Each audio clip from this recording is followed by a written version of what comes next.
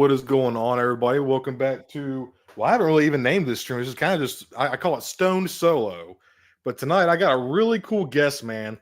This is a really good friend of Blitz Transmissions, aka Tommy. And as you know, if you watched our little live stream last time that I had with Tommy, I was just telling him how grateful I was that he brought me into his friends group and just they all accepted me with open arms. Skywalker Hendrix here is one of those guys. He was just extremely friendly and just a cool dude. And we are going to be joined later with Hybrid Tool reviews. We're a little bit late, but we got Hendrix, Skywalker Hendrix here, man. He does a lot of great content over his channel. He's more of a Hot Toys collector. But, man, if you feel like if you want to just go ahead and introduce yourself to people, you probably watch it. If you're watching my stuff, you've probably seen his stuff. But for just in case if they haven't, man, do you want to introduce yourself, bro? Yeah, actually, funny enough, I used to be, I wouldn't say, as well known as a lot of these other guys that review Black Series, but I was kind of known for getting a lot of stuff early. I would have, figures months before they hit the States. And so that's kind of how I got started on YouTube. And, big inspirations, obviously, Out of the Basement, the Foosh, Robo. So, yeah, just kind of started as Black Series, but as all things do, we evolve into other things and just really got into Hot Toys heavy. And really the last year, I would say, really just focused my collection on Hot Toys and just 1/6 in general. And yeah, just been having a blast. I can tell, man, when I watch your reviews, I can just tell, like, how much you actually enjoy collecting these Hot Toys, man. And like, I do have a couple myself. I got a Transport Trooper and the Clone Wars Darth Maul, and they are just it is cream of the crop when it comes to the collector side of things, man. Like this, the details, the stitch, like the minute details, attention to detail is just absolutely incredible. And I think your first one that I watched was, I'm trying to remember, because I've watched a couple of yours, to be honest with you, man. But I think the last, you uploaded episode 2, Attack on the Clones, Anakin Skywalker. Yep. And me and you were kind of talking back and forth in the Gooner chat. And dude, that is just it's an amazing likeness. It looks fucking incredible. And I thought your review was really fun and cool. And you can just tell how passionate you are about collecting them, man. Yeah, they really it's crazy because every single time I review one, open one, it is like, and that's really why I fell in love with them in the first place, is just you open one of these things and it is like you're a child again. You are noticing the little details. If you're a huge Star Wars fan, you probably had one of the, visual dictionaries as a kid. So seeing just all this little, like, and that's what I think it makes me passionate, is because you can tell that Hot Toys is passionate. Yes. They really care about the collector's experience when opening these, and I think that really shows. They throw in accessories that are like 1-second lines and just stuff like that it just is so immersive in the unboxing experience, in my opinion. And they're legit works of art. 100%, man. They are pieces of art. 100%. I agree, man. Like, just the fact that they can, I don't think people understand how hard it is to really like put clothes on an action figure, or like some people call them dolls, because I guess technically it's leave us fucking alone. It's Star Wars dolls, goddamn it. Right. But like the amount of stitching and stuff that goes into it, it's just. And then now what I've learned is like the whole rolling the eyes thing, where you can take the head off and roll the eyes and change it. Like that was fucking crazy. I think it was Tommy's review when I was watching his Clone Wars Maul review. I was like, dude, that's next level shit right there, man. It's wild. It really adds that, like, it's almost, I call it in my reviews when I'm doing the eye, because I'll show different eye positions, stuff like that. And it takes a second to like get it down good where you're, making them look good. But I always say it's like another articulation point. I mean, it adds that versatility where if you have, obviously the expression doesn't change, but it can with the eyes. It's wild. It's wild. Yes. 100%. That's why, like, something that we scream about in the Black Series is like alternate hands, man. A simple like side eye or a different like hand or fist can totally change like the flavor or vibe of a figure or a doll. Yep, Let's check in with chat 100%. real quick. Commander Blah, thank you for hanging out. The power of first. Got Carbonites in here. I have the one last lesson. I got a set coming from Carbonites coming. It was supposed to be here today, but it'll probably be tomorrow. I'm super excited for that. And yeah, smash that like button if you would so please. I'd appreciate it very much. Come here to Cook in the house. What's up, man? Star Wars Jacob, what's going on, man? What's up, Stone, Haber, and Hendrix? What's up, man? Thank you for hanging out, Jacob. Coming right back at you. All right, everybody just saying, hey, yeah, thank you all for hanging out with us tonight, man. It means a lot. Yeah. So what was it that got you initially? Was it just something that you got tired of the Black Series? Were you like feeling like you were settling for mid, or was it just something you were just kind of like tired of it and ready to move on to something new, man? What was it that made you like start? Yeah, I think obviously doing the YouTube side of things, and I was, like I said, I was getting a lot of these figures really early. So I would get a figure and it would be, hype, and I'd review it, all that fun stuff. Yeah. And then like the community didn't have that figure yet. So it was like I was kind of just on my own enjoying this figure. And then sometimes, 6 months later, everyone else would get these figures, and it felt weird. Not like I felt left out, but in a way, it's like, oh yeah, that I've had that figure for half a year. Yeah. But also, I think, and a recent figure actually really made me realize, like, okay, this just not quite for me anymore. Yeah. And it's a good figure. It just did not, the facial expression just wasn't what I wanted it to be. The, I guess dynamic aspect of it just wasn't there. And that was the Peridia Ahsoka figure. I picked that up because I really loved the Ahsoka show. Yeah. And it just, messing around with Hot Toys for so long, it just made me realize, how much I enjoyed Hot Toys just so much more. And I actually did a review for that figure, and it was just the passion just wasn't there anymore. Yeah. So it was like, yeah, this is about time. And I had already, my 112 collection, I have been collecting for 5 years now.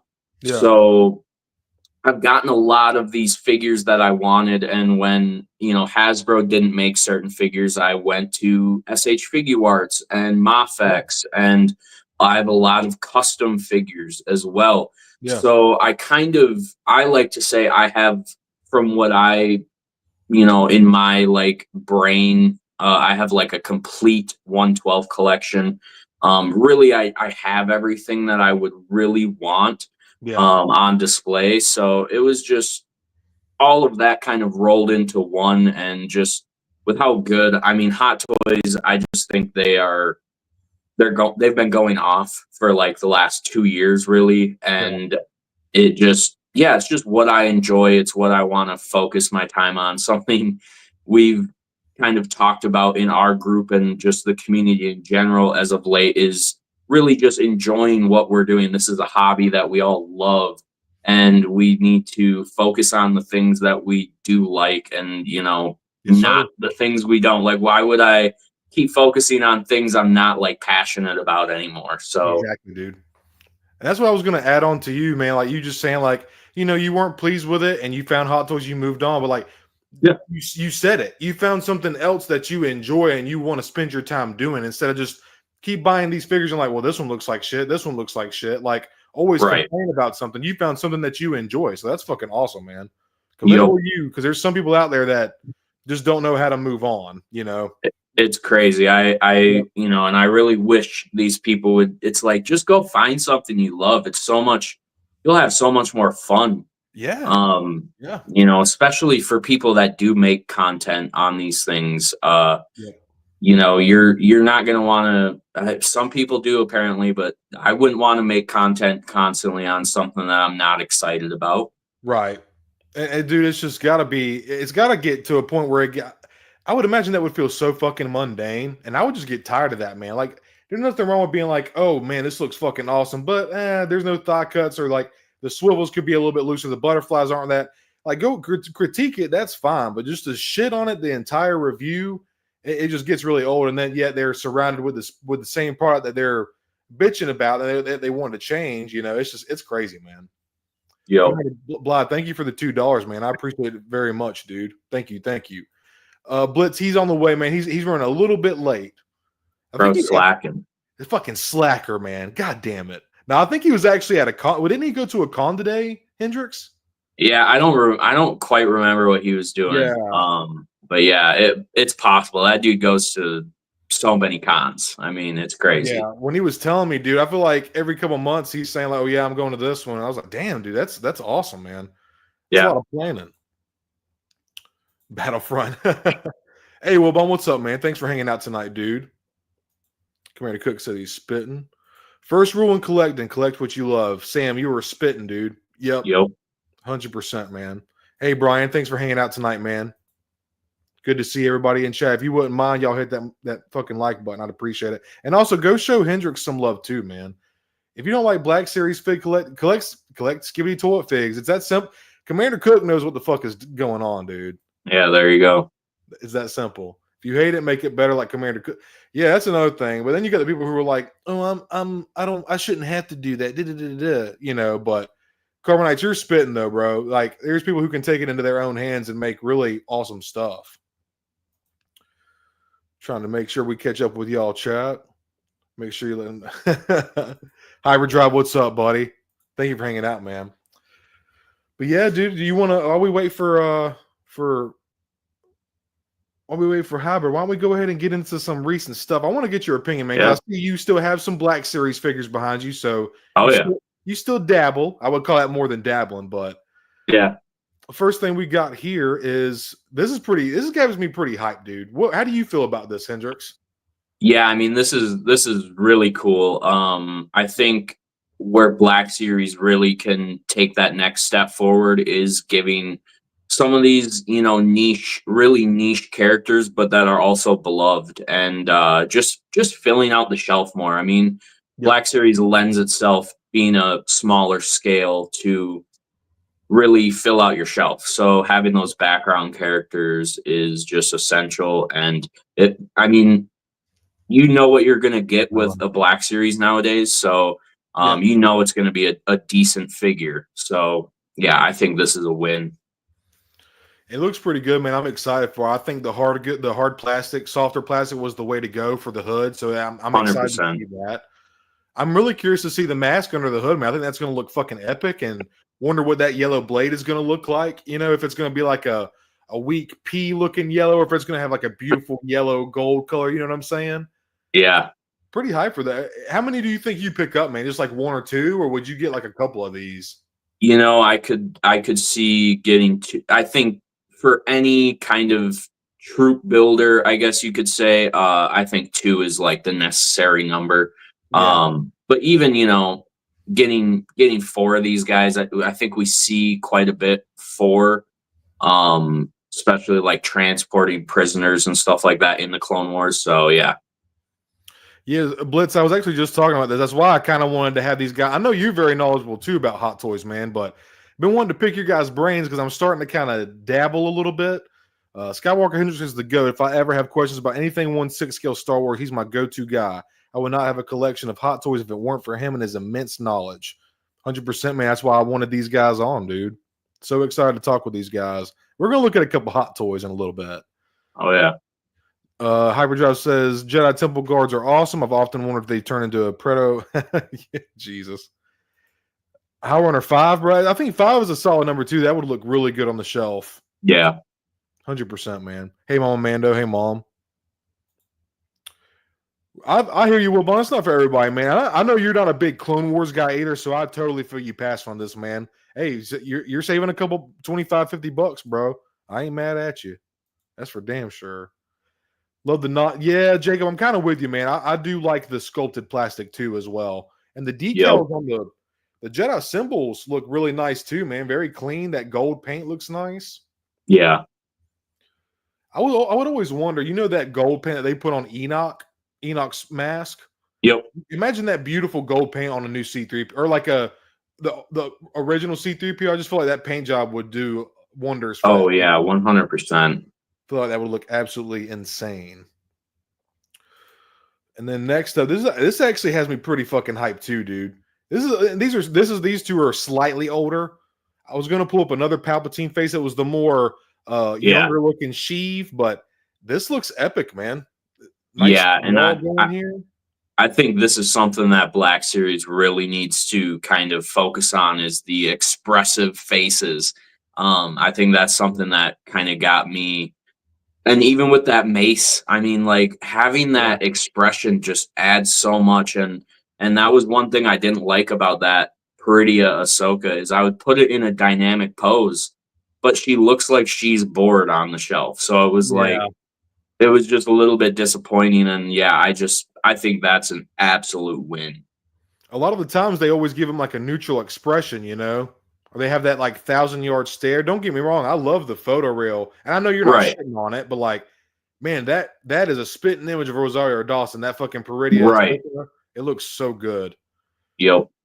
But this is, I meant to pull up a picture of there's a more neutral face of Palpatine before he was shot with the light or reflected with the lightning from Mace or whatever. It looks really good. I'm excited to see it with paint on it. Yeah, and something like this makes me curious. Maybe this is kind of them trying to do something like that Maximum Spider-Man, and just loading in the accessories, a little bit higher price point, but you're getting anything you would want packed in with this figure. How would you feel if would you prefer them put these two in a 2-pack, like a Mace Sidious 2-pack, or would you rather them do these as single releases? That's a good question. I think I would prefer single release just because if you didn't want one or the other, you didn't have to get it. But if you wanted both, you could go that route. But I don't think a 2-pack would be like bad or anything. So 100%. Sam, I'm not totally sure. I think that's a clone head. That looks like a clone head to the right of Sidious. Yeah. It's just like a generic clone head, I believe, man. Probably from the Commander Cody figure or maybe even Appa. Who knows? But we got Mace Windu head too. He's got like a reflecting like grimace look, and it looks really good too, man. I'm excited. This paint is going to take both of these two head sculpts to a total new level, dude. Definitely. It's going to be fucking insane. Clone Trooper, I want a yellow one. A single release. I think Hendrix is kind of spitting that way. Like if you're like, I'm kind of Mace Windu dad. I got like 4 different Mace Windus on my shelf. I just want the new Sidious. I think it would be cool if they did this with a 2-pack for people who want Mace and Sidious.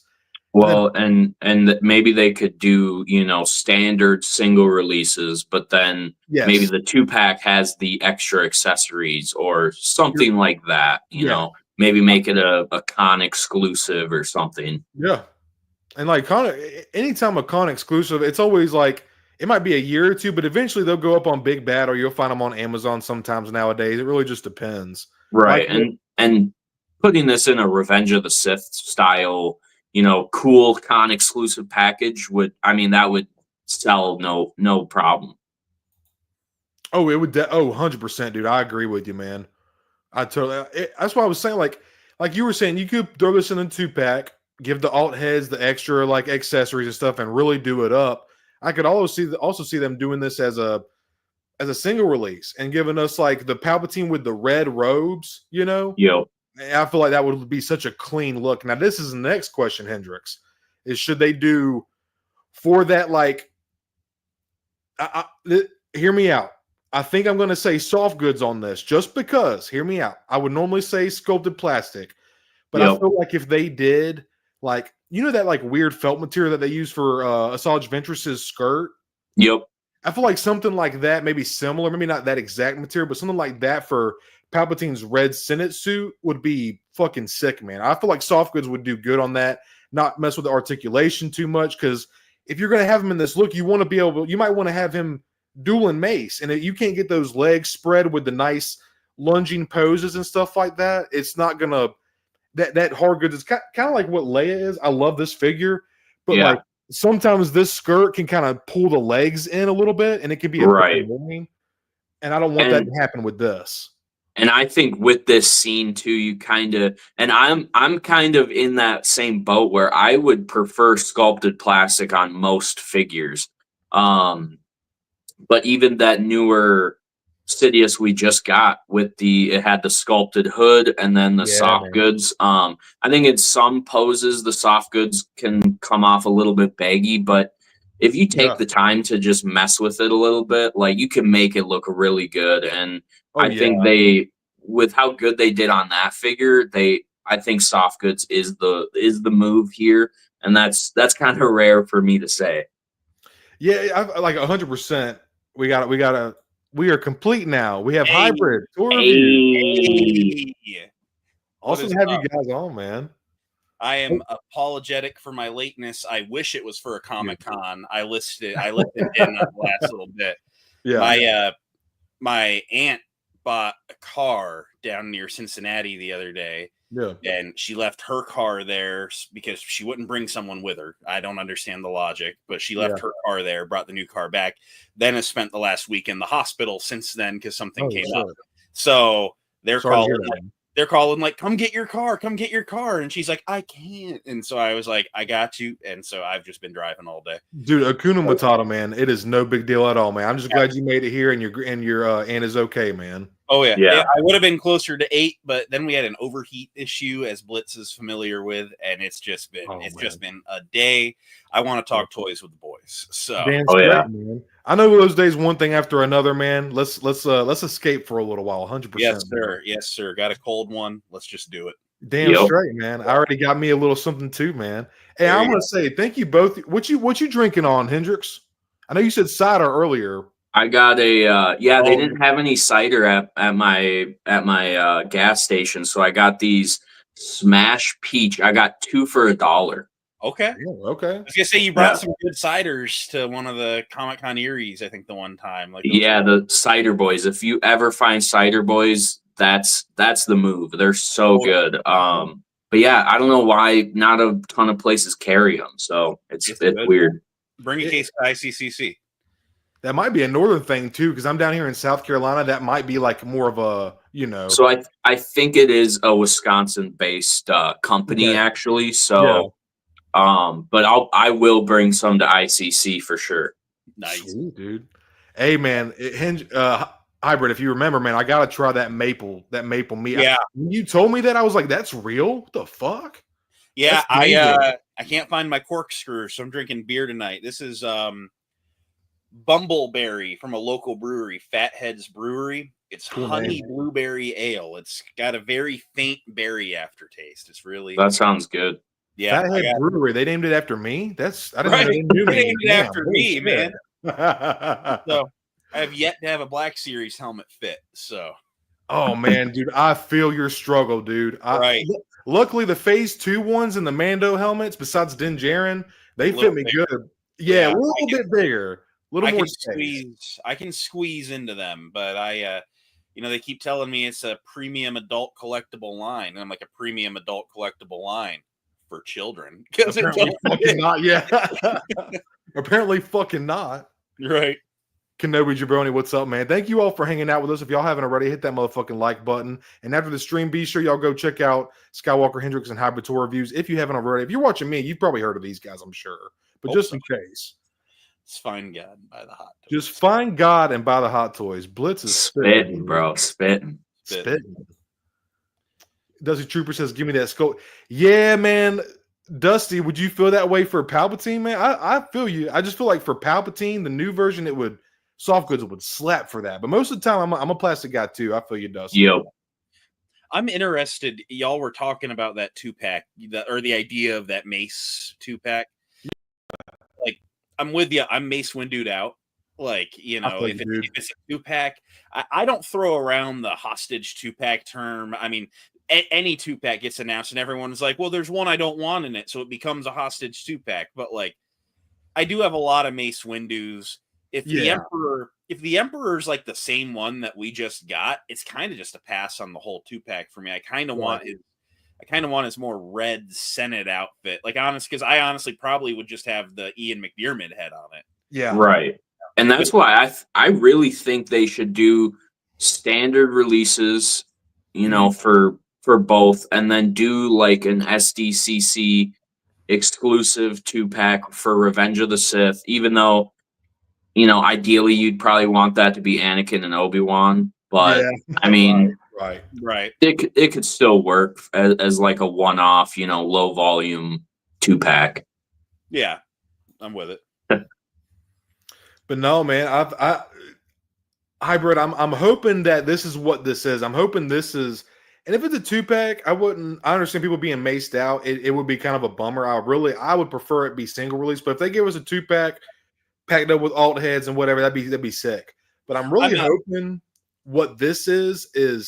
I was trying to find the one picture of just the Sheev head where it's not before he gets melted by the lightning and shit. I'm hoping they give us that red outfit and give this as the alt head, and then give us the pre-lightning head as well. That's what I'm hoping this is, dude.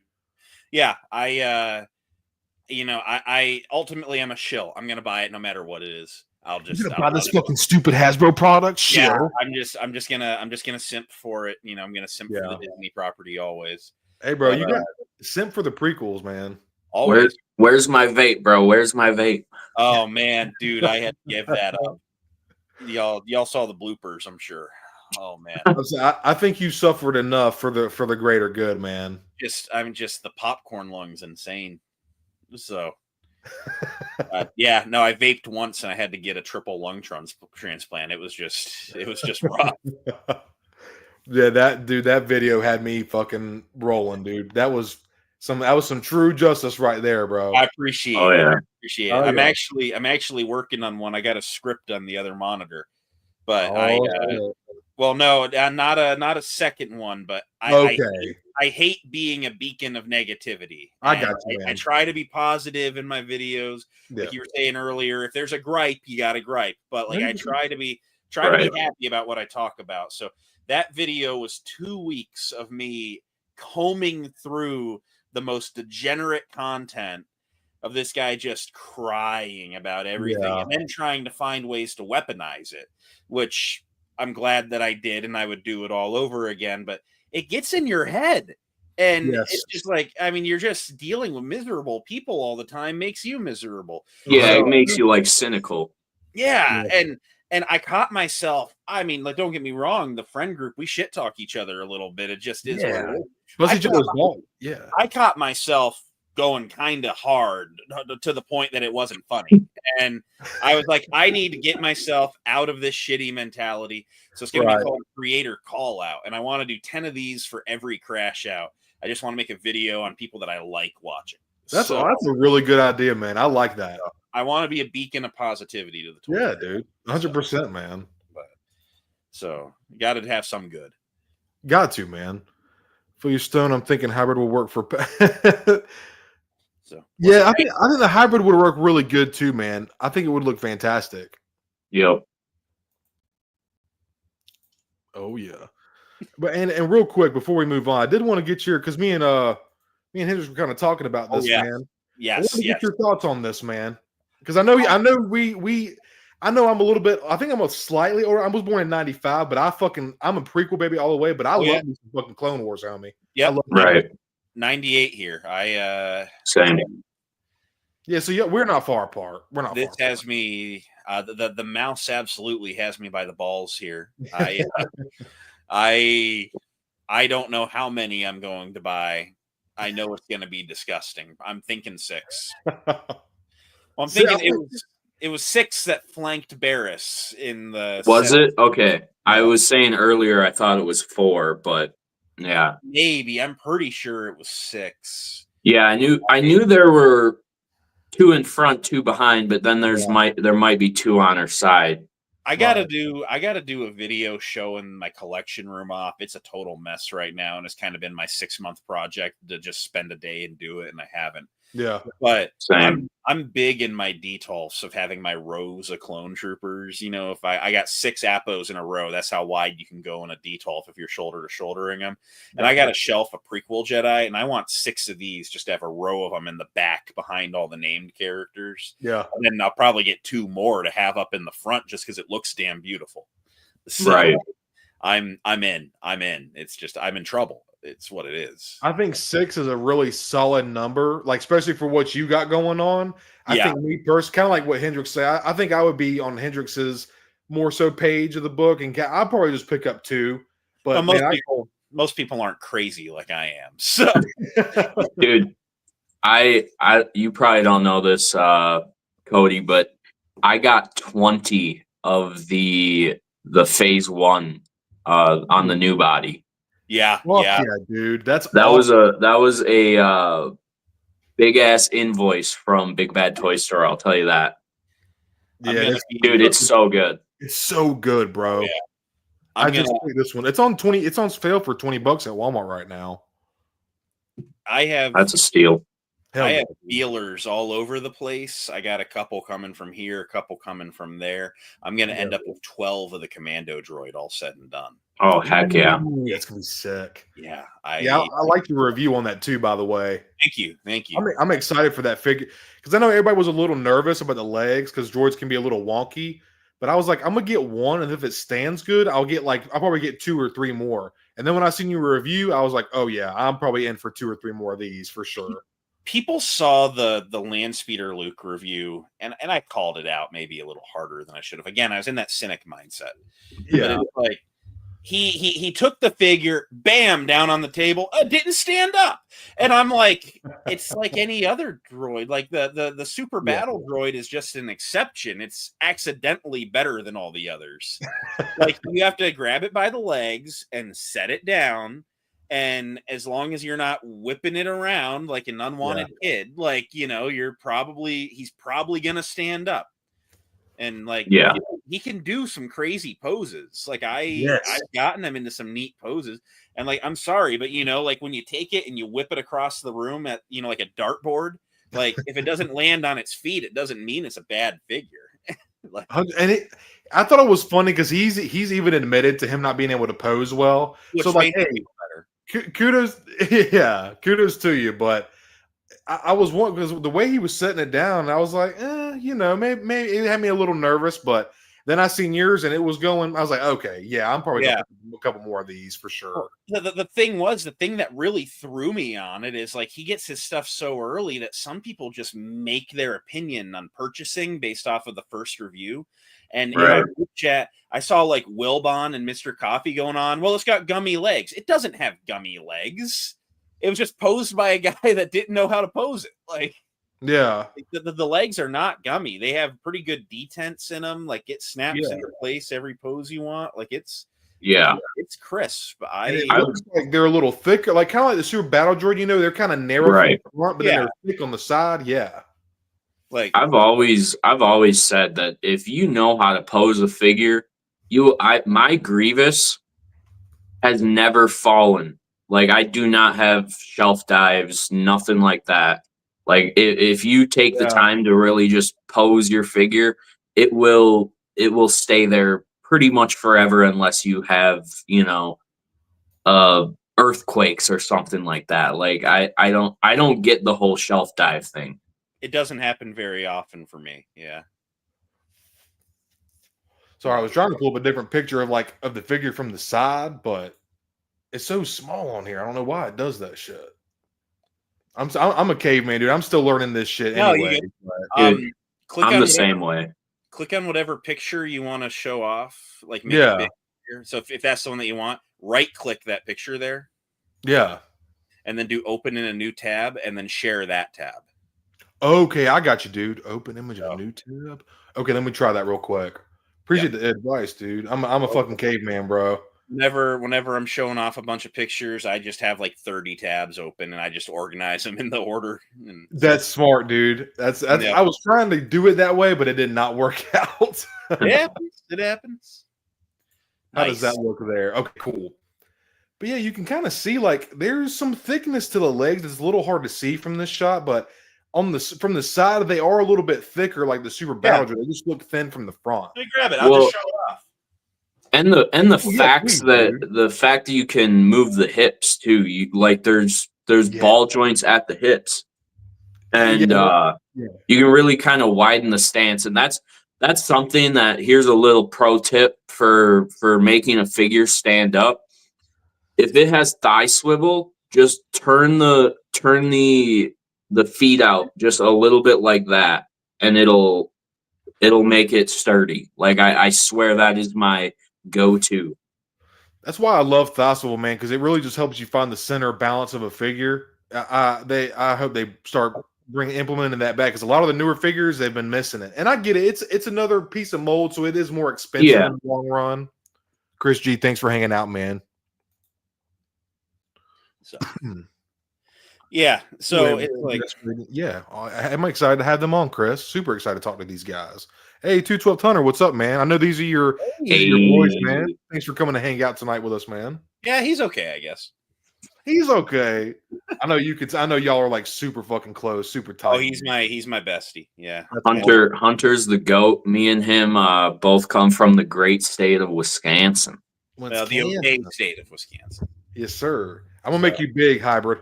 It's no Ohio, but yeah. So I mean, like the design for the thighs on it is it's kind of like a split down the center cylinder. You got to like drag me over. Hell yeah. Yep. Everybody bear with me. Bear with me. There you go. So like the design for the thighs is just like, it's like a cylinder split down. So it's like you got like a rounded outside and then the inside is just flat. And something like this, I thought I saw someone talk about thigh swivel on it, and I'm like, where would you put it? Like, right. There's a ball joint on it. You get some pivot in there, and like you have your swivel at the knee. Like you get your you can get your foot rotation at the knee. I'm gonna be honest. I mean, if they put thigh swivel back, I'm not gonna knock it. But like they're deleting it from the figures, and people are spazzing about it.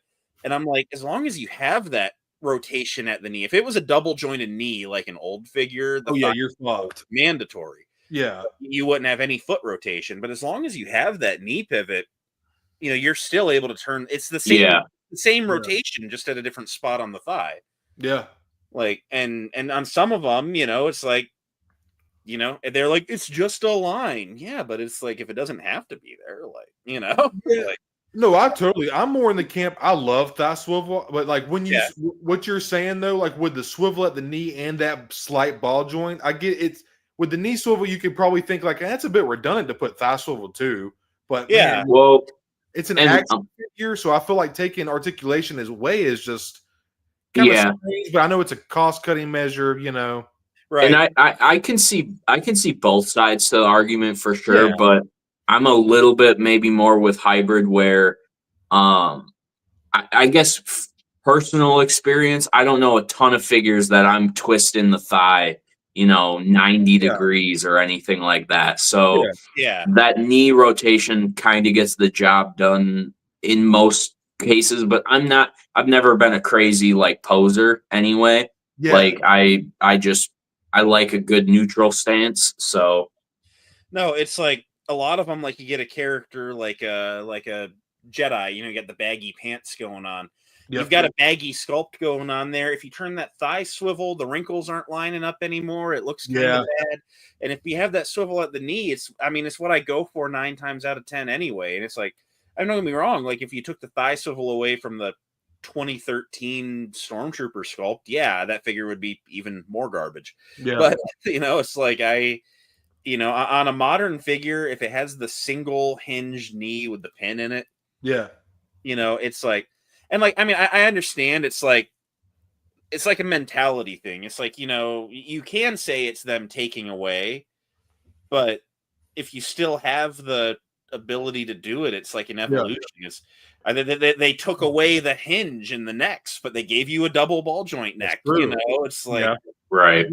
I think it's an improvement. Like for a figure like Malgus, I think it works so perfectly because like the way it doesn't break up his armor, it looks great. Right. And there's certain characters like the clones and the Stormtroopers is hidden under a plate. Yeah. Sure. You know. like you were saying, for like baggier pants characters, like the Mandalorian Boba Fett with the baggy, or like the early Ahsoka version. Those were both like they had ripples in the pants, and then when you turn it, the wrinkles don't. It looks a little wonky. Yeah, they shear right at that point when you turn it. Yeah. It just looks weird, and it's like, and you still had that knee swivel. So on all those, I would just turn it at the knee, and it's I can totally reconcile with that. My one thing is some depending on like Zoo Boy, for instance. I know he kind of just like sets his character standing very vanilla poses, but for people that pose dynamically, if you like stick your leg out and try to twist just from your knee, it's kind of like weird. But your thigh starts to turn, so it's like the reason it doesn't look natural. It's like an organic human movement, exactly. Right. Yep. I'm not turning my foot at the hip. I'm turning my foot at the knee. Like it's. Yeah, I mean, I know you totally can, but like if you watch, you're still kind of getting flexion from your thigh. You know what I'm saying? Yeah, you turn a little at the thigh, a little at the knee. It's like the entire thing's going. But like what you were with the commando, when you have that ball socket though, and because your shoulder and your thighs are a ball socket, so that's exactly what the commando is. And then you even pulled it up, and the way that the hips kind of ride in under the sculpt, like you can get a good almost split with that figure. You know? Yeah, no, the commando. Right. I mean, that's as far as it goes before it bottoms out. That's enough. Wide. That's not a Spider-Man or like Mafex, of course. Like people would talk shit, but that's pretty fucking wide for a droid in the black. 100%. Yeah, if it went any wider, it'd have to be a maximum, and then it'd be Hasbro scamming us. So. And I think, Hasbro, from maybe their perspective, they're trying to find that middle ground of, we're maybe more geared toward adults nowadays, and we want that like premium sculpt work, design, a little less toyetic, I guess you could say. I mean, that's why I think they don't do the double hinges or anything like that. Just that more realism, I guess. But it definitely can make it, sucky for certain characters. I think they should do it where they can, but maybe if it's going to break up the sculpt too much, then it's okay to forego it. Let me show off. Let me show off the example that everyone always picks. I got an armored commando here. So all I'm saying, he has some line work on the pants, some sculpted lines going on there. You'd break that up, whatever. It's just a line, right? But however will you turn the feet? It's impossible. Yeah. You just can't do it without the thigh swivel. What? It's just a cut hybrid. Yeah, it's just a line. All I'm saying, I think it looks good. I have nothing wrong with this, and I'm not sitting here screaming to the crowds. And you know what? If you want the line back, then argue for it and get Hasbro to do it. My general mentality, Hasbro does something and everyone always runs to it's Hasbro cost cutting. It's Hasbro being cheap. Why can't it sometimes be Hasbro's just trying something new? Why can't it just be the engineers had an idea? Why does it always have to be they're trying to screw us? Like, yeah, that's fair, man. Like, I mean, same like I said, they took away the hinge in the neck. The double ball's better. It is. I totally, 100%. You gotta let them try it. Yeah, man. It's just what it is. Now, the fact that there is some validity to the whole cost-cutting thing. Now, whether it be like people take it to an extreme, like you said, like Hasbro's just trying to cheap us out. Like that's not always the case. Like, I mean, they are a corporation. They're the whole reason their job is to make money. They don't care how it's done. But the whole thing about it being, it technically does make it more expensive because it's a totally different sculpt because you have to do the two pieces. So like. But is it really that much more? That's the whole thing. Right. Is that one little cut really that much more where it's enough to like bitch about it? I don't think it's quite that extreme. Yeah, there's not been one figure that's been ruined by it, in my opinion. Yeah, I don't. Right. Yeah, I don't think it's been quite. I was trying to see if Brutus had thigh swivel here. He doesn't. No, he doesn't. And honestly, man, I've had a lot of fun with this figure, and I'm gonna be real with you. There's been a couple ones where I'm like, oh, I wish this had thigh swivel. This was one where I forgot. And I was looking around with it, and I was like, dude, oh, fuck, this doesn't have thigh swivel? I didn't even notice that. Now there's a couple that I noticed it, but this was the one where I was like, oh, damn, that ball hinge in the hip really. You can get a little bit of twist out of that, you know. Yeah, and then again with the knee and its pants, Yeah. it blends. And I'll tell you what, people want thigh swivel. Sure, cool. I think boot cut would be better. Boot cut would be interesting, that's for sure. And they sprinkle it in here and there. They do, like, was it Jod or Brutus that has it? One of them in that wave does. I think it might have been Jod. Okay, one of them in that wave, I'm pretty sure did. Yeah, this doesn't have boots. It must be Jod. I don't have Jod. Or is it? It might be the new Luke. I might be the new A New Hope Luke. It might be that. Oh, see, I think that does. Up yet. Yeah, one of my feelings, bro. The last couple waves has it. Yeah, that figure hurt my feelings, dude. The neck down, it's beautiful, dude. You are spitting, bro. I just told my wife that today. I seen it in GameStop, and I was just like, oh my god, man! From the neck down, it's damn near like perfect. Like, right. That face, the hair is wrong. Does not look like Mark Hamill, and I hate to be one of those bitchers, or like I'm pretty positive on my channel, but man, that one was. How did they give us this? How did they do this gorgeousness? And it's the fact they gave us Dagobah Luke at one point, bro. Yes, they've landed. Like, use it. Y'all have it to use. They're bringing back the Clone Wars Obi-Wan for revenge, and that's genius. Use the Dagobah sculpt. Yeah, the hair is like a little messy or whatever, but God, make the hair change the hair sculpt. The hair's an overlay. Peel it off and sculpt a hair that looks more A New Hope. It's something. Yeah. It's something I was throwing around the idea, and I was gonna do a video on it, and I've just been dragging my feet.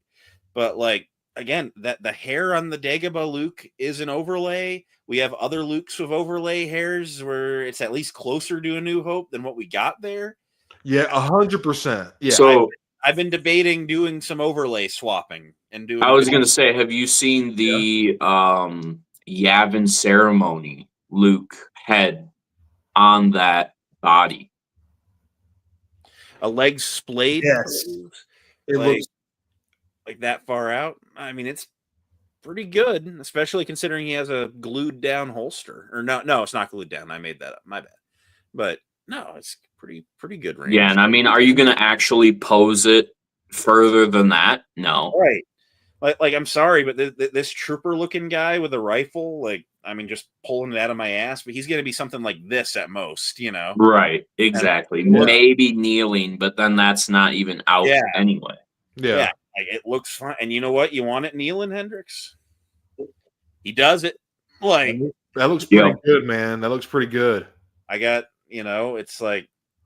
No, and sometimes I honestly feel like people like find things to like, oh, I don't, it doesn't, 180 degree split. Like, I got enough reasons. I got enough reasons to put a gun in my mouth. Thigh swivel ain't it, I just.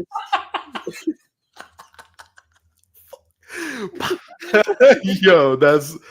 Oh man, me, scummy Hasbro isn't why I'm doing it. Oh shit! I'm just here yapping about toys. Hey man, I'm here for it. I fucking love it. I do want to say, hey, I'm trying to keep up with y'all, chat. I've been really excited to talk to these guys, and we are just going. But I appreciate, yeah, man, I appreciate all you so much for hanging out with us tonight, man. It means a lot, dude. Commander Cook did have a question for you, Hybrid. He said something. Yeah. Can you give us legs splayed with that?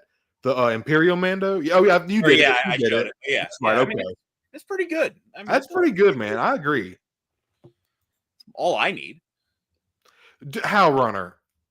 I know you're playing devil's advocate, bro. That bro. It's bad. Where he says the Leia took a few tries, we've gotten just as many tries with that Luke, if not more. I was going to say, and it maybe wouldn't even be as bad if they haven't they've already nailed Luke. Right. Yes. Yeah. So even that almost makes it worse, in my opinion. Yeah, honestly. Right. And then even the X-Wing sculpt doesn't look that bad either. Like, it's not perfect by any means, but it doesn't look like they have the part right. The color of the hair is more accurate. The Archive X-Wing, it's a good looking. It's good, man. I was gonna say, I would even say the photoreal Power of the Force original, that's the original land speeder Luke. Yeah. Looks better than, I mean, Yeah, it literally, not great. and I think it's the eyes. Like, the eyes are just so printed so weird. Yeah. It's, I don't know. It needs something. I need a custom head from Fredericks Figures, and I need to steal some rubber overlay from an old 375 to make a rubber cape and replace soft goods, and now we can review a custom figure instead of the Hasbro one. Damn it, that's hilarious. I do want to say this thing, if y'all haven't already. I forget who asked earlier. Somebody asked in chat how many 501st troopers we're going to get. By the way, Mom Amanda, thank you for the super chat. Sam, thank you for the super chat, buddy. I appreciate y'all so very much. Again, I want to say thank y'all for hanging out with us tonight. It means a lot to me. And we got 20-something fake. God, Dusty, I've seen your, beautiful display, Dusty Trooper. Absolutely beautiful. If y'all haven't checked out Dusty yet, go check him out. Where's that? Somebody asked. Here we go. Dusty asked, how many 501st troopers did y'all pre-order? I just got one for now, but I got 3 R2s. I could go on all day. I don't believe in pre-ordering mass-produced toys. I'll just buy it when it comes out. Because what's going to happen is when Walmart gets their allotment of this, they're not going to ship your pre-orders, and they're going to be available to order on Walmart.com. Yep, immediately. I'm not gonna let you pre-authorize my card. Yeah, for me to be the last person to get it, I'm just gonna buy it when it comes out. And honestly, Walmart exclusives have been really easy to get a hold of lately. Other than Fives, that's the one. Fives is the one that I had trouble. I still don't have him, but other than that, every other exclusive has been okay. None of these are as desired as Fives. I mean, like a 501st will always go. Cloner. Right. I'm interested to see the 501st in person. Because I still think it's maybe a little lighter than we saw in the movie. Maybe not as egregious as the Apo is. And I actually prefer the Kenobi series lighter blue. I do too. It's very more accurate. Yeah. And the color grading on these pre-order images never look like what you get in hand. Yeah.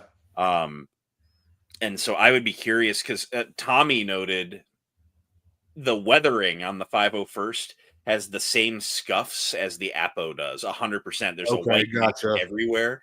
And I'm just pondering if in person it's just going to be a repack of the Apo because it's lighter than. I wouldn't be surprised. I wouldn't either. A picture of the clone on the box there, and it looks like they've color graded that a little lighter than the original card back because Yak posted a picture of them side by side, and the original card back looked dark blue, and this looks kind of light blue. Oh, I don't know. I've seen that. Okay. Yeah. I'm wondering if they're trying to. I said it there, and people tore me apart and said it's the same thing. And I'm like, no, I'm talking about the color grading, not the picture. Like, I get it's the same picture, but yeah, I got 3 R2. I got 2 of the 501st. I got 1 or 2 Kit Fisto, and then 1. I don't have Kit. I got 1 Dooku. I don't have Kit. I don't have Oppo either. So I'm honestly, I only pre-ordered 1 because, like you said, man, these are gonna go. They're going to go in stock, and then they're going to be immediately available. There's really no point in pre-order. I just kind of do it just because. Given Walmart, it's 50-50 that you can buy them for $2 before they ship the pre-order. Bro, you ain't lying. They're going to land the warehouse. They're going to be available for a week. They're going to start shipping pre-orders, and then they're going to be like, $5.99. Get them out of the warehouse. Yeah, I hate to be like that too, because I want to pay full price. I want to. It's not a Hasbro thing. No, it's not. Because at that point, Hasbro has already made their money. Right. That's Walmart's inventory. That's not Hasbro's made their money from that. Walmart's trying, and a lot of the times I've worked in pretty much warehouse environment my entire most of my jobs or whatever. So going from a logistics based warehouse standpoint, they got to get rid of this inventory before certain fiscal years and stuff like that. They want to make new space for other inventory, newer stuff, newer figures. So coming from that standpoint, they're just trying to get this shit out. Dude, the Ghost went down to it was $15-$20 for the Ghost. Michael Galaxy. That's $60. That's insane. That's insane, man. Walmart wants to have it in stock for no more than 4 months, and then they want the warehouse space back. Right. Yep. Walmart don't play no games, man. No. Walmart, no. Not at all. So what do y'all? That was a little bit of the some kind of newer leaks. It wasn't a whole lot, and I didn't want to go backtrack and do over the same shit. I didn't want to bore these two guys. Oh man, I can yap Black Series all day long, man. So I know, I know you boys are certified yappers like myself, so I know it's cool, man. But what I really wanted to, honestly, man, kind of picking y'all's brains a little bit. I see that Hybrid. I see you're kind of getting more and more obsessed with hot toys. We've been talking with Hendrix already, bro. I am the virus, brother. Yeah, I mean, I've been seeing that, dude. You're a bad influence, bro.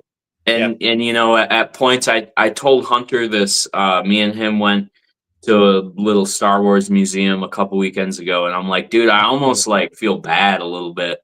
I'm like, I'm getting all these people into couple $100 figures, and hey man, it's so fun though, because with how much I love them, I just want all my friends that I love to love them as well. So it's like it's just this contagious, and that's the thing. We were talking with a guy. We went to a local shop, and he was like, I have never heard of a hot toy collector that was just like, yeah, I just got one. Like it is unheard of. You can't stop. Like I wish you could. It is literally a virus. Like tattoos, man. It's I'm already looking for another one, and I really want that Phantom Menace Darth Maul so I can pop one of those alt heads on the Clone Wars, and so bad. Because your review with the Sith, dude, that shit is fucking wicked. I love Maul is my boy. I fucking love Maul, dude. I love Maul. Dude, it's that figure. I think it could be one of the best head sculpts in the line. Yeah. So in my running tonight, after we picked up my aunt's car, there's a Walmart next to the dealership. And I was like, I've been in the car for 4 hours. I'm taking a walk. They had a bunch of Series 7 on the shelf. Crazy. But I noticed one Micro Galaxy way up on the top shelf, the overstock shelf. And it's facing out the back. And I see the Fiend Fighter outline. And I'm like, it's a Shin Hati. It's a Shin Hati. And I reach up, I can just get my fingers on it. And that's Chase variant. And I see the gold sticker. And I'm like, what? And I did what Tommy wishes he could do. And I grew 4 more inches. And I reached up and I grabbed it down. But I have been looking for this one for a while. Nice. And it is minty. There is nothing wrong with the box. The chases I usually keep in the box unless I can find a duplicate. Hell yeah, man. And someone beat me to the other one. They always do the 2 per case. But so I'm going to keep this one on card for now. And nice thing is I like to help out Tommy with stuff too when I find Micro Galaxy. So if I find a fresh case where there's 2 on the shelf, I can just grab both of them and not have to worry about being a bad friend because I want 2. So but no, that made my day today. I was like, I didn't really want to go get your car, but I found a Micro Galaxy Marok, so that's great. Like, yeah, I had a Plo Koon Micro Galaxy, the one of 15,000. Oh man! And my buddy Hyperdrop Collections, who I do my live stream Stone and Hyper show with, really good close friend of mine, and he had the Night Brother, and it was also a Chase variant, one of 15,000. So I gave him Plo. So I could get the Maul Night Brother because Maul is my dude. You got taken on a walk, man. That Maul one's common. You can get it on eBay for 30. No, but it's you're helping a buddy out. Best I can do is 100%, dude. Yeah, the Plo Koon, I've seen it going up for like 60, 70, dude. Yeah, my local Walmart in small town Northeast Ohio never gets anything, never restocks New Waves. Yeah. All of a sudden, my buddy Mark texts me one day, "Hey, look what I found! It's a Micro Galaxy Plo." And I was like, "Oh man, did you grab it?" And he's like, "Heck yeah, I grabbed it." And I was like, "Jerk," because sometimes he'll find something and he'll be like, "Hey, it's there, go get it," and I'll go up. Yeah. That's all. It's good to have guys to look out for you for stuff that we try. And that's why, yeah, that's what I love in our circle. What's wrong with Maul 212th? I need to know, man. All right, so he's an arrogant fuck. I know, but that's like you got to learn from Maul's arrogance and like cockiness, and that's it's not that. Okay, it's not even about the character at all. We play a lot of Battlefront too. Okay, and, all right. You know that thing that Darth Maul does in the game where he'll do that spin attack at you, where he'll helicopter right at you? Well, he did that to Hunter once, and Hunter shit his pants. So, no, but he hates him because he can't beat Maul in Battlefront 2 because Hunter's just not good at Battlefront 2. Maul and Sidious are my favorite to play as. Dude. Why can't I beat Maul as a clone trooper? Well, did you see the Clone Wars finale? He can mop the floor with those guys. So That was a sick fucking scene when he's literally just walking through, fucking pulls the fucking plates, blocking. That hallway scene was epic as fuck, dude. See, now Hunter's saying Hybrid's going to say it's BF2, but it's definitely not BF2. Now he's going to say something like, I just think he's overrated. So, but I guarantee you it's because of BF2. It's like 90% BF2. Yeah. Dude, another thing, too, is like people always downplay Maul because he didn't have like many force. Because he used the force to enhance like his strength and his acrobatics and shit, like physically. But that same in the end of season 7, after he's blocking all the blasters and he just fucking decapitates all the clones, he literally walks in there and fucking destroys a whole hyperdrive. Yeah. Fucking dude, that takes immense fucking strength in the force. Well, bro. And he goes toe to toe with Ahsoka, who went toe to toe with Darth Vader. Yes. I mean, prime Darth Vader. I mean, there's no dude. It's Insidious, bro. He got Obi-Wan. He had Obi-Wan in the clutches. Yep. Obi-Wan destroyed Darth Vader's life. I mean, Yep. No, you're spitting, Hendrix. You're spitting, bro. Hey, Connor, what's up, bro? Thanks for hanging out, homie. Good to see you, bro. You some more explosive. I hate Maul. Hey, that's fair though, man. I feel you, man. You're entitled to be wrong, bro. That's okay. Oh yeah. I'm just messing with you, 212, man. No, it's right. It's right. Oh shit. Wait, Maul. Hey, dude. Hey, man. But see, the 212. This is my thing, bro. This is where you learn from Maul, is because Maul is skilled. That's where he fucks up, is because he knows how good he is and he lets it get the best of him because he wants to taunt and fucking be cocky and revel in it and shit. That's where Maul. I mean, if Maul had patience. Oh yeah. Dude. It's just like Anakin. Dude, Sidious picked Maul for a reason and then found Anakin. Sidious picked Maul first. That's all. Maul himself was defeated as a Padawan. He was not, like you can call him a Sith Lord just because he's a Sith, but like, right. He wasn't the Kingpin or nothing. He was the errand boy. He was Palpatine's bottom bitch in that order. He was an assassin essentially. Right. The role was Sith. And another he was never trained to take over Sidious. Sidious never trained anyone to be better than him, which is why he failed at the rule of 2. There was one, I forget the comic run. I can't remember if it was Son of Dathomir, but it goes into when Sidious first discovered Maul as a boy before he had his Sith tattoo. Yeah. And when he was like 15, 16, he leaves him out, deserts him. No food, no water, comes back days later and fights Maul. Like when he's all like unsatiated and shit. And Maul actually like held his own. And then Sidious was like, okay, now he didn't give a fuck about Maul, bro. Yeah. Right. He didn't give a fuck about Maul at all, bro. He was using him to see how powerful he was. Have you ever read the book on Maul? Like it's like called like The Rise and Fall of Darth Maul or something like that. No, sounds good though. Dude, it's such a good book. It goes into like all his training, everything. Ooh, I might need to check that out. Is it on Amazon or Dude, I don't even remember. I read it as like a kid. It's an older book, okay, but it's so good. It's I know it's not Maul Lockdown. It's not that one. No, it was in the book series. It's The Rise and Fall of Darth Vader. There's an Obi-Wan one, and then there's a Maul one. Okay. I haven't seen the Maul one, but I've seen the Vader one. That's weird. I can check that out, bro. That'd be fucking fire. It's a really good book. Yeah, man. I'm gonna have to check that out. Yeah. Thanks for the reference, man. Connor, thank you so much, buddy. You know that means a lot to me, dude. You're spending your hard-earned money, man. Not necessary at all. I appreciate you so much, brother. Thank you, man. Wicked high super chat. Great job there. Oh, thank you, man. Oh, dude, when they send me, I'm like, I'm humbled, man. Humbled. I don't know what to do when it happens. I'll be streaming and I get thrown a couple $2 and I'm just like, I didn't do anything. What we're doing right now is what I do every night on Xbox with the boys. It's just like I don't charge for this. Like, right. That's awesome, man. No, I just want to say again, man, I really do appreciate y'all spending y'all Saturday night with me, man. I wasted the rest of it. Say what now?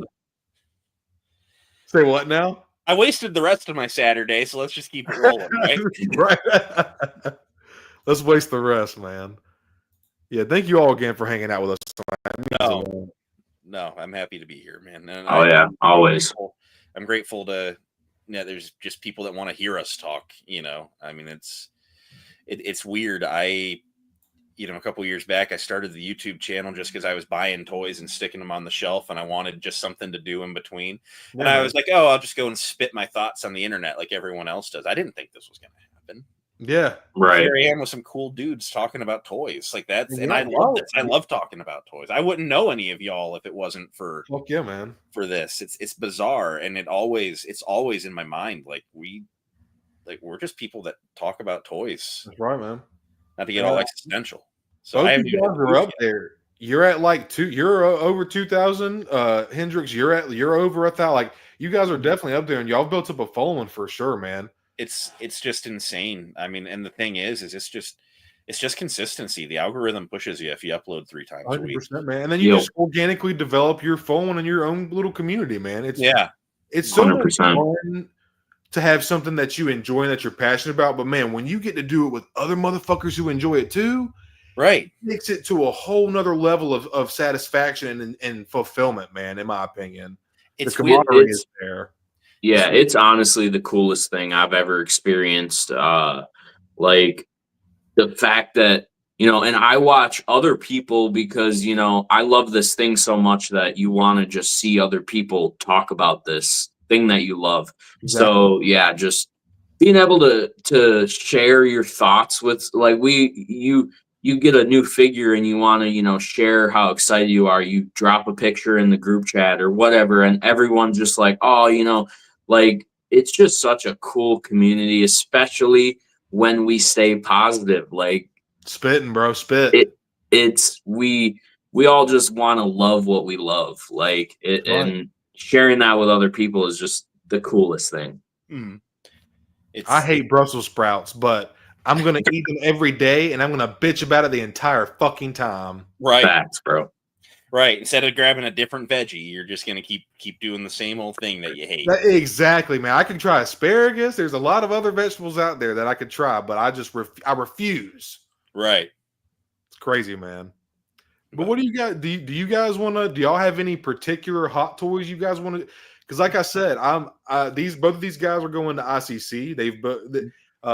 Here, I'm getting my sides mixed up. Hybrid has been to many cons, and Hendrix is also kind of experienced. So I wanted to maybe pick y'all's brain about cons in general and just hot toys, because I'm kind of thinking about looking at some while I'm there. So what do y'all want to talk about, ICC or jump into the hot toys thing? What do you guys feel like doing? We can talk about ICC. Let's start ICC. Yeah. We'll get around the block. So I said it. I had Michael Havens on a stream a few weeks back, and I said it there, and I've said it in other comment sections. What's going on, Troy? Sorry, I didn't mean to interrupt you, man. No, you're good. But I've said it everywhere. I'll say it here. I go to many cons. I go to a lot of the fan expos, the Galaxy cons. I go to the little cons, Steel City Con. Sometimes I hate that one. But, it's local. But, a little smaller. A little thing going on in Akron, Ohio, I'm thinking about it. It's an hour away. ICCC is the best, most fan-focused convention, between it being family-friendly and cost-effective and just having stuff that a collector would want to collect there. Yeah. Michael Havens runs the show. He posted today. He runs it for himself above all else, right? He had his picture of him with all his Boba I just Fett seen that. Yeah. And it's like he runs the show that the three of us and anyone in the comment section of a video like this want to go to. You go to a Galaxy Con or a fan expo. If you're collecting autographs, you'll find what you want there. But if you're looking for collectibles, there's no collectibles. There's a State Farm booth. There's a guy with a fudge booth, selling random colored fudge by the pound. And don't get me wrong, I'm a fat fuck. I love fudge. But like when I'm at Comic-Con, I'm hoping to add a battle droid to the collection or something. And and it's been like a running thing the last year with me because I'm trying to build up my Black Series B1 army, where every con I went to, I was wanting to do a video, you know, buying every tan Black Series B1 at GalaxyCon Columbus. There weren't any. There wasn't even one. That's wild. And then I go to ICCC last year and I find like 7. Damn straight. Yeah. It's just, you know, if you're looking for anything collectible, ICCC is the place to go. And it originally started with like a vintage focus, but it's everything now. If you got a missing Black Series in the collection, it's there. You want a vintage collection, it's there. You want some obscure sideshow statue from 2002, someone's got it. Like, yeah, dude. I still need I need Star Killer, bro. I had that thing on pre-order from Big Bad, and it still says fucking Q3 of 2025 or some shit, and I'm just like, right. You'll find him. Yeah, I'm gonna be looking for him on ICC too, because like obviously I collect Hot Toys now, so like every single year I go to ICC Con with a specific Hot Toys, and Hybrid can vouch because he's been there both years I've went. Yeah, I'll tell all these guys, this is what I'm looking for. Legit day one. I picked up the first year, it was the Clone Pilot. Yeah. I went in looking for the Clone Pilot, and there was actually 2 of them. One thing to note, when you first walk in, walk the room before you buy anything. Yeah. Do a lap. So year one, I'm looking for this Hot Toy Clone Pilot.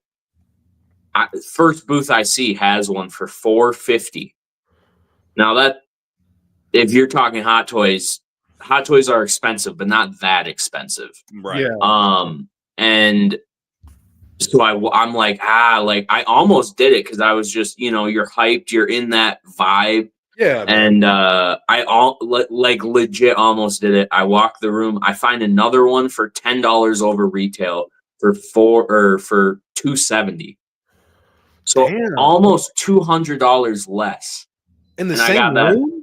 Yeah. Yeah. What, dude? It's wild. Like you walk this room, and then this year I was looking for C-3PO, found him like immediately, and that's one thing I'll always say. Like you go in and you have a wish list of what you're looking for, and that's what something I suggest doing is making like a list, an actual list, like on your notes app or something.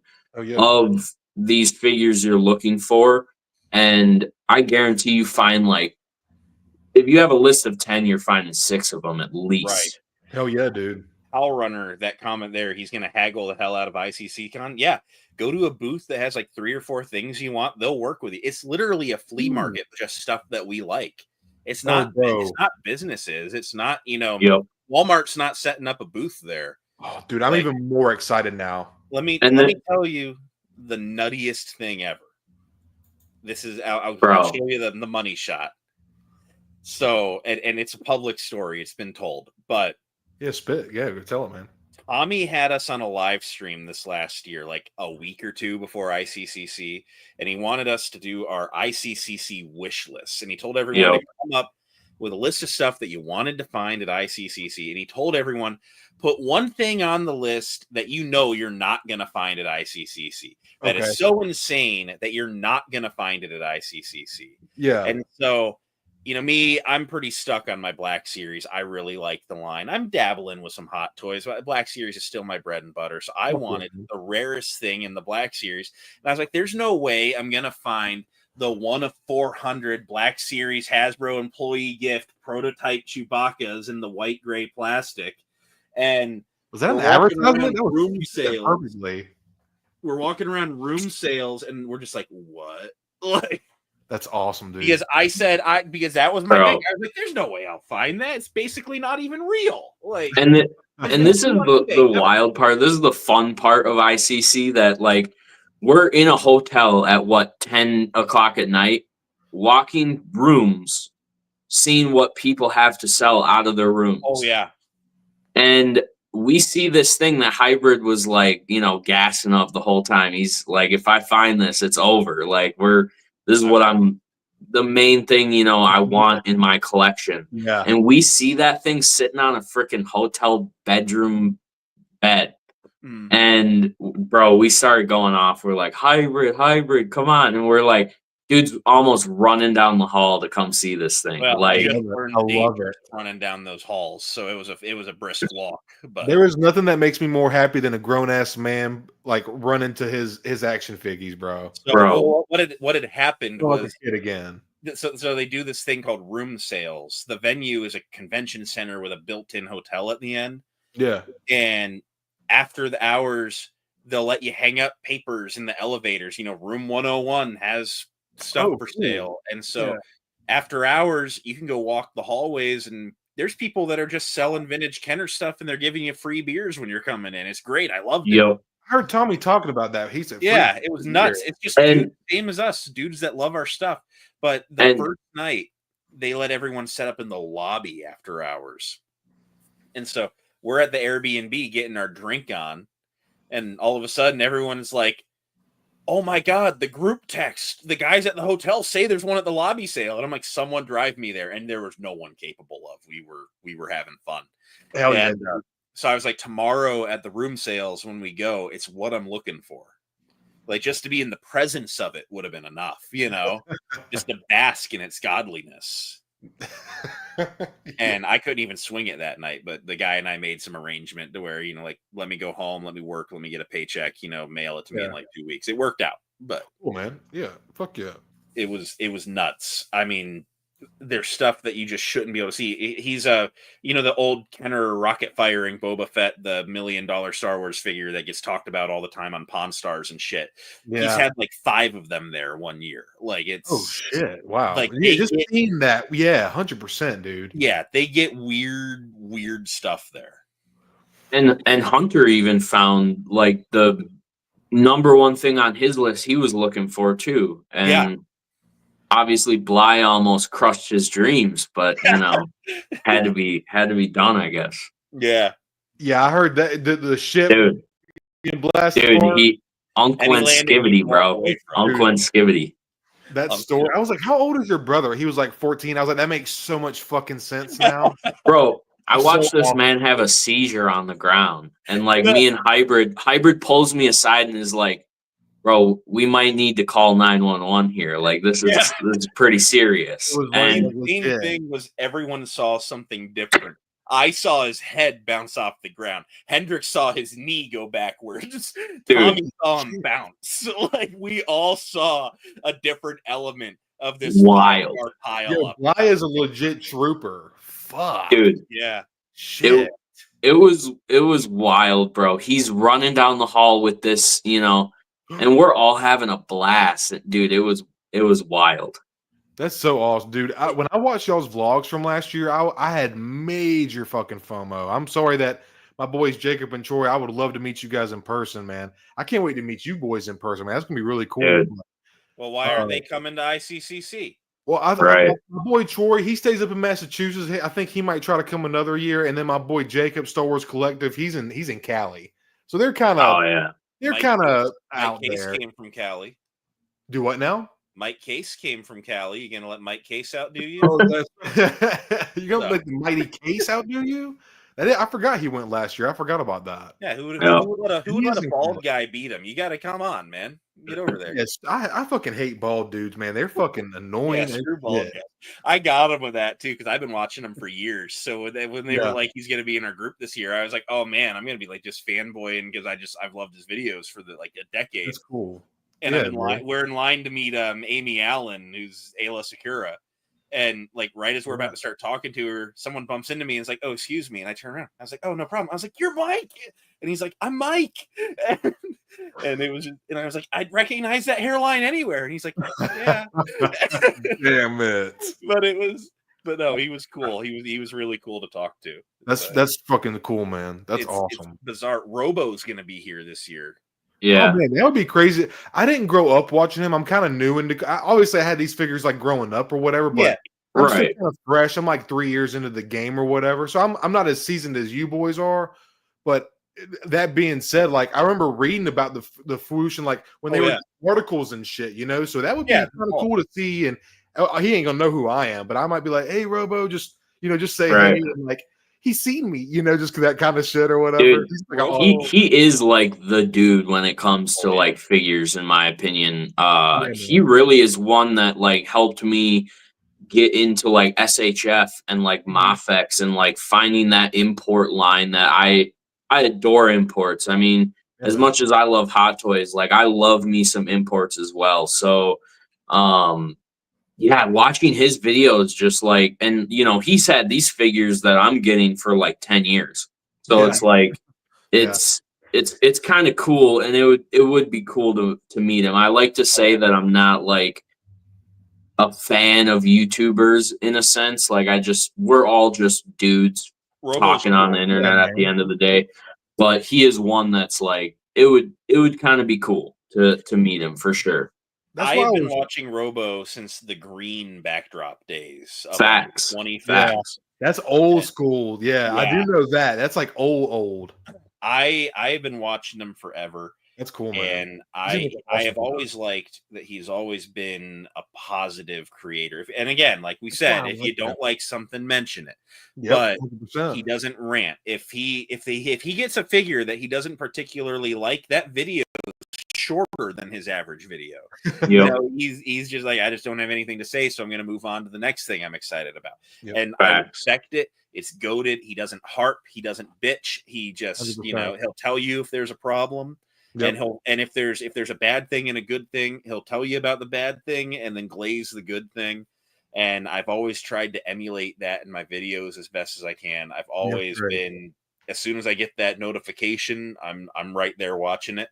And I mean, I have merch from his channel. I had to get the shirt, and it's like, I like his content. He's the only one I've done it for. I'm working on a surprise for him for ICCC, just a token of appreciation for the years of good content. I'm thinking it'll make a play day. I've got a little 3D printed thing going on. Oh shit, cool, dude. I bet it would make a play day. That's awesome, dude. I mean, I'll just openly say it, but it's going to be like a whoosh colored, like gonk droid, just something to. There's going to be a lot of blue, dude, but it's going to be in universe, but it's going to be like mostly blue. But then because he does the gray striped beard thing, I'm going to do one of the panels in the front is going to have like a gray to it. Nice. And then maybe I'll have like a different colored like oil run running down the center of it to get the 3-tone. Like I'm going to weather it. It's subtle, but you're going to know it when you see it. Oh, yeah. Yeah. So funny thing, actually, the reason my background in my reviews is blue is because when I was like, well, if I'm doing these reviews, I need a review booth. And I was like, blue background, like it's just that's like just the move, bro. You're the king. Yeah. No, that's cool, man. But I've been speaking of, like we were talking about SHF. You said Robo. The Monday Night Figure Ball Boys actually got me into imports, and I got R2D2 from SHF, and then I got the 3PO2. Man, I have it so excited to get this thing out, man. But oh yeah, I think. I did want to say, Wilbon, I appreciate that so much, dude. Let me know how much you want for that. I would really, really appreciate that, dude. And I'll check out what other figures you have for sale as well, man. I think Hendrix got me into figure arts. I think my first import was that Kenobi series.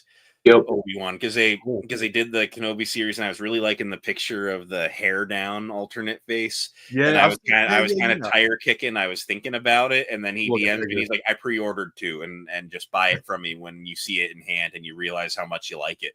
And I'm like, cool, "Oh man!" And he called me out so freaking hard. I caved immediately. Like, but I'm glad I have it. It's a great figure. Yep. That's awesome, man.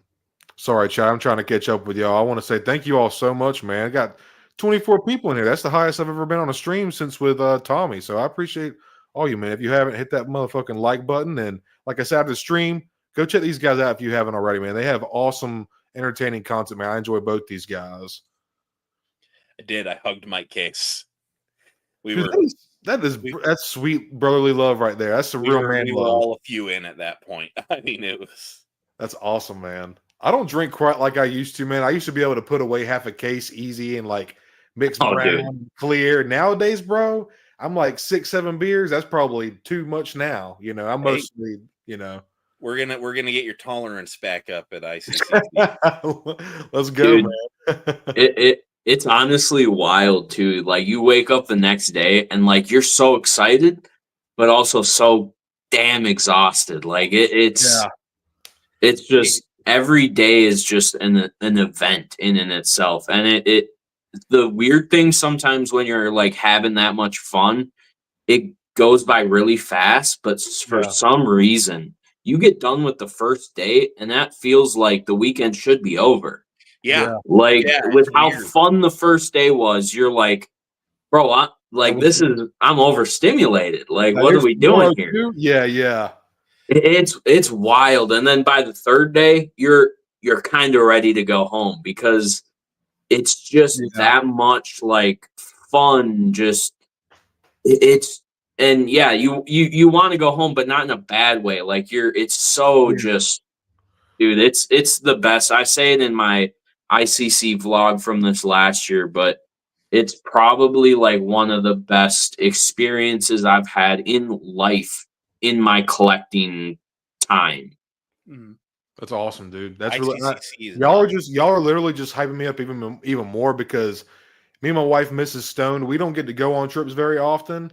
So like this is the big deal. And like May is a really important but weird month for us. So like I'm super excited. Like I said, I watched y'all's vlogs from last year and it just like major FOMO, dude. I was like, this looks fucking awesome. And then my channel just grew so naturally. And then before I knew it, full circle moment, kind of try not to fanboy on them as well. But the Nate and Justin, I even told them, I was like, I don't mean to fanboy because I know you guys are just like me, regular guys, but like this is just really cool. And it's just everybody's support. It just grew so organically, as both of your channels have as well. And now it's like we're getting to meet up. I'm like kind of like getting to be on y'all's level where like we all get to hang out and like this big, huge Star Wars loving gathering. You know what I'm saying? And I started doing this to have somebody to because like I was collecting this shit, and then I talked to my brother. I lost him. Yeah, I don't want to pull the vibe down. I lost my brother in a hit run in my family. I talked to him about Star Wars. So like I had all these figures, and like I can talk to my wife or whatever, but I hate talking her ear off. I was like, I need somebody who like not can just listen, but like understands as well. Because my wife's not hardcore, you know. Like guys like you, I can talk to y'all about the figures, the lore, you know, the characters, like, and y'all understand, man. Like the reason we're even talking is because of fucking Star Wars, man. And that's like it's just cool, man. It's just you ever do that thing where you're sitting there and you're talking to you and man, the best thing Dave Filoni did is added wolves. He did Commander Wolf and the Wolf Pack and the Loth Wolves, and you're going on all this deep lore behind the scenes stuff, and your wife's just there like, yeah, they don't get it. Yeah, babe. Yeah, she's like supportive, but like you're going deeper than she wants to. Yes. Like, no, and it's that like primal connection of like you get me and I get you. Like we're on that same level of appreciating something to a degree that normal people do not. So you like really just it's like, oh, you see what I see in this thing, and it's such a cool thing, honestly. It's just it's amazing. Howl Runner, someone please live stream from this place. That's actually a wicked idea. Wouldn't it be cool if someone did a live stream on their phone, like just walking the vendor floor for a little bit? You guys could do it because y'all are. I think you have to be at 1,000 to go off your phone. Me and my buddy Hybrid Drive, we were gonna do like a Starbucks lobby or like hotel. We were gonna do it off my laptop, but like you guys y'all can do it off y'all's fucking phone. That would be insane. That'd be dope as fuck. That might be a thing. That might be y'all should try that, man. That would be really fucking cool, actually. That would actually be cool. I've thought about getting into live streaming a little bit, but I haven't taken that dive yet. You should, man. I don't know. I'm like you, Cody, where I'm like, the technology side of it, it's not my thing. Like, you, bro, 100, homie. I got you, brother. But you'll learn as you go along, bro. Yeah, right. Like, dude, I guarantee you'll get better at this shit faster than I could. I wasn't educated on how to do it. I just started clicking buttons. Right. I got one of those. I got one of those grandmas that keeps coming up. How do I do this on the phone? Well, there's not a self-destruct button. I just start touching stuff. Just press, And I'm a little bit better than an older person, but I mean, even Hybrid knows a time before videos on the Skywalker Hendrix channel just not edited. We just Yeah. didn't do that. No, it was really impressive because once you actually started trying at it a little bit, they got really good. Like I'm gonna be honest, like I was watching them before because I was your friend, but like they actually have gotten really good. I mean, props to you there. Like I'm kind of a fan of long form content. I kind of like to hear people's thoughts and just kind of like ramble. It's like I'm very Joe Rogan vibe. Like I like how he just like they just start into it. I'm a huge fan of that. And I just I like your that aspect of your content, Hendrix, for sure, man.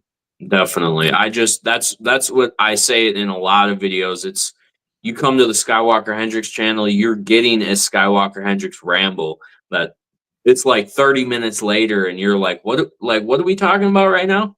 Right. No, and again, I mean, I think all of us in our group can ramble. Some of the discussions that go down at ICCC are just nuts. You know, you're sitting there, you know, I mean, like Hendrix and I, we do an Airbnb with Blitz and Cook and some other people, depending on the year. And it's like, man, you know, we get back from a day at the con and some drinking or whatever afterwards, and we hang out, and man, we were popping on Star Wars movies last year and just that and just the conversation was all over the place. It was wild. Awesome, man. That was one of my favorite memories from last year, especially was there was a moment in time I'm watching Revenge of the Sith, like Anakin and Obi-Wan going at it on Mustafar, and I look around and it's just all my friends that I've made online. Right. And we just had an eventful day at a con and we're just chilling out, eating snacks, like watching this movie that we love. It's just, I can't express enough how just amazing it is. It's just the coolest thing I've ever experienced. It's just insane. My mama fell. Nice. He's a gardener. You know, like we were saying, like this was never the plan. You know, I was just here to talk toys on the internet, and it was never meant to be this deep. It was never meant to turn into this thing. Yeah, and it just before you know it, just people start, you know, you drop, you know, I bought this at this store. Then people are like, oh, that's an hour from me, and then like you're like, what? Okay, we're local. What? Hell like, yeah, right. yeah. Like Vincent at Carbonites in the chat. I wanted to try Carbonites, so I order them, and then he messages me and he's like, because you ordered, I have your address, and like we're close. And I was like, we're hanging out. Like, hell yeah, dude. We are just obligated to do this. Like, damn straight, man. But no, it's just insane. I got a set coming from him. Sorry, I didn't mean to cut you off. I got a set coming from him tomorrow. Do what now? What one did you order? Oh, The Last Lesson. Okay, that's a good one. Mala Ahsoka and the Mandalorian. Oh man, the loyal. It's yeah. I seen your and Tommy's reviews, and I was like, you know what, these are cool. And then I was like, these are probably gonna be like $25-$30, but I'm willing to pay it to support. And then I went to the website. And I was like, $15. Yeah, like, and the free shipping, and there's a donation going on in there. You know what? Are we just gonna glaze Carbonites here? I think we're doing a glaze. I'm gonna pull him up. I think we're glazing Carbonites. Carbonites, Vincent. Come on, it's your time. Yeah, man, he's really doing some cool stuff. I'm about to pull him up real quick. Yeah, give Caveman Cody just a second, everyone. Yep, he says he'll see me in 6 days. I'm going to see him next weekend. I do have a Comic-Con for real. So I'm going to see him at the Cleveland Fan Expo. But, cool. Well, that's awesome, dude. That'll be fun for you guys. But yeah, everybody go check out Carbonites here. Our good buddy Vincent. Good to know your name now. Very, very nice guy. Me and him talked a little bit back and forth, and Hybrid has done a review on his stuff as well. But Hybrid has a couple sets from this guy as well as Tommy. I have a few questions actually about.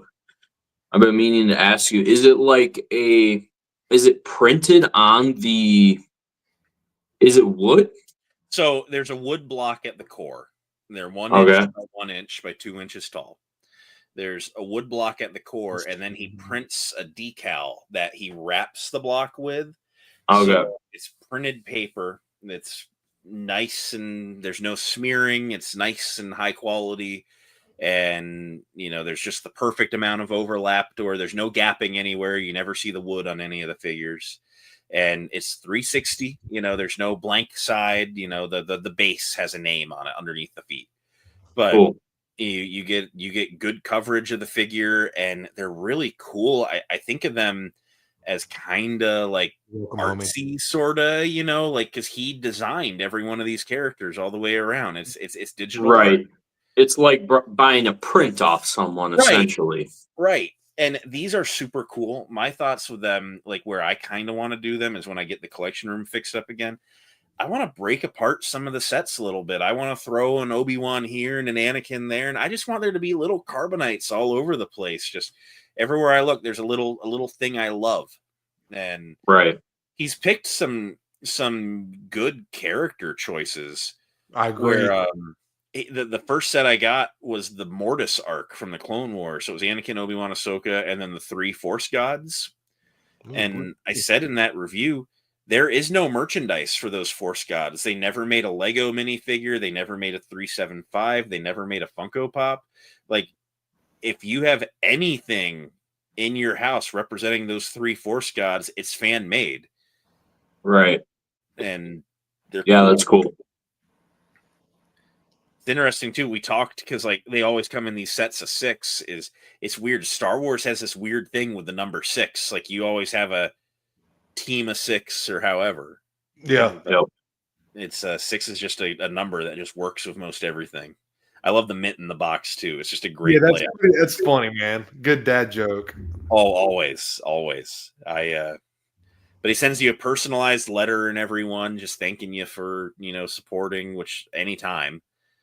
And I get notes on some of mine. He told me to pet the cat in the last one, so I was like, all right. So that made the other day. So I'm probably going to have this guy on too eventually, just to try to help get his brand out there. I think this is so cool, and I really enjoyed y'all stream when you had him on too, man. When you had 212th in him, that was a really fun stream, man. And it's nice of you to put use your platform to kind of give him It's what I want to do. If I find something that I like, I feel like it's my job to tell everyone that I like it. Yes, sir. It's like, I'm not Uncle Benya, but great power, great responsibility. I can use my platform, and I can tell you all about what I don't like, or I can tell you, hey, there's this thing. The company's a little smaller, but like I love it. I got, you said what 2,000 subs I'm at, and like that's 2,000 people that might not have heard of Carbonites that I would like to show Carbonites to. That's right, man. And even if out of those 2,000 only one person orders, it's like I feel like I did something good. And he said, we were talking, I don't know if it was on stream or after. I feel like it was on stream, but I mean, I asked him, I was like, have you had more? Like did it pop off since? And he says it has. So awesome, man. I'm hopeful that I'm hopeful that trend continues and it's not just a little bubble. Yeah, I'm gonna try to he said I was his first customer in South Carolina, so I was like, awesome, man. That's really fucking cool. I'm glad that you've kind of like grown out to this part of the United States, and I'm gonna do what I can to keep hyping you up. That's why I kept shouting out your guys' channels names, man. We gotta support each other. And I'm all about speaking of positivity, we when each of us grow, we all grow, man. We are all in the same fucking community. We like the same shit. That is the way to do it, man. Right. 100%. I always think of it as sharing viewership, because something that I'm immensely appreciative right back to you, Vincent. But whenever I post anything about Carbonites, man, he posts all about me on his Instagram and website. Yeah, and man. That's how I just know, because there's people that follow him that didn't follow me. As soon as he started, I noticed there was a jump of like 10 that day. Like it was. Yeah, man. It was just like, we're just telling the right people at the right time. But I think for the price, I think everyone should have one set of Carbonites. Dude, I'm close. I've been looking. I'm not gonna lie. Quit edging and lock in. Goon for the Carbonites, man. It's very creative, man. This is a very It's just really, and then I was just really shocked for $15. I swear it was gonna be 25, and I was gonna pay it. Like I said, to support. I was cool with that. Right. And then I seen the donate thing, and then you got 3 different options: Rancho Obi-Wan, Plant. I chose That's the cool. one. Yeah, it's Yeah. just really, really awesome, man. I think he seems like a really nice guy. His demeanor Yeah. and his mannerisms on Hybrid Stream, he seems very humble and thankful, and that his genuineness, he exudes genuineness, and that's something that should be celebrated in this fucking world, and let alone the social media community. As someone who's hung out with him in person, because me and him have hung out once in person.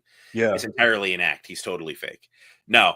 I'm canceling my set. Nope, fuck that. Vincent's legit. Vincent Yeah. is super nice in person, and you can just tell, just raised by good people. He's good people through and through. And yeah, Hendrix, he's a Galactic Heroes enjoyer. Like you and him are gonna have some conversations about the baby, bro. You're gonna be good. Galactic Heroes, bro. The best toy ever made. I hear you, bro. Fuck yeah. That's We awesome. That's like your shit. Dude, it's I so always good. remember seeing cool, them man. when I was a kid, going to Kmart and being like, "Who are these for? These are for like the little kids." And I never had them ever. And they had actually like completely slipped my mind until the first Comic Con Erie that we hung out with. Yep. Guys, where like you're walking around and you're like, Galactic Heroes, these are my shit, as you're picking them up, and I'm like, you're kidding, right? Like, and you're like, no, I love these things, and I'm like, okay, like, dude, finally. So it's funny too, because why I love them so much is that is the first Star Wars toy I ever remember receiving. Fair. That's so awesome. It's like that, man. Dude, it's that like, oh, my parents must have thought, he likes this Star Wars movie. Let's get him a Star Wars toy. And I specifically remember we're sitting at a booth at a local pizza shop. Yeah. Funny enough, that's what I do for a living. I manage a pizza shop. And dude, it's so cool that nostalgia can just like take over, and yeah, it's wild. No, there's a 3.75-inch Anakin that came out. I think it was like 2001, a year before Attack of the Clones. Yep. Then they put them out like a year or some months before to promote the movie. Right. It's got the telescope. You know what? I'm gonna grab it real quick. I'm gonna grab it. This was one Dude, that my brother had. Yeah, I just remember getting that pack. It was a Mace Windu. Funny enough, too, like I glaze Attack of the Clones because it was a Mace Windu, it was the Reek, and a Geonosian from the arena battle. So yeah, that was just wild as a kid. And before I show these, dude, I really enjoyed your fucking. I actually really like. I like when like, oh yeah, we both Return of the Jedi is our favorite. That's all, but it's always fun to have people that like, oh, yours was Attack of the Clones. Like it always makes interesting conversation. Like I love when we like, oh, our list was the exact same way, but then I also like dude, yours was totally fucking different. What made you choose that? Like I also like rebuttal as well, But these are not the exact ones that I have. Like I have a General Grievous, a Scout Trooper, and then 2 327th clones that me and my brother actually grew up playing with. But these I got from my local comic shop. Dude. And me and my brother, the one, not these exact ones, of course, but man, when we had these, bro, this was like, and it's got the telescoping lightsaber. I had to get 2. Like, that's dude, awesome. Heck yeah. Just I can cry like a baby looking at this, bro. Yep. So cool. And that's what the toy, that's what they do, Dude, it's wild that a physical thing can make you feel like a child. Yes. Yep. It just brings the feelings, it just really makes you think about things, man. And just, 100%. Yep. It really makes you think. What do you, I don't know. I don't want to keep you guys all night or anything, but do y'all want to show off some hot toys perhaps? Oh, dude. I'm game. I brought 2 examples. One of them's not a hot toy. That's but fine, dude. Cool. You ain't got to bust out your whole shelf for it. Just a couple that y'all really like or whatever, my man. Hot toys are mostly still in box because I like I said, I'm working on the collection room. They're kind of new to me. Yeah. Hendrix and I actually are different on Hot Toys, where he has made it his primary collection at this point. It's what he's doing going forward. Yeah. Me, I'm not made of money, so I haven't planted the fictitious money tree that somehow he has. So I got to cherry pick. So I've given myself some pretty strong rules. Yeah. I feel like the last person that hasn't jumped ship on the Mando verse. I'm still very into Mando and Book of Boba and Ahsoka.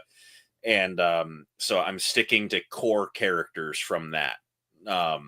And so I want to have like no more than like 15 or 20 hot toys, like max. And which I feel is doable. I have a cabinet picked out that would do that adequately. Yeah. You got like a glass cabinet or something? There's going to be. I've picked one out. I just have to go long enough without a Comic-Con to get one. So I'm with you. Yeah. This was a must pick up for me. It was the Black Friday specials Sideshow was doing.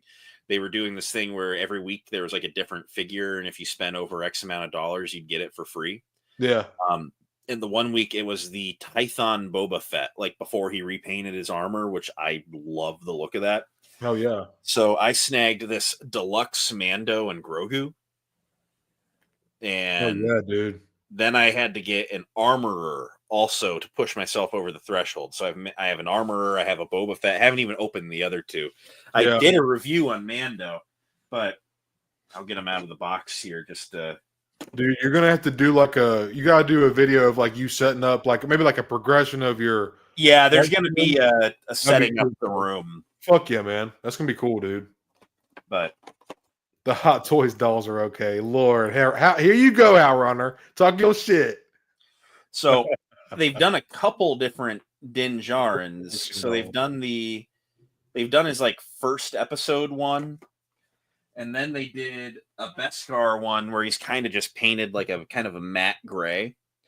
And then this deluxe, he actually has like a chromed finish to it. My goodness. Wow. And just the luster's insane on it. Yeah, man. And he has like removable grenades that are magnetic on the hip.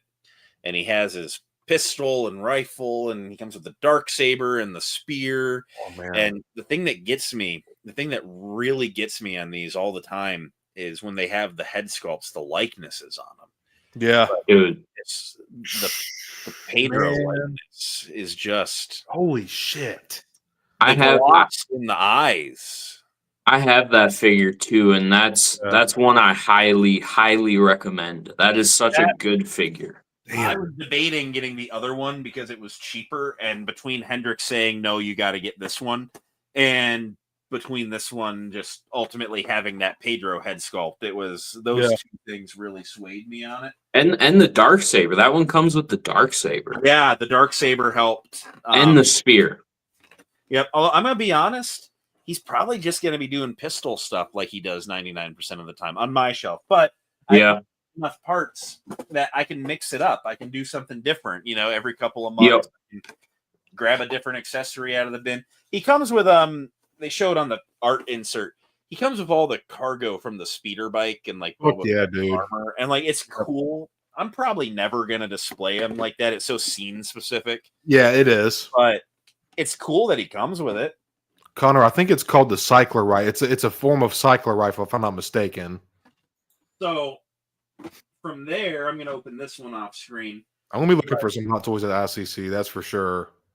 So like I said, I gave myself a rule about I'm going to do Mando Hot Toys. Then I started doing a Daredevil rewatch. Now I'm like, I don't want a Daredevil. Like, dude, can we? I did want to talk about that fucking Marvel Legends Daredevil with you, but we'll talk about it. We'll talk about Daredevil all day. I'll talk to you all night about Daredevil. Oh my god, it looks so good, Bro. So That's been my new like addiction is freaking Daredevil. Same, I'm dude. glad y'all are finally trying it because it's so insane. No, I like cannot believe I slept on this show I can't believe you long. slept on it, dude. Like, Bro, Wild. in Wild. 2018, my excuse is I lived in the country, me and my wife at the time, so like we did not have Wi-Fi or satellite, so we were just like we were cut off, bro. Like I used to Right. hunt and shit like that. Now I'm a city boy and I love Wi-Fi and I get my deliveries and shit. Right. But I didn't like have access to like streaming services and shit. So like, dude, otherwise, because I would have been watching that shit. There's so much shit that like I missed out on. That me and my wife missed out on because we just didn't have like the access to it. But Right. I'm the glad writing you is kept up. good, the acting, it's great. It's great. Dude, it's really good. I mean, I think Rosario Dawson is like so much better in that show than Ahsoka, and I love the Ahsoka show. Right. Yeah. But I wish she brought that like emotion a little bit more, maybe with Ahsoka. But I get that it's that different like time period for Ahsoka. Yeah, because she's been through a lot. She's a little more stoic and like a Well, little more like I think she's got her let go guard of some up. of that trauma now too. So and Say she's what now? almost like spot on to what Ahsoka is like in the show Rebels. Yeah. Like she's pretty close with that performance of like just being kind of like distant from like her old self, her old like, Snips self, I guess. I mean, she still 100%, had dude. her moments, but remember, in Right. Rebels, all of a sudden, she has confirmation that the person that taught her to be the best Jedi she knows how to be became Darth Vader. Right. She is afraid that she could become him. Like, Yep. and that's why the whole World Between Worlds in that show is so important. The lesson is you're Ahsoka, you're not Anakin. You aren't going to become Vader if you do it's your path. And even that like Darth Vader is not what Anakin is or like what Right, he was he's not. supposed to be. Yep. But back a little bit. But Hot Toys did a Daredevil. They did a red suit Daredevil from season 2. And great figure. It's a little dated. It's like 16, but it still looks great. And they've Right. done She-Hulk Daredevil, the red and yellow suit, which I'm going to be picking up. Dude, it looks But nice. I heard about this company, Susu Toys, which they're like knockoffs, but it's weird. Like they're not doing. It's just unlicensed figures. Yeah, because like they're not doing a figure that like Hot Toys also did. They're not copying it. They're filling in gaps. Right. So when I saw the Hero Lawyer That's pretty cool. for $140 on eBay, like I had to do it. There was no leaving this behind. And it's technically based on No Way Home. His cameo there is Peter's lawyer for a minute. Yep. But this thing is just nuts. He comes with some wicked cool accessories. And again, for the price, like, and the suit is actually tailored. Yeah. Really It's nice. a really, I've heard it's a really good figure. There was a 1.0 and then Yeah. a 2.0. And the 1.0, he has like bloody knuckles and like a little gash on his cheek. Oh shit. It's more of a Netflix version, but that suit was baggy. This Yep. 2.0 from No Way Home, they retailored the suit and did a lot better on it. One of my favorite accessories, if I can get it out of the tray, it nests in there pretty good. He comes with a not wearable cowl. Yep. And just something cool just to have him, have in his hand. Yeah. Something where I just think it's cool that it works is he comes with his walking cane. And it's like a real one. It's got an elastic in it. No way, dude. So Holy shit. It assembles itself. Dude, that is ingenious. I'm just sitting here like a fidget. I just threw it on the ground. Like a fidget I'm just sitting here like a fidget toy. I'm just letting it build and collapse. And dude, that's rad. That's pretty fucking crafty right there. That's badass. So I was originally just going to be very strict on, okay, I'm doing Mandoverse, but now I'm like, I'm going to do Mandoverse for the little corner of Daredevil. Like, so something we joke about in our group a little bit is that Tommy started with a 501st Focus Hot Toys collection. He was only going to get 501st Troopers. He has Clone Wars Maul, Savaggio Press on pre-order, Malgus on pre-order. This man, I'm pretty sure, has Plo Koon on pre-order.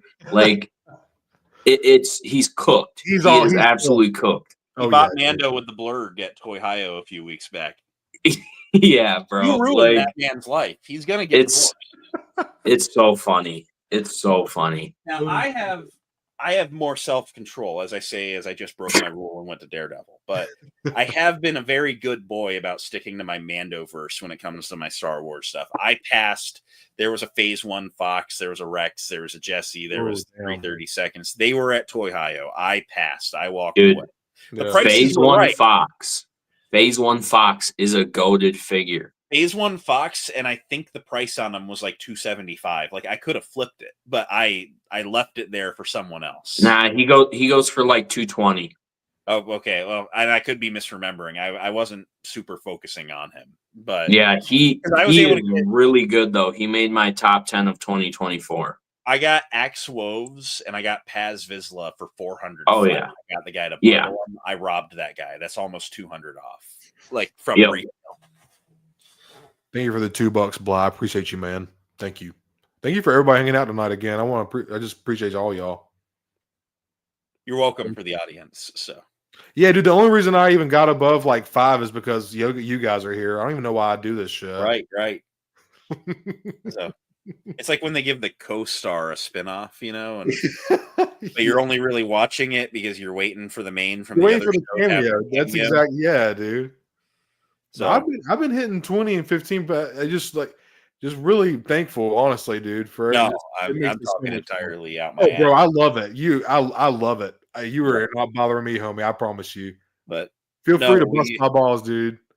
It was weird. We were talking in the group text, because we've added you to our Gooners Guild group text now, and it's Gooners, bro. Like I'd heard of you. You know, you were popping up in my Rex. But after you were on Out of the Basement a few weeks back, you know, like everyone was like, "This guy's really cool. Like, we want to be this guy's friend." Man, thank you, man. Thank you. Dude. Yeah, but for real, like you're great energy, dude, and just like I'm just super happy to call you a friend. Like thank you so much, man. That means a lot, dude. Yeah, thank you, man. Thank you so much, man. That means a lot, dude. Heck yeah, very kind words. Oh man, yeah, I'm weird with compliments, but I really am so appreciative, man. Thank you. Yeah. I'm glad to call you guys friends as well, man. I'm excited to meet you at ICCC, dude. I'm so give you. Stoked, you're gonna get a hybrid toy review sticker. You're gonna get. Do you want a hybrid toy review sticker? You want a hybrid? That's the question, dude. We could either go to the con for the 4 days, or we could just bring you to the Airbnb and spend 4 days filling you in on all the lore. There are some. Dude, honestly, either way it goes, I'm here for it, man. Ask Phantom Menace Dennis. Dude, that dude was shell-shocked. That man was shell-shocked hearing Drunk Hybrid just lore dump on this man. Well, there was things he didn't know, and I was drinking, and I got a motor mouth. And so dude, he was like, y'all need to stop. Here's your tea, you know, and just some more, please, sir. Right, wild, bro. Oh man, the hybrid toy review sticker. That's probably we could tell that story. Oh yeah. Oh, dude, y'all feel free, yeah, man. It was at the second Comic Con Erie, and we had a booth. It was Tika's Trading Post was the gimmick for it, and it was. And the crazy part, this might be like almost 2 years ago. Yeah, it's weird how long we've been friends at this point. Wild. I that, but we were with 1313 Podcasts, who shall not be named, but they had a booth and they had a double booth, and the second part of the booth was Tika's Trading Post, and it was for all of our friends to bring stuff that we just wanted to sell. Cool. And we had a little corner set up on the table for those of us with channels to stick some stickers out on and just plug our stuff. You know, I think these are cooler than business cards all day long. 100, yeah, because you put a business card on a wall, it's gonna get crumpled up. Sticker is cool. 100%. Right, you're Yeah. gonna think about that sticker. You know, if you have sticker anxiety like me, it's gonna loom over you for years before you finally decide what you're gonna put it on. Dude, I'm the same So, way, dude. free marketing. But but we're, you know, I'm a good guy. Whenever anyone walks by and is talking, you know, hey, have a hybrid toy review sticker, and that's my friend Matt. Grab a Skywalker Hendrix sticker. We all like Star Wars here. I'm making sure that everyone that walks by is grabbing one of everyone's sticker. That's awesome, dude. And you know, I'm just plugging everyone. I'm a man of the people. And then I catch this piece of shit. A dude walks by. Hey, you want a Skywalker Hendrix sticker? Oh yeah, sure. And I was like, hey, bud, like, not to call you out, but I've handed out a lot of Hendrix stickers today. Like, lean the guy towards the hybrid stickers too. Like, like bros helping bros, you know, like, Right. you know, you claim to be a real one, be a real one.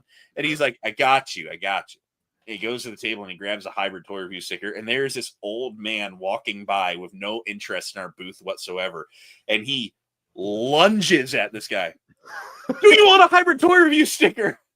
And the guy like steps back and takes off. Like he wanted nothing to do with our booth.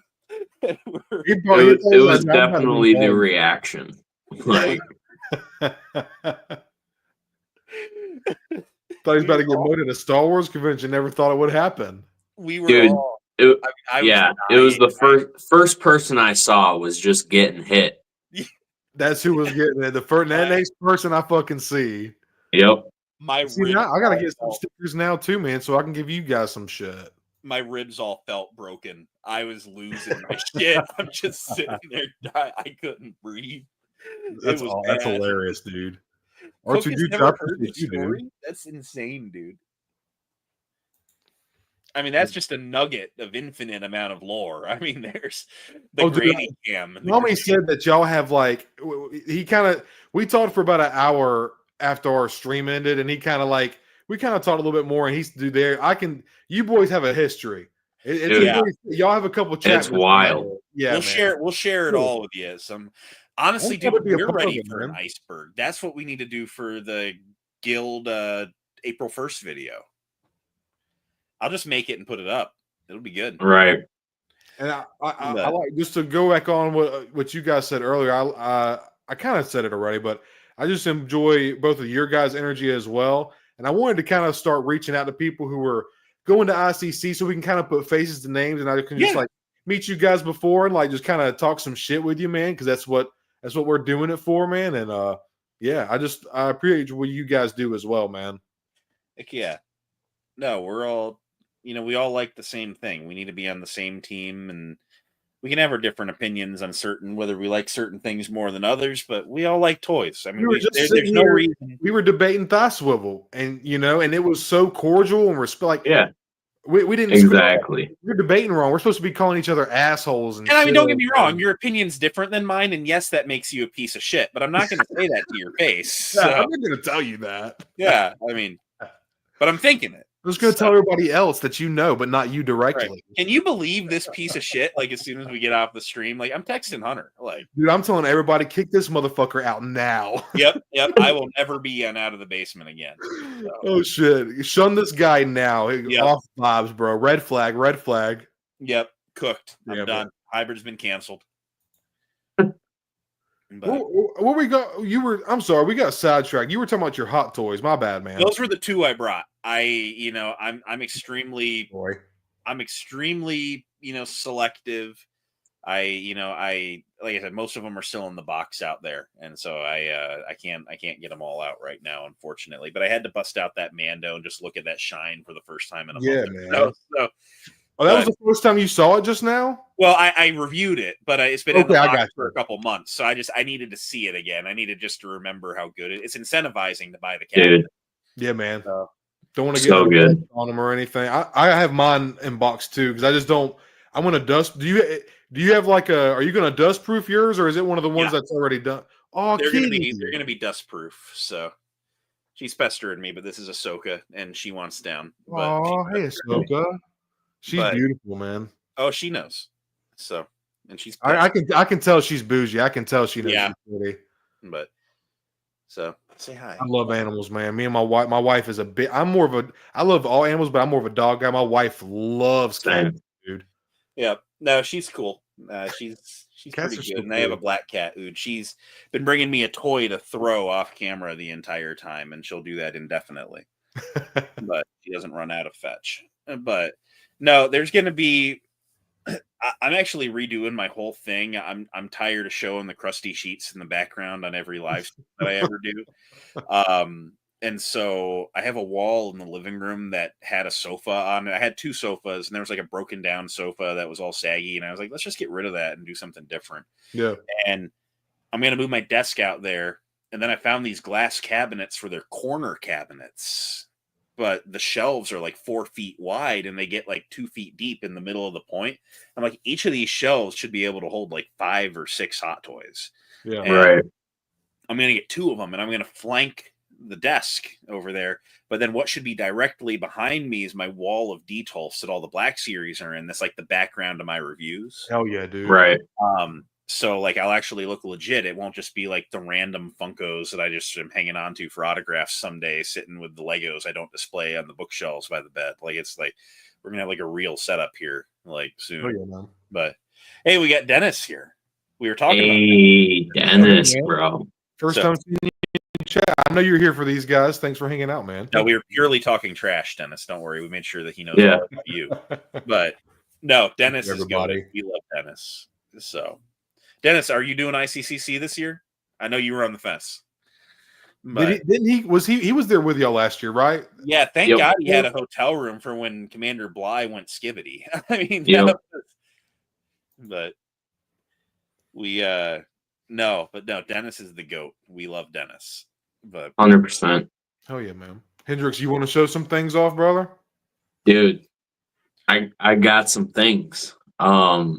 lots of things. That's what I like to hear. So it's funny. I wanted to show off just a couple things, nothing crazy, because obviously I actually counted how many Hot Toys I have today, and I have over 65 Hot Toys. Damn, dude. So That's it great. would just, I mean, we'd probably go another hour, because I tend to gush over these things. If you watch my channel, you know that it's hard for me to say bad things about these figures. Sometimes I have gripes. I actually just reviewed the Sand Trooper today, Hell. and dude, this figure is like perfect. It is so good. Like the attention to detail is just wild. The sand, like in the like breather of the helmet, is like just caked on. So it's wild. It blows my mind. That's why I just love these things. I mean, obviously you guys have a few at this point, so you guys know what, I don't know what it is, if you guys get this feeling too, but I feel like a child when I open these figures. The attention to detail. I know me and Cody were talking about it a bit before Hybrid jumped in, but like the just, yeah, attention to detail. Like we had a visual dictionary as a kid to notice these things. So Hot Toys, obviously, like they're passionate about it. So that's why I just appreciate these things so much. Another figure that I've just been gushing over lately. I still have to open my Maul 2.0. So I don't know yet, but I think this might be like the best likeness in the entire Hot Toys line. That looks incredible. And Tommy even said he thinks it's Thrawn. Now I have Thrawn as well. Yeah. And that one's amazing. And this is where I struggle with Hot Toys, because I'm like, I don't know which one to like pick as like a favorite. Right. Because like they are literally all my favorite. It's hard. But the likeness on this with the movable eyes, like, and that's like legit leather too, right? It's wild. Yeah. I think it's pleather, but I mean, like that's fine too. people say pleather flakes, which I've never had pleather flake on me. Obviously I live in Wisconsin, so it's a little bit different up here than Pleather flakes based on humidity. temperature, humidity, age. If it's just poor quality pleather, you know, Right. I don't think that they would use something lesser quality. And if it Right, became it's if it became a big problem, I'm sure there'd be someone on Etsy doing replacement part kits, you know. Yeah. So there's somewhere out there, someone does a real leather Vader outfit for your Hot Toys if you want to replace it. Yeah. I have 2 Vaders in my collection, and I have 2 Anakins at this point, and none has flaked on me. Yeah. They're pretty solid quality. I wouldn't like, I don't know, when you get into the Hot Toys collecting community, some people do like talk down on pleather a little bit, but I don't think it's like anything crazy. I did grab this figure. The pleather you won't see an issue with now. You'll see it in like 5 years if you're going to have one. Right. And I've had the episode 3 Anakin for maybe 2 years at this point. So you never know when it's going to start to flake, but I don't also like mess with them a whole lot or whatever. Like you I don't mess with my figures a ton. So it's like, Yeah. I don't see that being a big issue if it ever becomes one, but this figure I specifically grabbed for hybrid. Yeah. Oh, shit. Get that out of my face. I'm trying to get this dude to get this because this might be like my favorite one in my collection. No. I think you're fucked, bro. That looks awesome, man. I keep breaking my damn rules. It was supposed to be season 2 Mandalorian. This is Boba Fett. I wanted the still Mandoverse. Right. That's still Mandoverse. And then I'm like, I kind of would rather have a season 3 Bo-Katan with the shoulder pauldron. And then I'm like, I need bad guys. I bought a Gideon. And now I'm thinking I need Dark Troopers. And now I want Thrawn and Ahsoka the White and Sabine. And it's become a whole Mando-verse thing. It was just supposed to be season 2. And now I'm completely and totally screwed because this guy first one freed me. And now I'm like, I'm going to have every Mando-verse villain except for Cad Bane, who I love from the Clone Wars.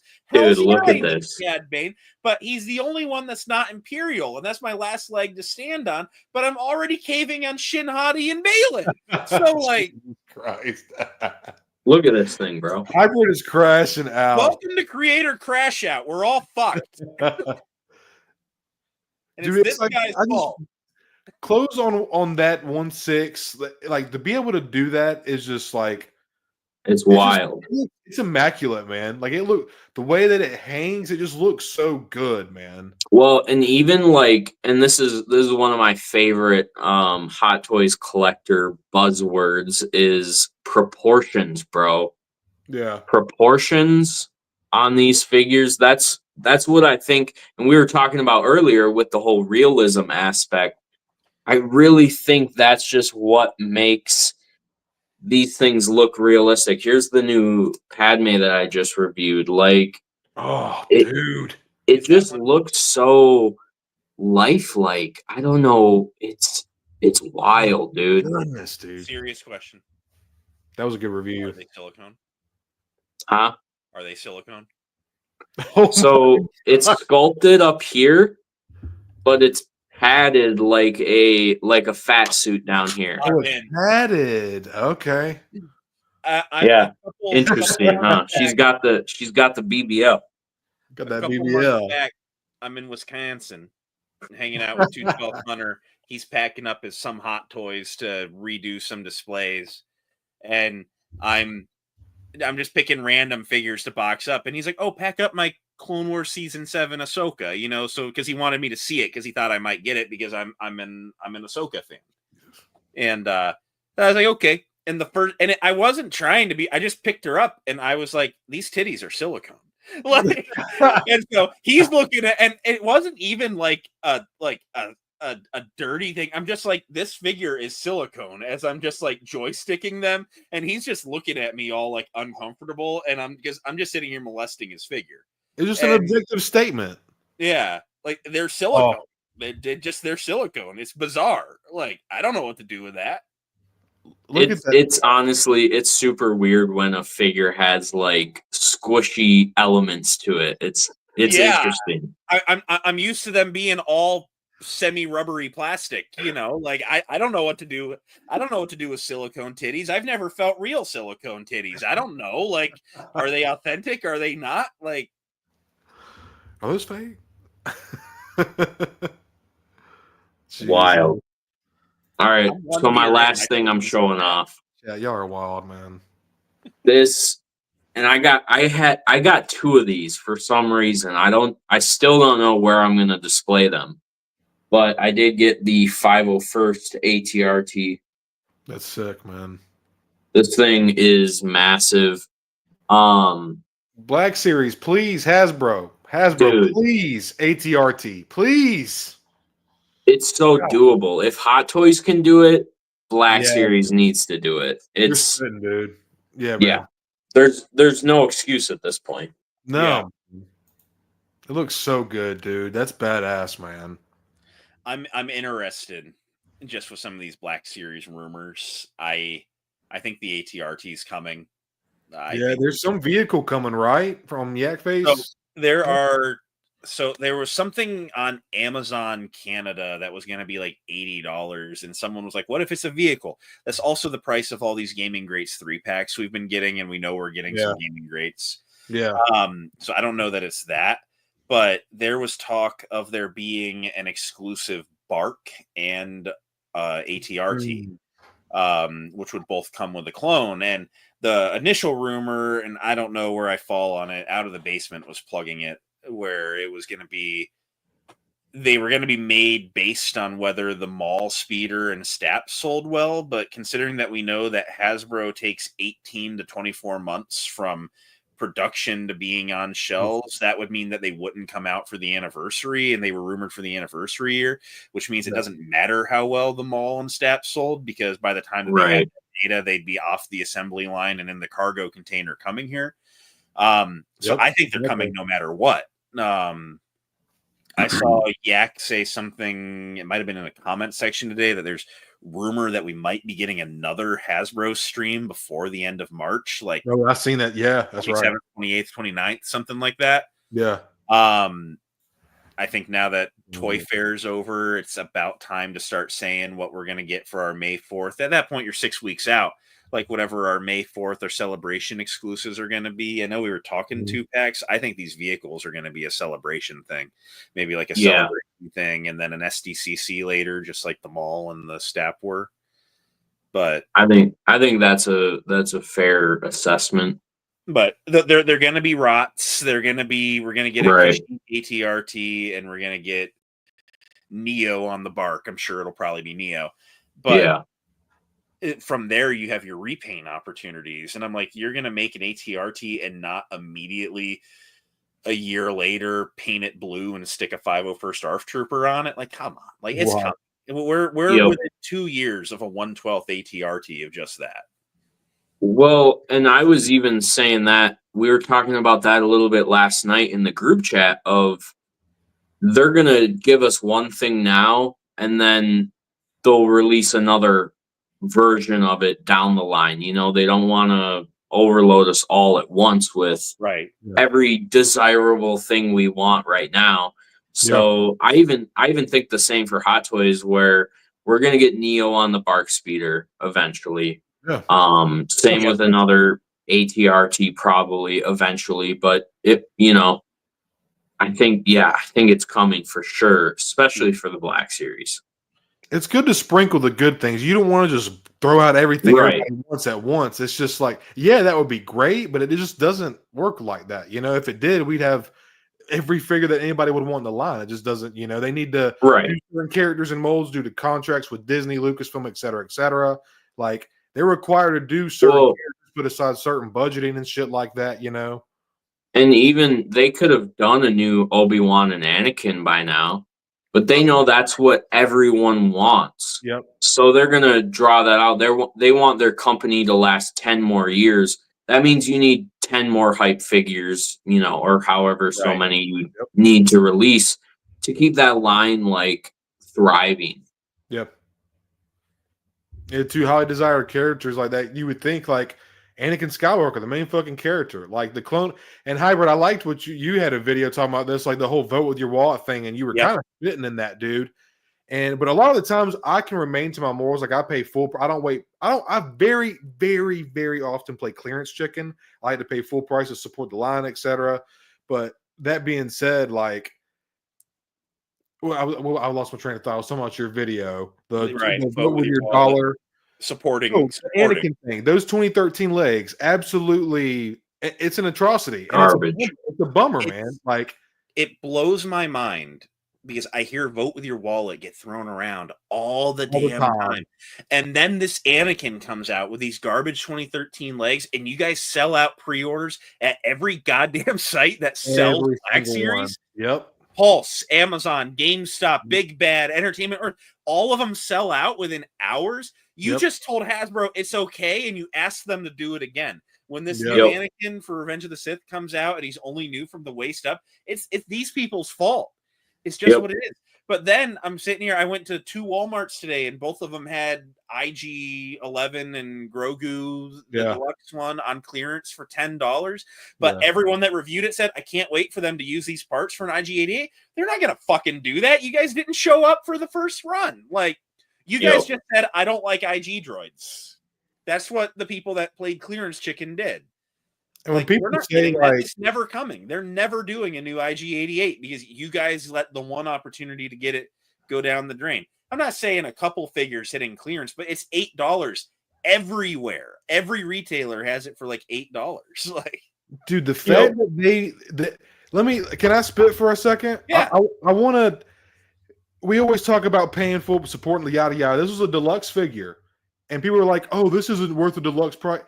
Dude, just let me make myself big. Look at the amount of fucking sculpting on this fucking figure, okay? Yeah. Look at the extra hosing and the extra deco that goes on here. The way it opens up, not only the sculpting, but the engineering and how it moves and everything. That's a lot that goes into this fucking shit, man. Like, look at all this. They've perfected the Assassin Droid. That was one of the worst figures in the Black Series line. And 100%. Look at this. This is so fucking cool. I have 2 of these. I have one for my desk. I have a desk figgy, and then I have one on the shelf representation. We have to pay hybrid spitting. We have to pay full price for this shit and actually be about it. Don't just fucking talk about it. This is a deluxe figure, believe it or not. I know it seems like it's not a lot. Like Grogu feels like, for the people that say, "Oh, Grogu's more of an accessory," I get your plight 100%. I understand that, but you have a whole figure in your hand that's also in the box, like man. And then you get the 2 extra Anzellans. Like people just don't realize what all goes into this shit, man. And I'm sorry, it's painted better than your average Black Series too. I don't think that paint is a huge cost. I know that they're like, paint makes it more. But I mean, like, it has more hits than your average figure does. Dude, 110%. Yes. There's just more work on it. Y'all are Chad is kinky. Spitting, bro. Y'all are nasty. I like it. Yes. Sorry to keep crashing out. We're just saying all the passionate stuff, man. I'm just letting my love out loudly, Bro, I that's how I prefer it be. But no, great figure though, man. And I mean something like a commando droid. Yes, this is a head to toe new sculpt. There's like 9 repaints they can do with this. I understand that being a basic thing, but that IG droid, there's 2 of them canon in universe. It's IG-11 and IG-88. Now there's others out there, but none of them are characters or anything. But like, the only thing they could ever use those parts are an IG-88. And it's going to be purely based on interest. And everyone just said, I'm not interested in IG droids. Right. We already know OT stuff just doesn't sell like prequel and clones. It just doesn't. It doesn't. And people are calling for this balance. They want more like OT. Like, I kind of like that we're doing we've been prequel heavy these last couple years Dude, because we had all those 40th anniversary years back to back to back to back. everything And put on the car back. I want this year to be all about the prequels. I want next year to be Mando and Grogu heavy because I know in 2 years it's going to be nothing but A New Hope. Oh, you know it. Oh yeah. Right. Dude. Oh yeah. Like Anniversary shit. right. Yeah, and Hunter, we're not getting that because people didn't buy IG-11 or IG-12. It's just what it is. If it sold great, they'd be saying, "How else can we reuse this? These droids are kind of popular." The Right. one that I haven't seen No go one on showed up. sale.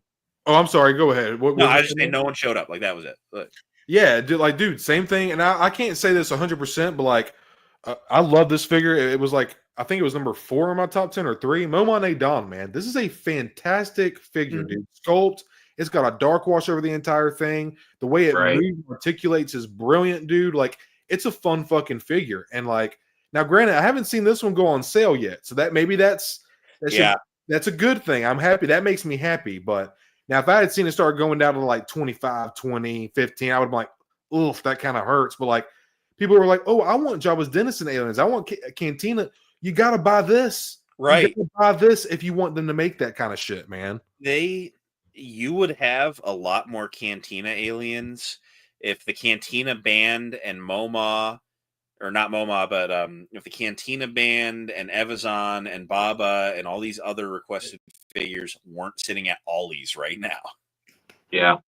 And I was being a little bit of a smartass, but I have in my merch store, I have a T-shirt for all the Ollie's exclusive Black Series, and it's Figurin and no, it's not Figurin Dan. It's just Evazan and Baba, and they announced MoMA. I just put them on the shirt right in front of them, and I have a big Ollie's logo, Ollie's exclusive, and I threatened to send Justin one. I was like, Justin, what's your shirt size? And he's like, I don't want that shit. Like he had no interest. But I'm like, anything tied to that Cantina goes straight to Ollie's. And I'm glad that MoMA isn't, but it's also still in stock everywhere. Like he hasn't sold out anywhere. So like the game's not over yet. Right. I mean, all those Amazon exclusive carbonized 2-packs just showed up at Ollie's a couple months ago. Like, we'll see where we're at in 6 months, but I hope not. But just the fact that they notoriously sell slow is why we don't have them. Like, right.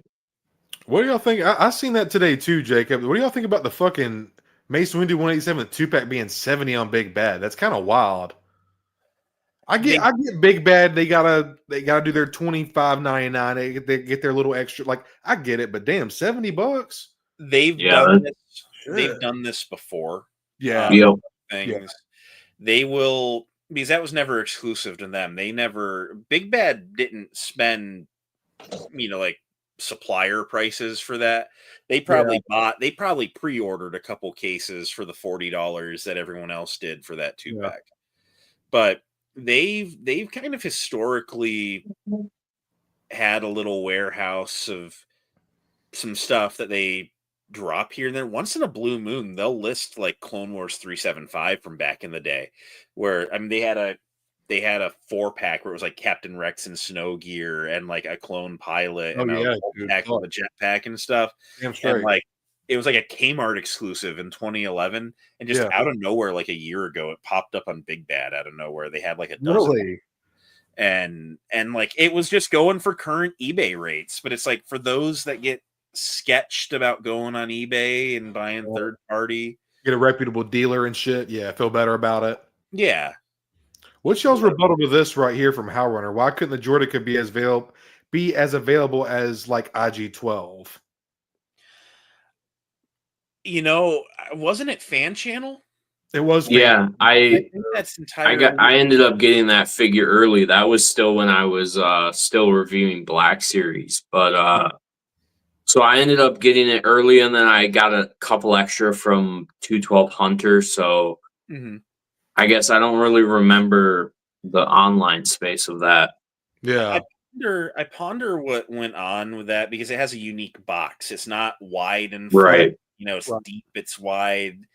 I wonder if it wasn't something where it was like hey, Walmart, Target, do you want it? And they're like, we'd have to rearrange our pegs, and so Yeah.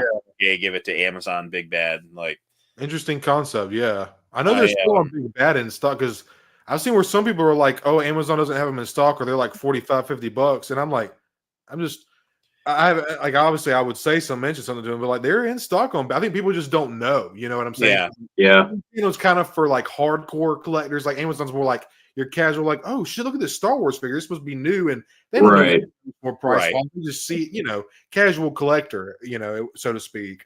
Right. But that's an interesting question, Hal Runner. I give that to you. I guess maybe because IG-12 in the stores, little kids see Grogu and a robot. I guess they're more likely to go after that rather than just some scorpion droid that they have no idea what it's from. Maybe, I don't know. Grogu just sells, man. That's brilliant marketing on Jon Favreau's part. That's for sure. Yeah. I mean, that was a monumental moment, but. So how long do you? I don't want to keep you guys night. Y'all want to go for another 30 minutes? Y'all want to call it for tonight?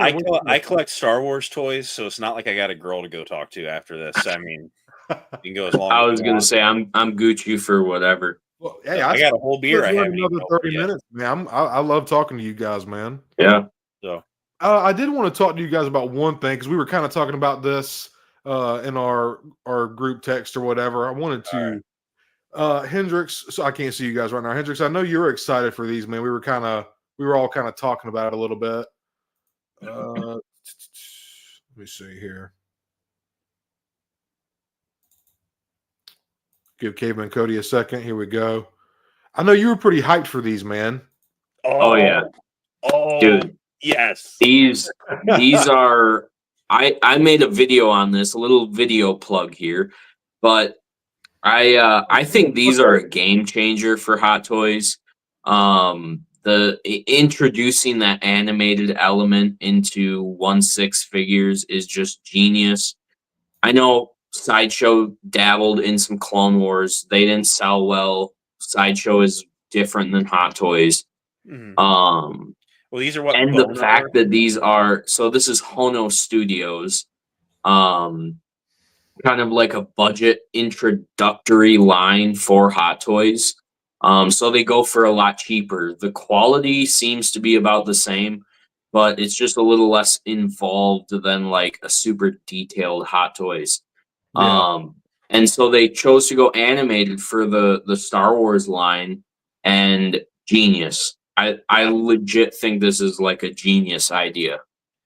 Rebels is my favorite show. I grew up loving Clone Wars, and I still do. But Clone Wars is very episodic. You can grab 2 episodes of Clone Wars and watch them just on their own. Rebels, I like the continual. You have to watch last week to know what's going on this week. Every week, it's a cohesive story at the end of the day, right? And it's not just okay. Well, Kit Fisto's hanging out with the Wookiees this week, and the next week, Adi Gallia's, on Tatooine, and you're jumping all over.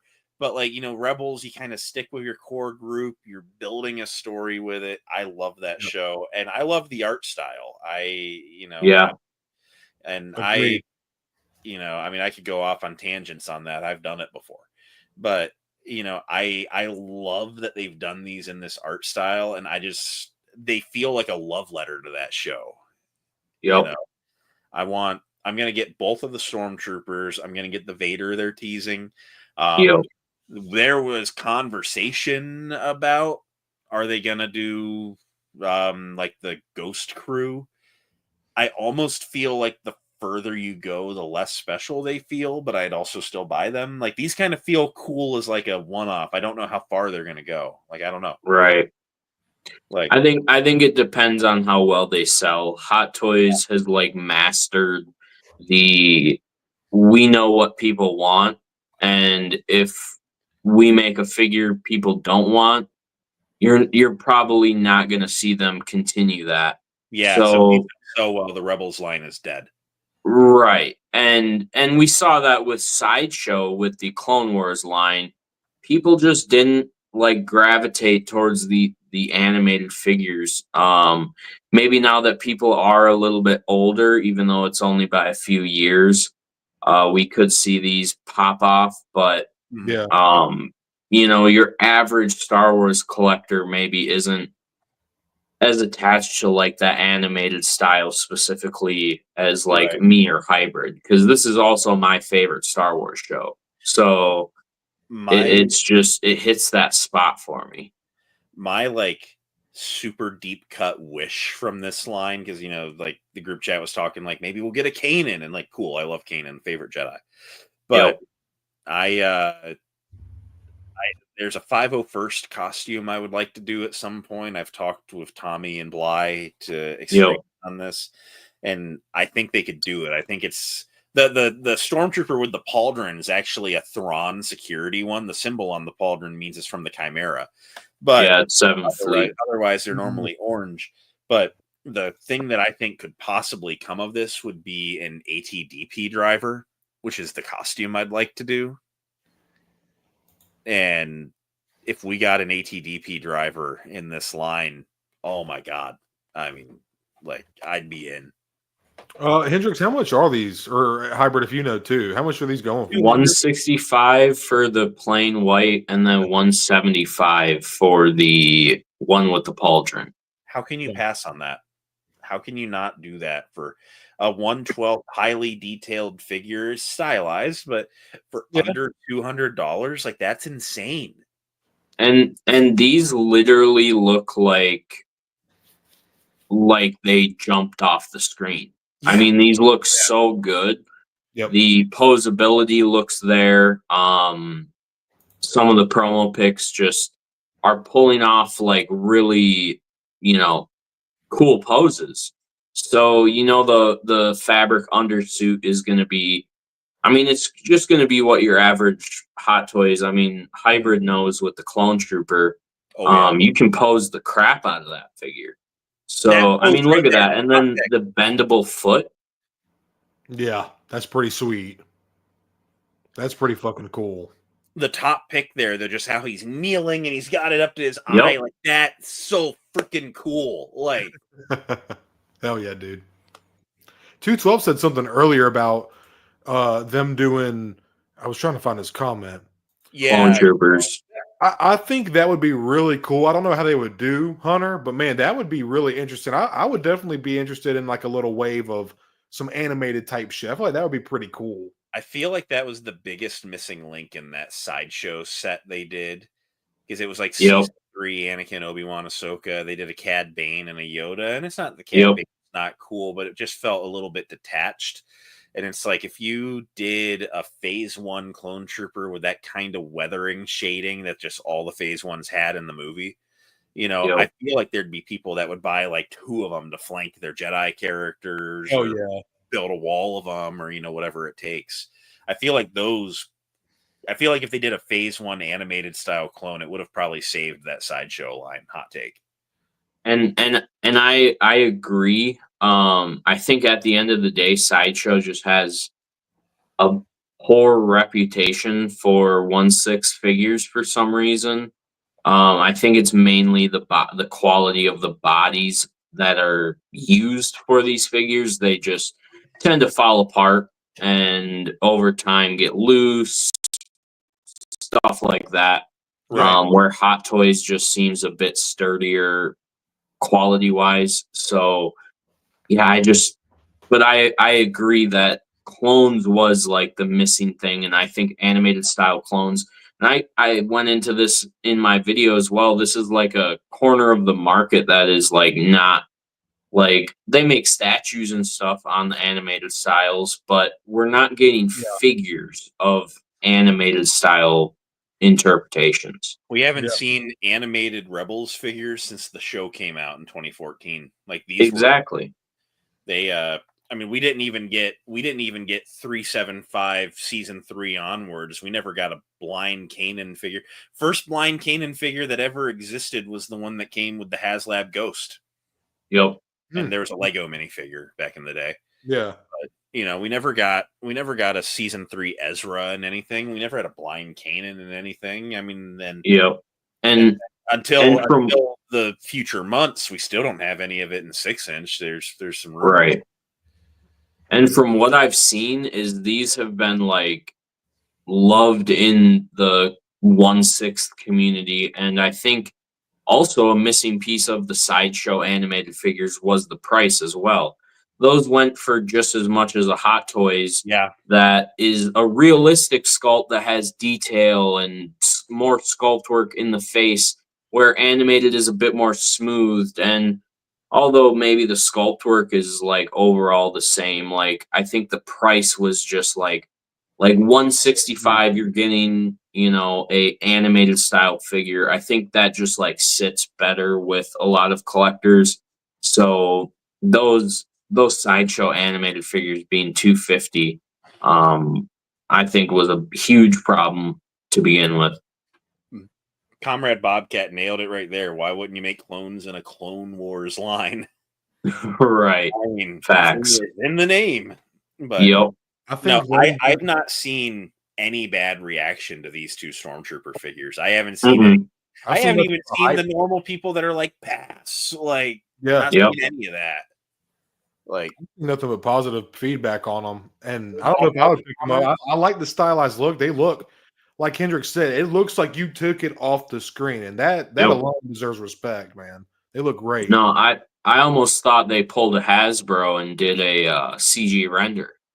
Yeah, like they're that good. Yeah, they're so. I mean, they look glossy and buttery smooth, and I'm just in love, man. And that Vader too.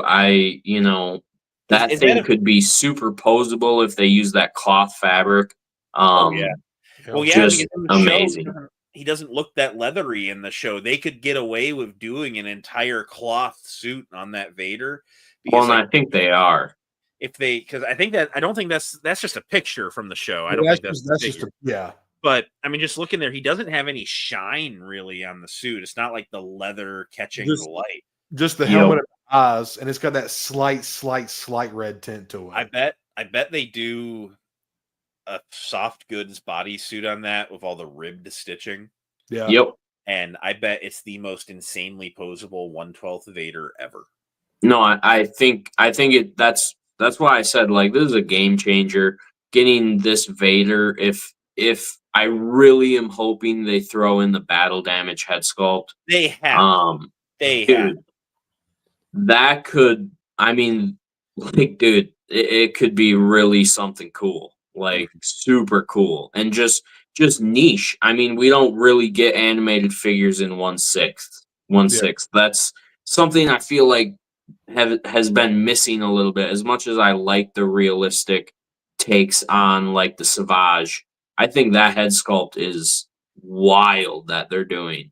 But I do wish we got even like the Bad Batch. I have the entire Bad Batch in Hot Toys. I wish they had like a little bit more of an animated head sculpt with them. What I think is cool too about the Rebels interpretation of Vader is like it's kind of the way it kind of like sharpens up and it's got more of a taller triangle, and it's kind of based off the Ralph McQuarrie art. Even the way the eyes kind of dip in, it has a little bit more of a sharper, less bubbly look to it. And this is really close to what the Ralph McQuarrie for Vader. This whole show was basically based off the Ralph McQuarrie artwork. Yes. Like the elongated limbs and like just that style. They really wanted to like capture that like initial vibe of his artwork, which is just, it's so cool. There's so many people that don't understand that. There's so many people that are just so hung up on that Clone Wars art style. Like Vader, that doesn't. What's that Stormtrooper like? It just like the angulature of this helmet looks menacing. Like, dude, it's one of my favorite designs. And people are like, but I don't have my square chins and noses and blocky faces from Clone Wars style. And I'm like, I don't give a shit. Like, it looks good. Like, it's not supposed to look like Clone Wars. And it's all different. That's something I love with Star Wars is like the 03 Clone Wars looks different than the 08 Clone Wars. And that looks different than the animation in the holiday special. Like it's all just people putting their own like artistic spin on Star Wars, and like I think it's all dope. There have been so many times where I've seen people, everyone wants to go to the comment section and pitch what they want, and Yeah. I want a Star Wars show set in this time period. And I'm like, all right, you're cooking. About this character, all right, you're cooking. And I want to see their adventure during this time in their life. And I'm like, all right, you're cooking. And then like in the Clone Wars, the art style, I'm like, you fucking fanboy. You lost me. You had me and you lost me. If you tell me a good Star Wars story, a really good, well-written Star Wars story, and the only way you can show it to me is with Teen Titans Go animation, I'll watch it. Fuck yeah. I don't care what it looks like. It needs to be a good story above all else. And I'm sorry, but if you finish your argument on what you want to see in Clone Wars animation, you've lost me because now you're just glazing the Clone Wars instead of having a valid take. Like you were almost there. You were this close. Well, and something cool like Rex in Rebels kind of still resembles himself in Clone Wars. Like it's not this like confinement you need to have all animated shows made by. I mean, Ahsoka's not unrecognizable. Like she still looks like Ahsoka. Yeah, you know who it is. Yeah. I mean, same with anyone. I mean, the bit of Anakin's face that you see when the helmet's cut open. Oh yeah, dude. Like, yeah, clearly so good. That moment right there, and intensely beautiful, tragically beautiful. That moment has always gotten me. I just remember fall of 2015, whatever, like we're building up to the Force Awakens coming out, like things are, and all of a sudden after like 5 years, we get a Matt Lanner line in the living room, bro. Never thought I'd ever hear that again. And they bring in Matt Lanner, and it's like, oh my god, they kicked me right in the nuts. I mean, I honestly, that might be my favorite episode. Those two episodes might be my favorite Star Wars episodes of anything. Besides 03 Clone Wars, based off nostalgia. Yeah. Send Pixar didn't happen, Commander Cook. Yeah, we got to see. Hey, are you gonna post it on Instagram, Cook? That'd be cool. Hey, you could put if he sends them in the Gooners Guild. Oh yes, yeah, dude, yeah. If you don't mind, bro, I'd like to check that out. If he wants us to, if you want to, yeah, of course. Don't want to pressure you, but it'd be awesome. No, that just the way that they did the Vader reveal, and we all know it's Anakin. We've been around the block on this, but right, the way that the TIE fighter. That shit was fucking epic, bro. Right, that is Dramanican as it's ever been. Dramanican as fuck, yeah. Bro, when that first fight with Kanan and Ezra, and they almost like don't even see him as like a person. It's just like a dark freaking energy that's just they're like, what was that thing? Like when Maul was with Ezra. And he looked up, and then you see the shadows. He's like, "We need to move," or what? Like, I was like, "Dude, Maul is scared of Vader. Like that should say something." And then he didn't even sweat with those Inquisitors, bro. He was like, "Ooh, what fun!" Like he enjoyed. He was loving every fucking second. Right. Quick work. Even Ahsoka, bro. Dude. Flawlessly took them out, dude. I just remember that initial viewing of the season 2 premiere. I just remember way back then thinking, they're about to get on the Imperial shuttle and the music fades off and you hear the Vader breath behind them. And I just remember the goosebumps, and I just remember that. So that's why they're not in the OT thought came to mind. Yeah. I was just like, that's what happened. What's crazy is I'm sorry. Go ahead, Hyper. No, I'm just trailing off a sentence, but it's just insane how that show that everyone was like, it's kiddie garbage on Disney Plus. They canceled my beloved Clone Wars for this. Dude. Like I'm just sitting here watching it, and I'm like, y'all aren't even giving it a chance. Like this is you were missing out. No, I think they honestly freaking cooked with that show. It is. it is some of the best television I've ever seen. Always, yeah. 100%, dude. I just remember I didn't watch it until 2022 because, like I said, I didn't after the sequels. Man, I know this came out before the sequels technically or whatever. Kind of like left it was up. concurrent. Right. with the first Yeah, two. exactly. And like when the sequels kind of happened, I'm not gonna lie, I loved Clone Wars, and then I seen Rebels. I was like, I don't really know these guys, these characters. I'm not gonna. I might watch it if it comes on. Then like obviously moving up the country, yada yada. But then in 2022, I watched it. And I was like, oh my god, like why did I preach to people about Clone Wars, how it's like not a kid show. It's got politics, genocide, philosophy, nature. Like it's so much more than just what you think. You see this animation and cartoon, and you're like, oh, I'm not watching. Like, and I was a hypocrite about Rebels, and my brother used to tell me, he was like, bro, you gotta watch. He would tell me all the time, watch Rebels, watch Rebels. Ahsoka fights Vader, and I was like, Right. that blew my mind when he told me that. And then when I finally watched it. She breaks the right side of his mask, and then if you're watching Kenobi, he breaks the left side. Mm-hmm. Spitting. That kind of like multi-view, and then you even see both with Obi-Wan and Ahsoka. You kind of see I almost said Hayden. You see Anakin for a second. He doesn't have the Sith eyes when he says Ahsoka or when he's talking to Obi-Wan, and then it's that blue hue from Obi-Wan's saber. And then he's like, you didn't kill Anakin Skywalker. And he gets all fucking crazy. Don't tell me Hayden's not a good fucking actor, dude. I don't want to hear that. Dude, Hayden goes off, bro. Even so, I saw Revenge of the Sith recently in the theater, and I will always stand by that dude gave a hell of a performance during that movie. I totally agree, dude. Anything rough about it wasn't because of Hayden, George told him to do it. Yes, he did it exactly how George told him to, and dude, I'll never hate him for that.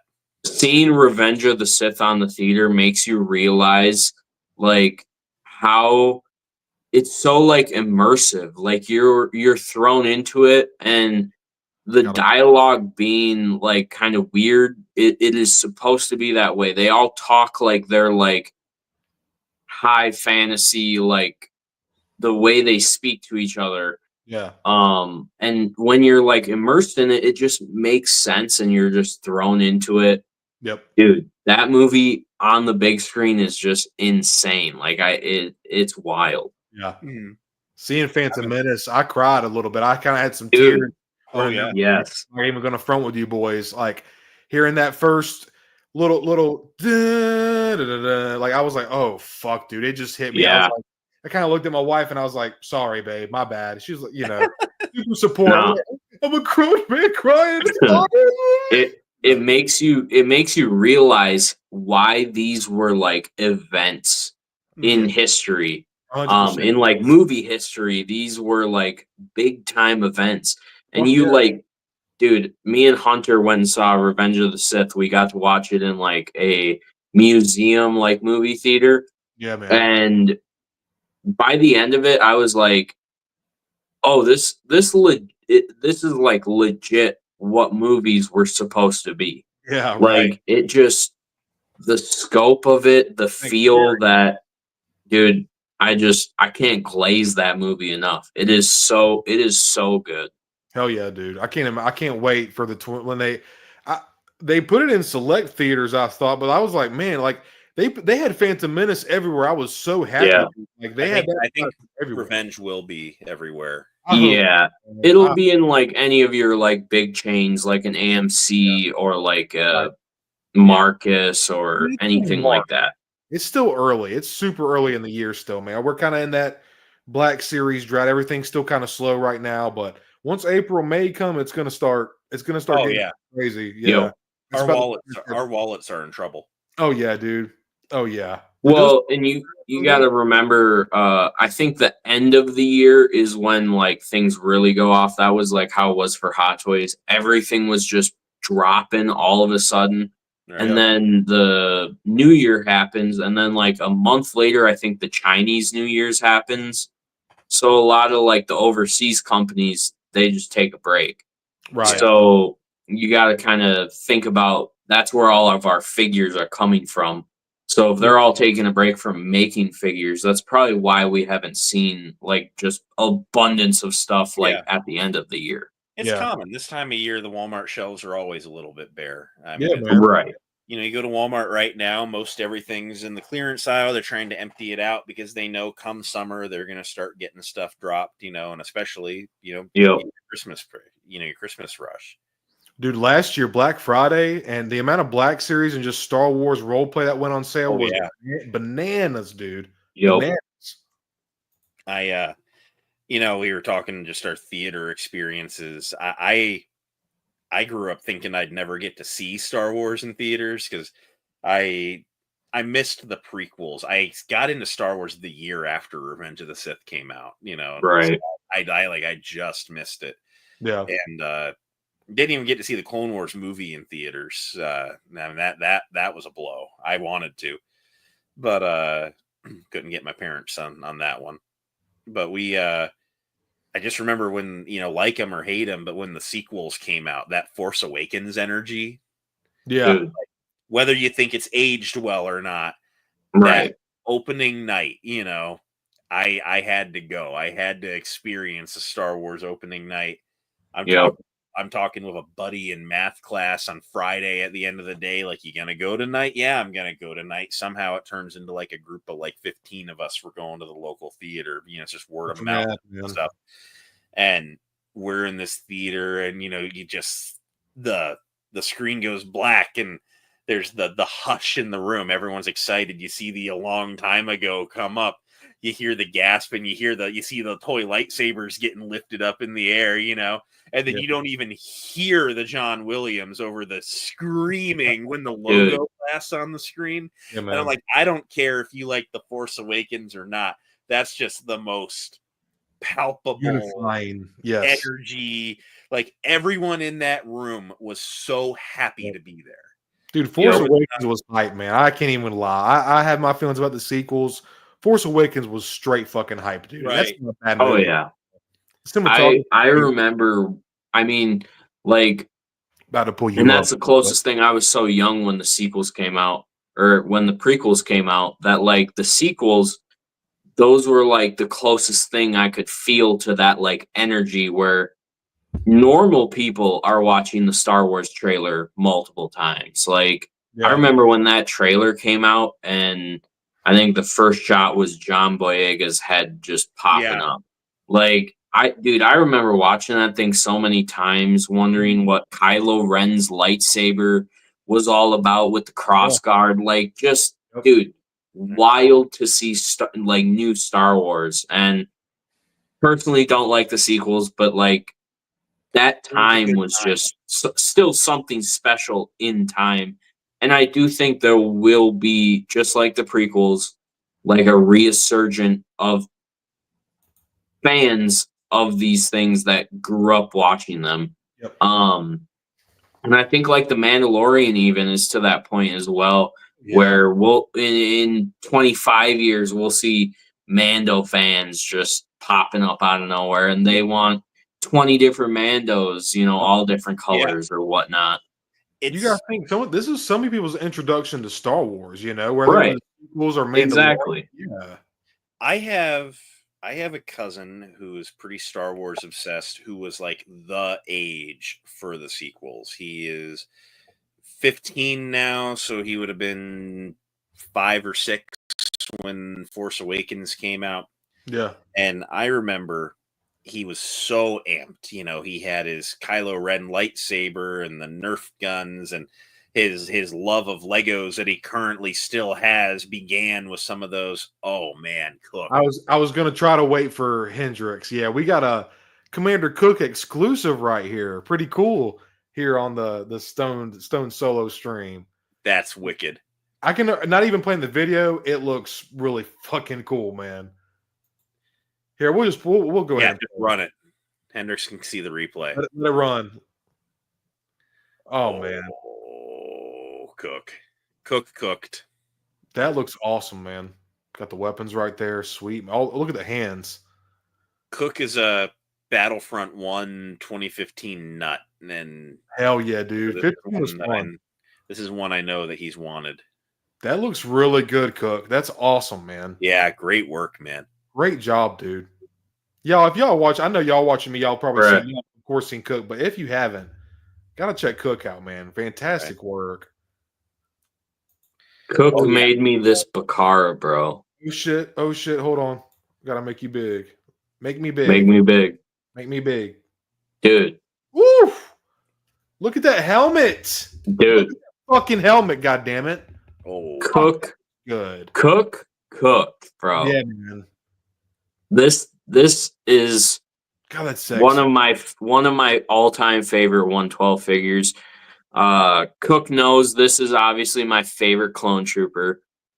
So the sweet boy he is, he decided to make me a Bakara figure, and yeah, I don't need the Black Series. I honestly, like, once they actually decided to make that figure, I'm like, I'm Gucci, bro. I got the Commander Cook exclusive.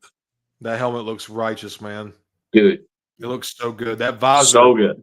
Yeah, man. Very clean and sharp. Commander Cook, I think Chor got a question for you. He was wondering if that weathering is just black paint. Cook's got some awesome content too, man. I like to watch. I forget which one I watched him customize. I watched a couple of his videos, but just like it's kind of like just watching Bob Ross paint, like watching somebody. Yeah. It's just very like relaxing, masterful. Kind of put it on in the back. Yeah, honestly, I try to like. Me and Tommy kind of mentioned this on our stream. Like, I try to watch everybody's content, and like I kind of might have it on in the background, and then I'll kind of like watch it, or like I'll be on my phone, my wife watching on the TV. I try to keep up with everybody's stuff as much as I can, man. There's so many creators just putting out good fucking content, man. You know, there's a lot of content out there nowadays, man. And we all have our own niche. Yeah. You know, you want to hear Hot Toys all day long. You know, Hendrix says infinite Hot Toys, and you know, I'm the Black Series guy. We got a few Black Series guys, but you know, here, give Caveman Cody. Well, and that's something I love about Tommy's channel is that like he's a little bit of everything. Yes, he does, man. Like he's got it all, and I just Tommy's the GOAT, man. But yeah, I like his just like I told you, Hendrix, I kind of like when you just rambling or just kind of like letting your mind like, off the cuff, and that's why I like Tommy's stuff too, man. 100%. Try to pull that back and pause it. Looks so good, dude. Yeah. We gotta. It's just we're glazing cook right now. A glazed cookie, if you will, bro. Right? That just looks so cool, man. What Cook? I have a question, bro. Where were the 3D hands? Were they 3D printed, or are they from another figure, or there's something we need in the Black Series so bad, man? Yeah, I think he does do the 3D printed hands because I know he gave me a few with the clone trooper. Yeah, right. Gotcha, man. That looks so cool, man. My buddy Hyperdrive, he does. He's actually taken some Hoth troopers and indoor troopers, and he's used what's called ret dye, and he's lit the faceplates and like made different like color races. Like he's got like a black guy, Caucasian, like a Mexican looking, like a more like brownish, like kind of mess with the pigmentation of skin tones, and it adds so much. You can add a lot of variety to your shelf messing with the skin tones because there's a couple, a couple of the indoor troopers are black, and I believe there's a couple that are Hoth trooper. I can't remember, but it's just nice to add some variety to the shelf, and even the Black Battlefront games where you can. It's just really cool way to add variety and spice up your shelf, man. Looks really good, man. Cook says the character selection is just so good. Like you can be a Rodian, Bespin, Wink. Yeah, exactly, Cook. Honestly, the possibilities are not limitless, but like you have so many possibilities, man. Honestly. Yeah, when I found out how old Cook was, Troy, I was like, dude, this guy is not even in his prime yet, dude. He is just like scratching the fucking surface. For real, bro. You were talking about ret dye, but they have a white Kingpin from the Hawkeye series. You can find them at Ollie's really easy now. Yeah. And I wanted a Daredevil one, so I ret dyed them. Oh, nice, dude. Oh, yeah. Here, let me make you big real quick. I want to see. I want to see that. I had to run to the kitchen to find that one. He's been in the draining rack for a couple weeks, but that's sick. When I was a child, I killed my father. I'm just kidding. I believe Kingpin kills that because when I first watched it, I was like, "This is Kingpin? Like he's supposed to be like proper and like fucking. Now he's a big guy. Don't get me wrong, but like, Right. Ryan Shaw, he was supposed to be this giant, like super prim proper, and then he started growing on me. I was like, okay, I kind of fuck with this guy. Yeah. I like him. I do. I like him a lot. My father believed in a good future for this city. Bro, me and Hybrid have actually seen that dude in person. Oh, that's cool, man. He's an incredible actor, man. His range. And Charlie Cox. Charlie, yeah, seen him in interviews at ICC, bro. At ICC, I didn't meet him that No time. way. He was there. Yeah, they I met both Charlie were there. Cox there, but we didn't. Yeah, no, I've seen him at a couple other. Well, I've been trying to catch him at a con. He cancels a lot of cons. Like he'll like wait till like the weekend of and then be filming something. Bro, check this figure out. Oh, speaking of customs, Make me big. so this is by a guy named Riley Lowe on Instagram. I think his Instagram name is actually Sixth Hero. This figure is absolutely amazing. I also have a custom Hot Toys Bespin Luke by him as well, and the dude is just masterful at Hot Toys customs. That looks insane, dude. It's wild. He actually added like real hair and everything to the head sculpt. Oh, man. Yeah, it's pretty insane. What was he called again? Sixth what?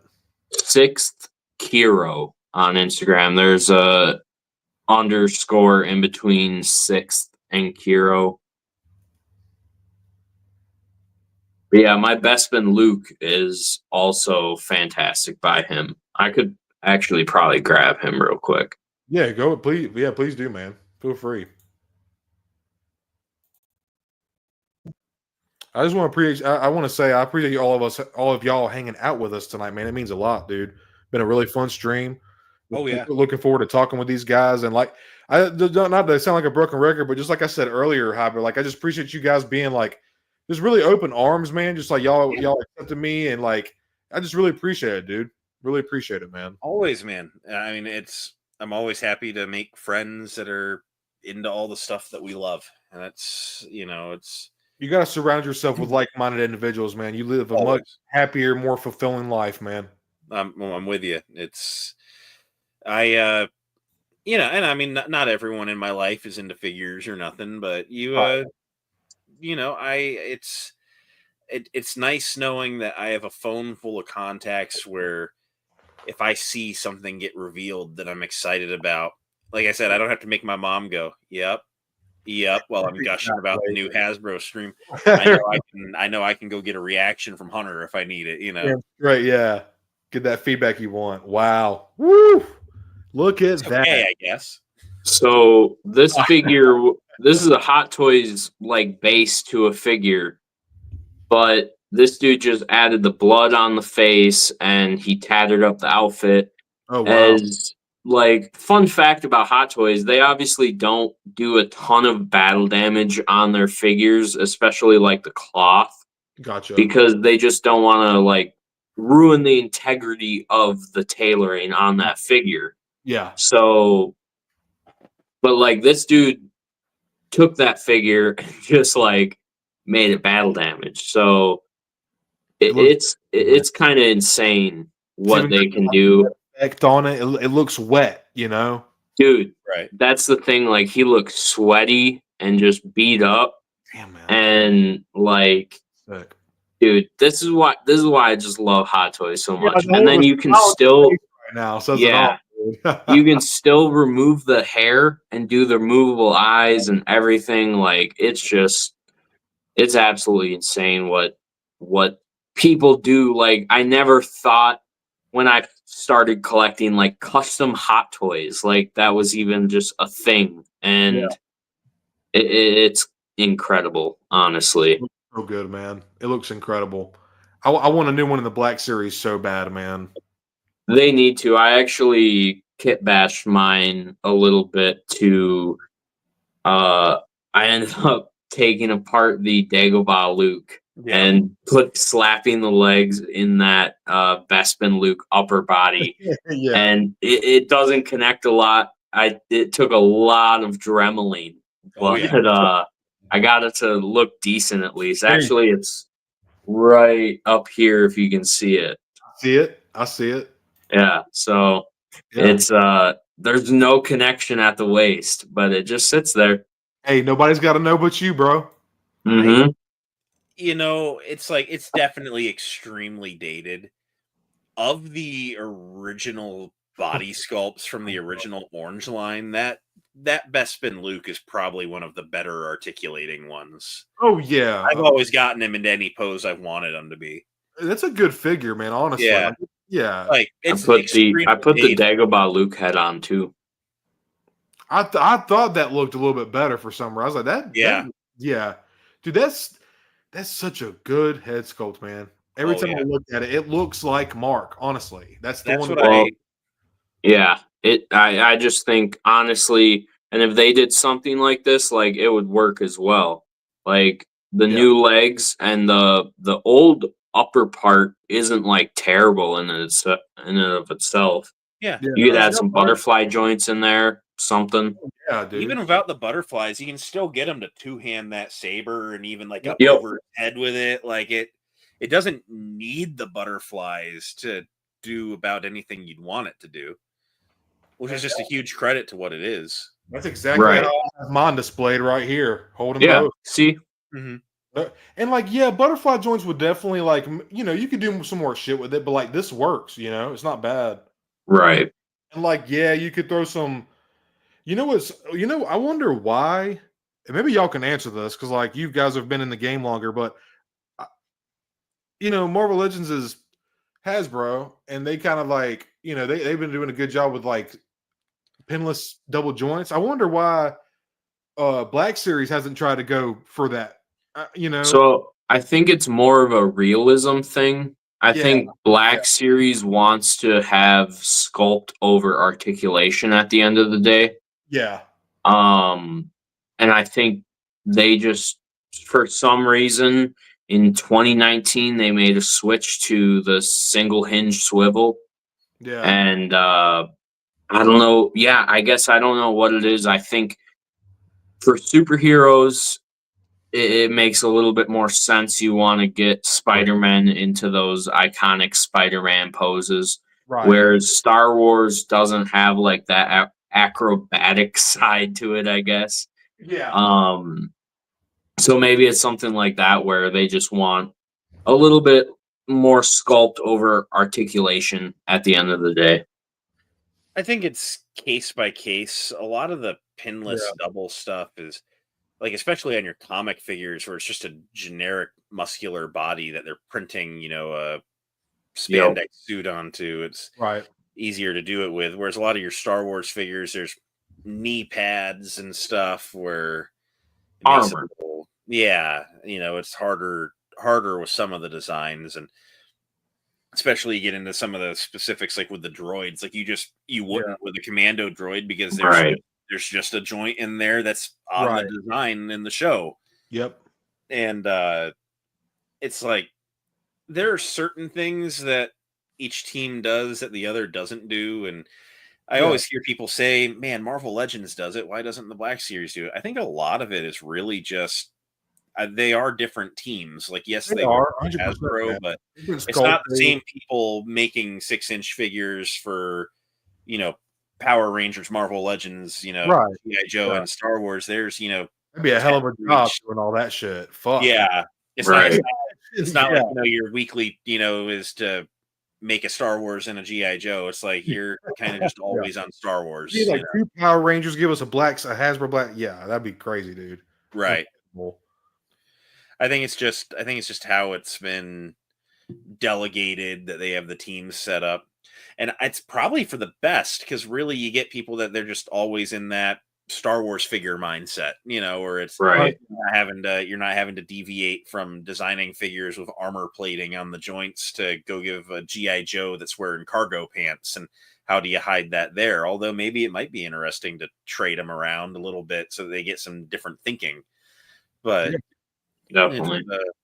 But it's I think it's mostly just because they're different teams at the end of the day. No, I think that's a pretty good reasoning behind that too. And like, it's always good to have people with different opinions. Like Tommy kind of touched on this. Hate to keep bringing him up, but like he just, he's just kind of relevant. Like sometimes when you're in an echo chamber and you have the same people that think the same all the time, sometimes it's like you don't have anybody to have a rebuttal in like a conversation to you. So like, yeah, pins are fucking shit. Like I'm not buying that. Like it's nice to have Right. this figure's not that bad, and they've made this one like you kind of get some rebuttal, and it's nice to have somebody say like yeah, and then have a no, and then wonder why, and it makes you kind of think differently. It's just refreshing overall. No, I mean it makes sense. Boring, No, it Drew too. Thank you, bud. I bet it'd be interesting because, like, I mean, what's the Marvel Legends guy? Isn't the guy in their live streams Dwight or something? That sounds right. Yes, yeah. I bet if Dwight spent a day, doing Eric's job when Eric went and did Dwight's job for a day, I'm sure there'd be, well, why don't you do it that way? I'm sure there'd be a lot of that being said, where it's just right. Just different teams have found what works for them. I remember when I first started collecting, and obviously, like I've gotten more skin in the game and whatnot. Like, because I'm not Black Series, I'm pretty knowledgeable. I can hang my own. But when we start getting into Marvel Legends and people start talking about waves and years, I'm like, I like X-Men. That's about it. Yeah. People saying like giving Black Series a hard time for reuse and shit. Even when before I started becoming even like known on the terms, and they were like, oh, Black Series have so much. I'm like, even just from the outside looking in, I'm looking at all these Marvel Legends figures. I'm like, that's all I don't hear anybody talking about wild. Yeah, no, dude, the Marvel Legends reuse is insane. Yeah, I mean, insane. Yes. For people like Jersey Maniac Collector that thinks that every clone trooper should be a head-to-toe new sculpt every time because otherwise lazy scummy Hasbro. I wanted to turn around and look at those shelves of Marvel Legends and count out how many Bucky cap bodies were used. With a slightly muscular physique. Yep. Oh, dude. Even as a guy that doesn't touch comic Legends, I know the Bucky cap body. Exactly. Spit. Yeah. Like, where's the disconnect happening? Like, we can criticize this line for this very thing, and then you just totally skip over. Like, where's I just don't understand the logic there sometimes. Right. Like, and that was when I'll admit he's an incel across the board. He says that Marvel Legends should do a new muscular body sculpt for every spandex guy too. So I mean, for what it's worth, he's just completely and totally ruined. There's no redeeming him, no matter what. But it's not just his Star Wars takes that are bad. Later, Max Reba. Have a good night, man. We'll probably wrap it up soon, man. I'll keep yapping with these guys. We keep going on tangents, man. But thank you for bringing out, man. Thank you. Having fun, man. So, I'm flies, dude.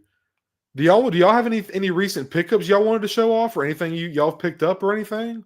If not, it's totally fine. We can keep yapping. I just wanted to kind of.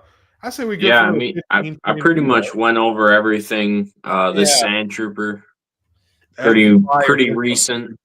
Yeah, Marok was my score of the day. Okay, cool. I don't have it handy. I found on clearance for $3 the Micro Galaxy Desert Skiff with Han and the Nikto. Oh, damn, nice. $3, $3. I'm gonna get that. I mean, that's where I get a lot of my micro stuff. Is if it's in the clearance aisle, it comes home. Some OT trash, bro. Yeah, right. I've been waiting for that Pod Racer 3-pack to go on sale, man. But it's been like 34 strong, man. I got it. I don't think it's in my room right now. No, I found it for price, but I found it for 17. So yeah, I was pretty. I appreciate you, man. These guys are knowledge, bro. I'm just spitting bullshit. These are the. No, we're having fun, man, dude. But regular people. Yep. Another recent pickup. I've been flexing them all night, but the Commando. I should be getting my Bakara on Monday. Kelnaka tomorrow. So there's some stuff coming. You got your Kelnaka from Big Bad, or you got it from Amazon Hybrid? Amazon. I saw. Like I said, I don't really pre-order, so I saw people were getting him, and so this morning I looked on Amazon, and it was like, "We'll be here tomorrow if you order today," and I was like, "Sold." So I think pre-ordering is kind of, and I still do it. But I think pre-ordering is kind of overrated nowadays for sure, man. 100%. Yep. There's nothing that you're not going to get. There at one point during pandemic was an issue where it's like if you didn't pre-order it, you might not see it. Exactly. Right. But not so much anymore. Sorry, guys. I'm just plugging up real quick.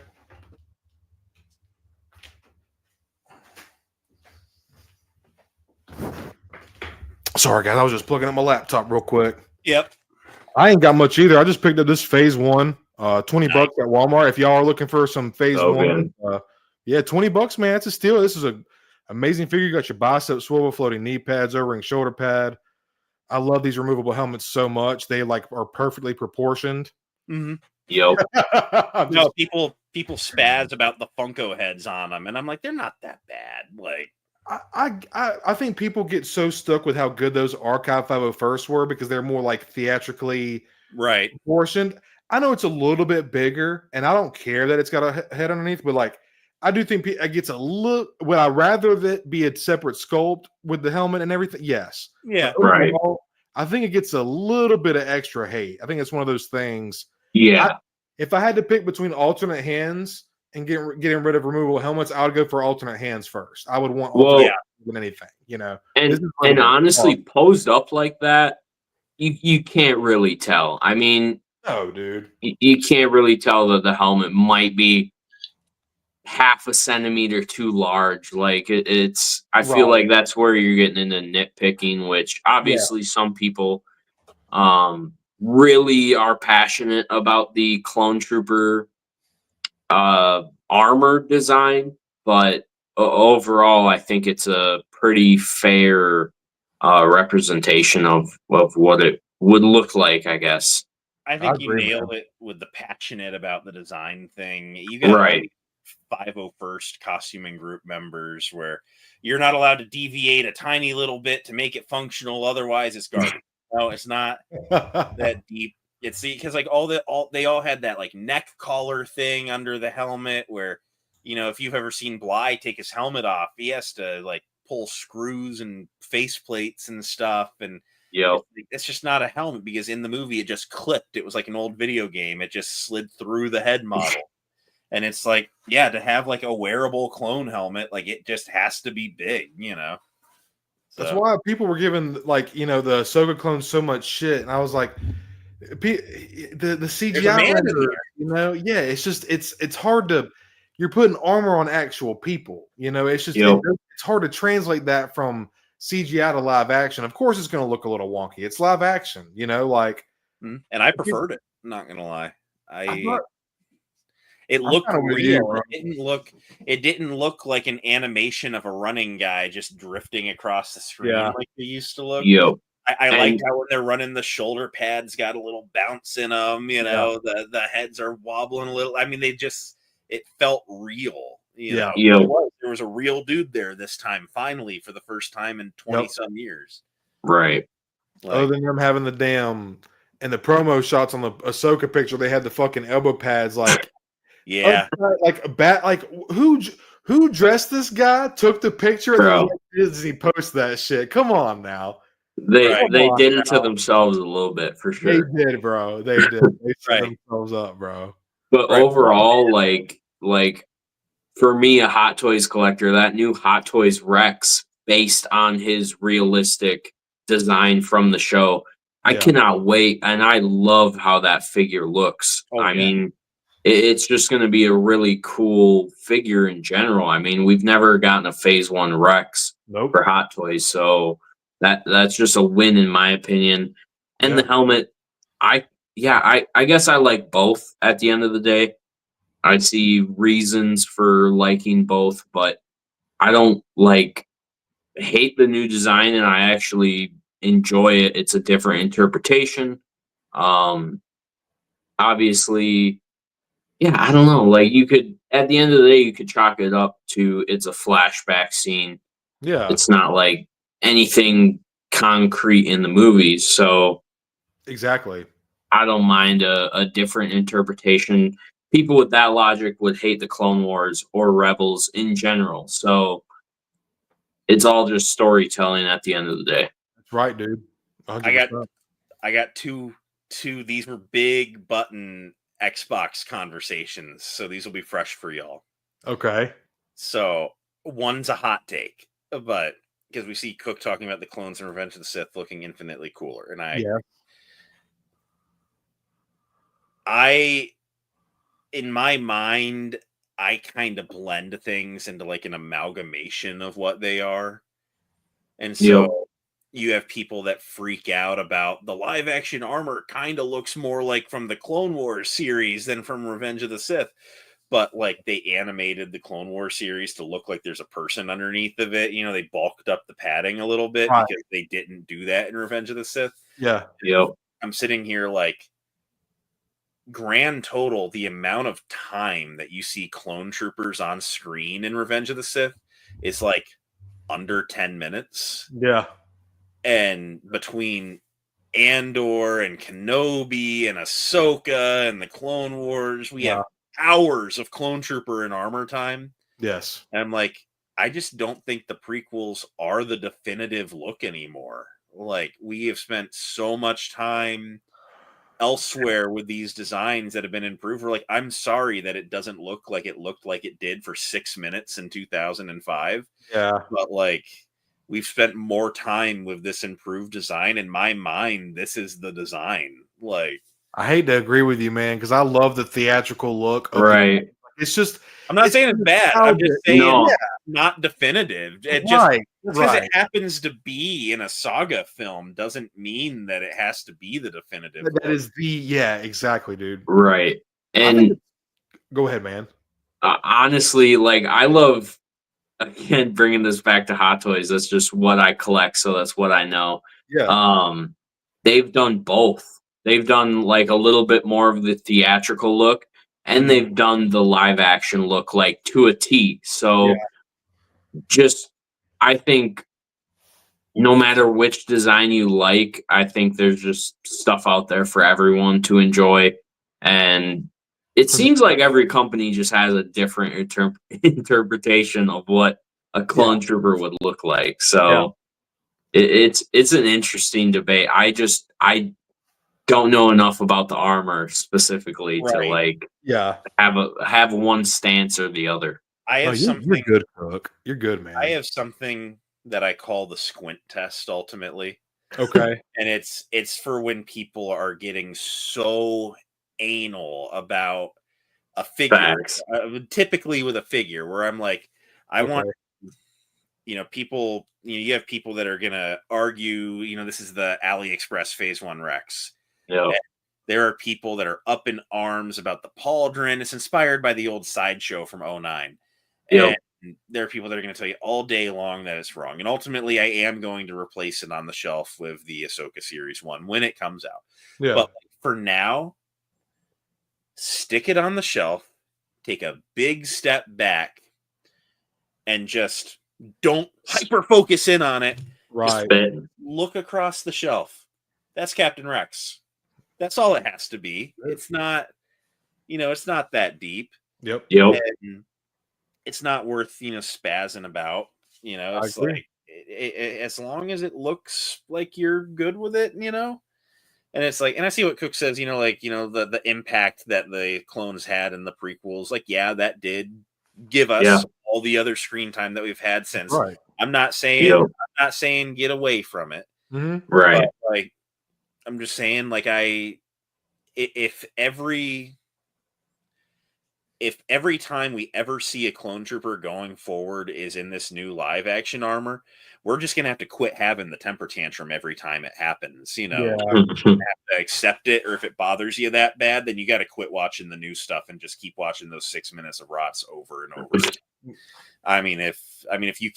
If you can't let go just long enough to appreciate what's here for what it is. That's right. And that's not anyone in this chat, but it's like, that Trooper Addy guy on Instagram. Like, oh my God, that guy's rough. But I haven't seen him. Dude, it's rough. Yeah. He had a spaz out. He had a spaz out over Clone Wars Anakin. I don't want to talk. Like tunic color, bro. Dude was crashing out over some silly stuff. Dude, I tried to have a conversation with. I showed y'all a conversation with Blue Harvest. He who shall not be named, Blue Harvest, and he wasn't like outrageous or rude or anything, but like I even given him his flowers. Like I was like, okay, I get what you're saying. You got some credibility to what you're saying, but to like the extremes you're going is just like it's a little too far. And like he couldn't even see that I was agreeing, like trying to give him. I was like, bro, I get your plight. Like I'm not even like disagreeing. Like I'm giving you, telling you your credit. Like I'm giving you your credit, but like at the same time, the way you're going about it is just not right in my opinion. You do you. He's got his phone one, and like it is your freedom of speech, and I'm not. Who the fuck am I to impede that? I'm nobody, and he deserves to say what he wants to say. But I just don't. My morals and ethics, I just personally don't agree with it. It's not how I want to look at it. You know, he exploded on me in DMs like a year ago, and then blocked me. Where it was when the Black Series Savage Press got announced. Yeah, and he's crying on his Instagram story about how Black Series is always getting preferential treatment and TVC never gets anything. And it was one of my first interactions, like exposures to him. I sent him a DM and I was like, hey, it's worth remembering. Sometimes Black Series gets it first. Sometimes TVC gets it first. But sometimes Black Series gets it first. And usually a main character like that, if one line gets it, the other line is surely going to get it in the next year. Yeah. They beat us to pre-Vizsla, and I was like, and for what it's worth, if you're like desperately looking to get some sort of Savage on the shelf, the 3-inch one from the animated line was a good figure. Like it was. I had it as a kid. I remember it well. I was like, you've got an option if you need a Savage today. Yep. And he went off, that's something one of you stupid fucking Sixers would say. And like, he's like melting down. I actually have an answer on that, but like he went off on me and called me a stupid fucking Sixer and is swearing at me about how the animated figure doesn't hold up and is just freaking out. And I'm just like, dude, I'm just saying it's coming. Like, right. What are it's you like he wants to argue. He doesn't want to debate or conversate. Like I think he was, and then he hearted my comment. And like, after I told him, I was like, bro, I was agreeing with you. And then it was just like, I don't think he's actually interested in conversation. I think he legit just wants to complain and like, try to ruin he just shits on the Black Series, and I just don't get it. Yeah, no, he legit hates the line. Like he wants if he was in control of shutting down the Black Series, he would 100% shut it down. If he thought the Black Series ending would add a nickel to the Vintage Collection budget, he would do it. No thoughts. So real quick, for Chris G, is the Blue Harvest guy a perv? There's 2 Blue Harvest. Blue Harvest Collector on Instagram is just a whiny 3 3/4 inch incel. There's a Blue Harvest. I think the channel name is just Blue Harvest. I think he's a British YouTuber. I don't promise that, but I think there were some accusations. I couldn't tell you if they were real or not, but I know the Blue Harvest you're talking of, and it's not that one. Okay.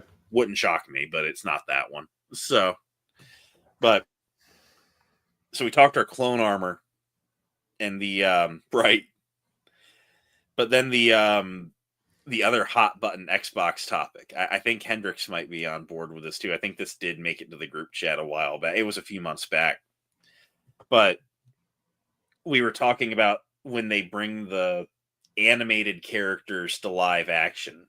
Dude. Me and Hunter sat on a bench and debated this, dude. He's still mad about this? He's why I'm bringing it up. We were talking about that, bro. Because he was not seeing it at all. But, when you're bringing an animated character to the Black Series like Kanan, I get it. You adapt it. You get an idea. But now we've started seeing some of these characters appearing in live action, and we've gotten casting on them. My take is going forward, if they're going to give us any Clone Wars era Ahsoka figures, it should have a resemblance to Ariana Greenblatt, because now we know what Ahsoka looks like in the Clone Wars. We've finally seen a live action version. If they decide to give us tube top Ahsoka, it should have some resemblance to Ariana Greenblatt. Also, if they decide to give us a season 2 Sabine from Rebels, it should look like a Natasha Luberdizzo, maybe a little younger, because before they just had to guess, but now we know what she looks like. Yeah. Like No, they had that photo of Freddie Prinze Jr. on the dash of the Ghost on the set of the Right. Ahsoka series. I think if we get a blind Kanan, it should have a passive Freddie Prinze Jr. likeness. Now that we know that's what he looks like in universe. damn, Right. So let me start this debate. This is what I told Hunter. So for a line that is trying to go for realism, again, I'm going to be talking about Hot Toys because that's what I know.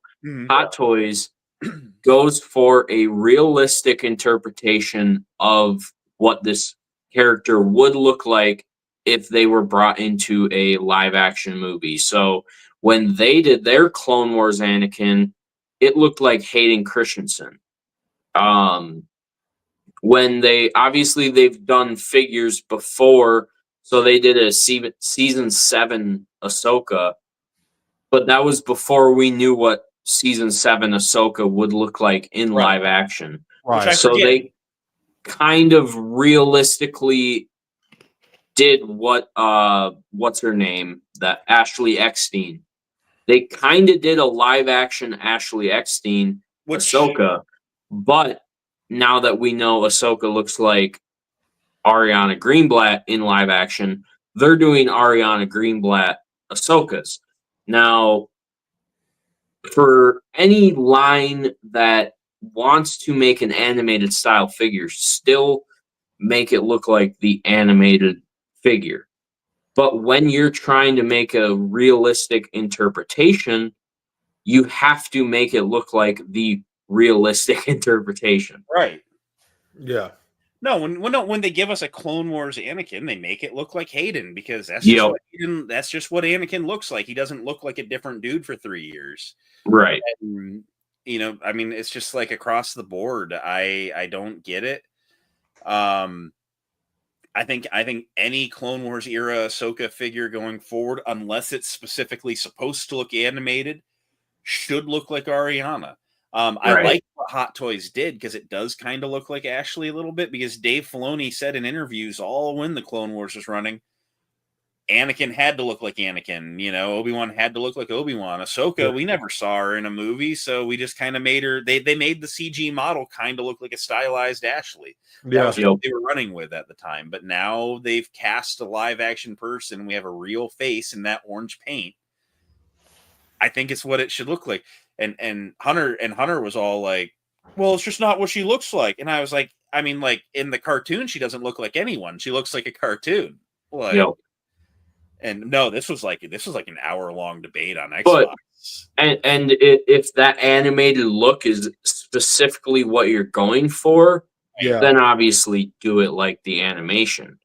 Right. But if Black Series, Hot Toys, even TVC at this point wants a realistic interpretation, so if they go back and do a season 7 Ahsoka 2.0, I think you should make it look like Ariana Greenblatt. 100%. I think if they did a Rebels Ahsoka 2.0, it should look like Rosario. Facts. Just if Hot Toys decided to do a Rebels Ahsoka, it should look like Rosario. Yep. Just now that we have faces to put with these characters, Or if Hot Toys did a Kanan, make it look like that, actor. Right. If it's not going to be in this sideshow animated line or the it needs to look like whoever we've seen on screen. I'm tired of all these guesses. At this point, our core animated characters have pretty much all hit live action to some degree, and it's time to run with it. I mean, Sabine should never be a random cosplayer looking chick ever again. It should be Natasha going forward, Right. Same with Hera. I would love to, like they just did that rerun of season 1, Hera and Sabine. I wish they gave them new heads. I wish that they'd made them look like the live action, Mary Elizabeth and Natasha. And it's just, I don't want these guesses anymore. I want them to go with what we've seen. And, like Sabine in Rebels is 10 years younger than the Ahsoka series. So I don't know. base it off of Natasha's high school yearbook photos, whatever you got to do, you know, like, but it's what she looked like, you know. I think no, and y'all are definitely have a really good points, 100%. I don't know what it is for me. I think I'm kind of like the whole Clone Wars thing with the CGI thing, how the people like the Clone Wars like that, those proportions better. I think I just have that weird like newer nostalgia for Rebels because I really enjoy. Yeah. It's like Hera, the non-photo real figure actually does not look. It doesn't bother me that much, but like Yeah, I now, still have that. Right. I never. it doesn't look that bad. Now, don't get me wrong. I had the photo real and I really like it, but like I kind of enjoyed the animated likenesses more because it kind of takes me to the show rather Yeah. than like Right. Ahsoka. But I think you kind of got to going forward. I think you're kind of spitting, dude, because now we have like a definitive live action. We know what the actor looks like. That would it would look like Right. in real life, you know. And you know, you're still allowed like that the animated Rebels stormtroopers we were just looking at. If you're gonna make a Hera and you know Sabine for that line, go with that stylized animated look. But if every other figure that you're producing is a live action version Right. of whatever character you're making, I think at least to some extent go for that live action look. Yeah, because like the Padawan Ahsoka figure, exquisite figure. The Yeah. I know some people had some QC issues with the markings on her face, but mine was done gorgeously. And like Yeah. I think that is a perfect example of animated likeness transferred over to a figure. And Definitely. I would have been kind of disappointed if it had an Ariana because that figure takes me to Clone Wars '08. But now if Right. they did it with Ariana Greenblatt or what's her name? Ariana Ariana Greenblatt, right? Greenblatt. I'd still buy it because it's like Yeah. it's still a version of a canon version of Ahsoka now. You know, Right. like it exists. It's in the media whether you like it or not. But I Right. will always I have to defend at least my nostalgia for the animated like this man. It's a good figure. I just if it Yeah. had a different head, I don't think it would ruin it. Like I wouldn't look at it and be like, that's an Ahsoka series figure, you know, Yeah. 'cause, like, Right. it's still very much also a Clone Wars animated series outfit. Yeah. Like there's a line, but Yeah. I agree. Like I still like when these companies do that stylized animated look, but at the end of the day, I still think it's down to what the overall company does if they're making realistic figures or not. Um, but like I said, yeah, if you're making animated style figures, go with obviously the animated style. yeah. But you know, and obviously Black Series with that figure, it would be interesting to see if that figure came out right now instead of before we saw Ariana as Ahsoka, Yeah. what that figure would look like right now. But Yeah. you know, that came out before she played the character, so yeah, I don't know. I love that figure and I love any animated style figure, so I still have that love and appreciation for the animated style, but can still appreciate a live action interpretation. I think you Right. just said it perfectly, dude. I think that's the best way you could I think I agree with that wholeheartedly. And Yep. even I with mean, it would man, it'd be cool to keep giving us both likenesses of the animated or I think I would be down for that. Some people Right. might prefer just live action and then vice versa. You know, everybody's Right. different, has different focuses when it comes to collecting, you know. right. I just know, Troy spitting. you know, like I'm waiting for Yep. I'm waiting for them to do they haven't even pipelined it yet, but I'm sure they're going to be doing a flashback Ahsoka in the first outfit, like Hot Toys is doing, where she only has Yep. one green lightsaber. Yeah. And I'll buy it. I'm sure Black Series is going to do it. And of course, they'll have an Ariana likeness then. And same as how you can peel the hair off of like the Lukes and stuff. The head tails for all the Ahsoka figures For are. Leku, yeah. And honestly, I'm probably going to be buying duplicates of the flashback Ahsoka and doing some head swaps. Like I want my Siege of Mandalore Ahsoka like looking Yeah. like Ariana.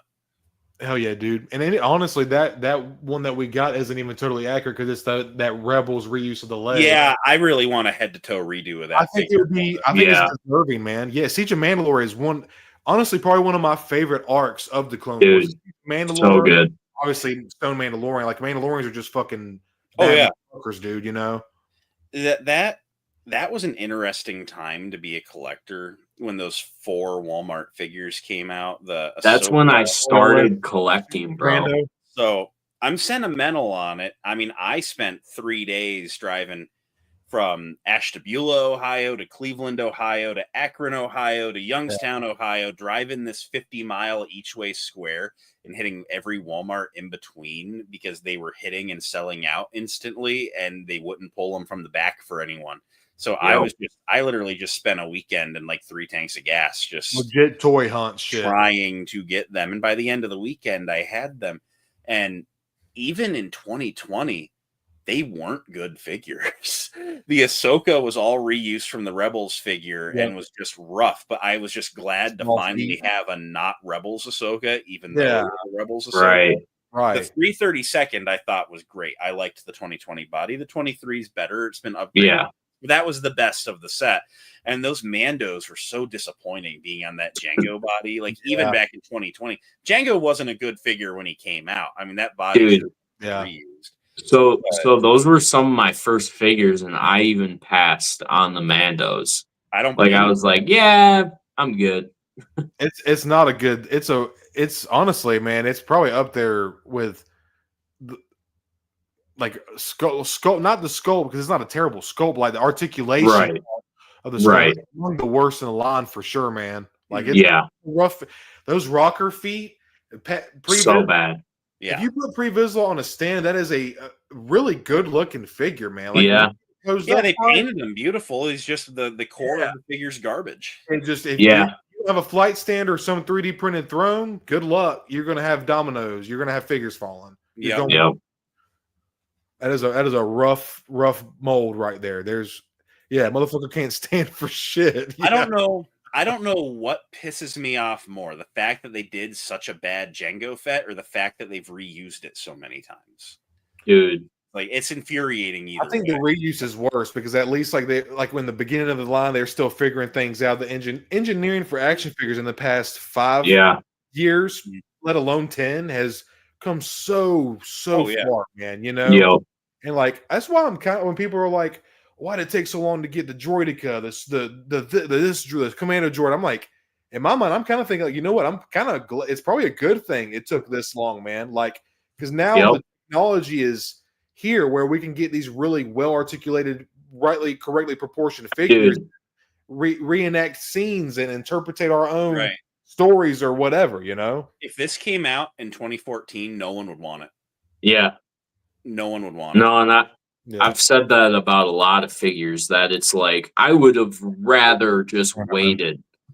You know, I'm so glad that this comes out now rather than 10 years ago and it would have been a dud figure. Look at the B1 Battle Droid, man. That's one that I wish they would do. I'm this close to getting the SH B1 Battle Droid. Dude, get it. I have 6 of the SHF, dude. It's so good. On sale Amazon for $50. And I just dude, it goes for so cheap and it's so it is so good, dude. I seen the way so good. It looks man. I have 24 tan ones in the Black Series. I'm so jealous, dude. I'm so jealous. They're hard to find, bro. Yeah. I don't want to touch that figure arts because I don't want to like them any less than I already do. They made me buy stands. Better Carbonite. And I mean, I love them. I mean, I got a separatist. I realized I have a whole freaking detail for clones. One shelf with some battle droids. I had like 4. Yeah. So it was like a 2-year mission. Like every time that I found a battle droid that wasn't marked up, I was buying it. So I'd go to a comic because you'll never find the tan ones below retail. No. I'd go to a comic shop and I'd see one for $25. I'd buy it. Snag it. Yep. And I mean, it was like a 2-year mission. Just every time I could get one, I did. And but yeah, I don't need to touch that figure arts. I won't like them anymore. Oh, it looks so fucking good, It looks man. amazing, and honestly, I'll probably God. grab 1 or 2 anyway. But like, Yeah. I'm not. Just I'm for that not replacing. I'm experience. too invested. Oh no, they had yeah, because that gets pricey for sure. Oh Yeah. shit. Oh shit. Hybrid. I got it. Once they come out with a tan one, bro, You're cooked. you got to get this thing. Man. God, that looks This Hot good. Toys B1 is so damn good. It's not even funny. Like it is such a good figure, dude. That looks awesome. Mm. The paintwork, you can't even see it on this video, but Yeah. Yeah. No justice. it's pretty spectacular. No, he's beautiful. I did you have him yet when we were there last year? I feel like I saw it. might have. I have 2 of them now. This is my second one, but I might have at. I don't remember quite. Maybe not, but maybe. Yeah. Right. No, I kind of got bit by the SHF bug. That's for damn sure. I'm excited to get 3PO open. That's why I was so bummed about the Luke, because I'm really hoping that they nail Han and Chewie, because like I would like to have a definitive 77 crew or a New Hope, Right. whatever you like to call it. I think the new Black Series ones have potential to be pretty good Han and Chewie figures. I think so too, man. I'm selective with my imports. Like, Here's the SHF. oh, we know he's handsome. Dude, and like Black Series just needs to redo it so bad, man. Especially with the Commando and the Super Battle Droid. Now that they have that ball joint hip system with that dumbbell ball joint, like it would just because those and that's almost what this figure is it's like if Hasbro did it nowadays with like really sturdy joints and everything. Right. It you know, with the imports, like I'll grab one here and there. It's like I generally prefer the build quality for the Black Series. I kind of just like I'll get a import of a figure if it's like a character that I really like that either Black Series hasn't done or didn't do well.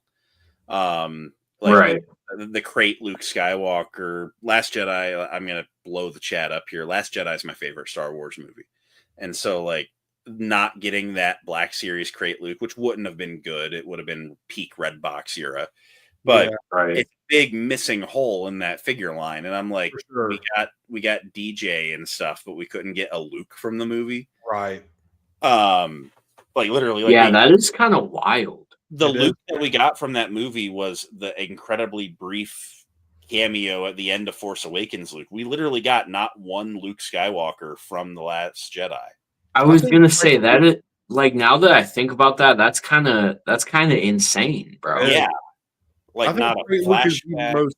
Go ahead, Hybrid. Like just not a flashback, not a Force projection. Yeah. Like, they never repainted the Force Awakens Luke to be Force Ghost from Rise of Skywalker. And that's like, I mean, that's easy. Right. Yep. That is wild. But so like, and that crate Luke figure arts is great. I mean, it has a great likeness and the articulation is good. I ended up picking up the Rey, the Last Jedi Rey, and I think the Black Series one was pretty good. I had the Black Series from that Disney 4-pack that you could get at Galaxy's Edge. It had a photo reel on it. And like the Black Series was fine, you know, but like the figure arts was better. I won't say it's not. But the Kenobi series Obi-Wan, it has some of the same quirks the Black Series does, but they're not as extreme. So like I'm okay with that. But I actually have a video idea in mind where I'm getting the new figure arts Stormtrooper and the Mofex Stormtrooper that are coming out. And I just want to do a comparison to the Black Series Stormtrooper and kind of just like a balancing rank scale thing on it. Because, like, don't get me wrong, if your criteria in a Stormtrooper is you want so much elbow range that he can touch his own shoulders like that, yeah, you probably want the import. But you get all this gappiness in the elbows, you know, and it's like because you have to have a double hinge in there, bro. And it's like, you know, like certain like that new Luke from the Mandalorian Yeah. has big gaping rectangles cut out in the fronts of his sleeves, so you can have like double elbows. Like, Yeah. Black Series I have goes a little more than 90, but the arms don't look like shit in any other pose. Like there's a balance. Yeah. Right. And honestly, though, like, dude, that Mafex Stormtrooper looks so good as a OT Stormtrooper. It does. Like, if that's what you 100% want on your shelf, I think it's a no question. I get the argument that the Black Series is good enough, but for some people, it's just they want that specific look. It's just a weird thing in their head that just like you can't scratch that itch with anything else. Right. No, and that's the point I want to make in the video too, would be like, if you're looking for a stormtrooper with a wonky forehead brow and a holster, then you should go that way. But if you're just looking for the best stormtrooper you could get for your collection, you know, for a 1/12, like I think if you're not looking for a movie specific one, if you're just looking for a stormtrooper, I think objectively the Black Series stormtrooper is better as far as balancing appearance with articulation. But they go extremely specific, you know, OT with the Mafex and the figure arts, but you get that kind of gappiness in the articulation in places. It makes it wonky. If you don't pose it certain ways, it can look bad on the shelf. Yeah. So, like anything, but the Black Series tends to be more common man friendly. If you're not a crackhead about armor like some of us that, you know, and it's like, you know, like you have people that watch channels like ours, and you know, Coffee just frequently, you know, find God and get the figure arts. Sometimes the figure arts isn't better for everyone. No, you're spitting, dude. Yeah. And it's like, but everyone's always just get the import, get the figure arts, get the Mafex, get the hot toy. And like, right. Black Series is okay. Like, you know, like, and that's honestly like the thing that, you know, some people would think is it like a downer. Oh, you're not going to get the same figures as I'm going to get, or, you know, you don't think this figure is as good as this figure, but we're all here to just, if you enjoy the easy to get, you know, simple Black Series figure, then go for it. Like, have fun with your, you know, there was figures recently that I was thinking about, and I'm just like, you know, I just want like a fun, like posable figure that I can just mess with all the time. Where if I'm going to go for a Hot Toys, I'm not going to get the figure I want to mess with all the time. Like that's going to be something I need to put on the shelf, and it's just basically going to stay there. And sometimes you just want that thing that's easy to pose, fun to mess around with. So it's really just all about personal preference at the end of the day. 100%. You know, there's things like, if they did a figure arts of this guy, I probably wouldn't get it. I'd like, this is okay. Like, it looks good. Like, and that's facts that like you don't need an import of like every single figure. Like that's just ridiculous. Right. And even if they did an import Commando droid, I still think the Black Series is it does the job. Because like it's like, you know, people. Well, and that's why I've never like really called for like import clone troopers, because you don't want to buy 10 clone troopers at $100 a piece. Right. I wouldn't. I might get one for the novelty of it, but yeah. You know, I have a DTOL full of clone troopers. I bet I have over 100 clone troopers. Oh, that's a lot. I think Commander Cook is spitting right now, because like I think they could tweak it. Yeah. Yes, bro. Facts. Throw the bicep swivel on it and make it a little bit bulkier. Like the Clone Trooper got a redo. Give the Black Series. 2020 was the last time we got the Stormtrooper. I feel like Stormtrooper is the most iconic design other than Vader in all of Star Wars and R2 and 3. But like I was thrown in 23.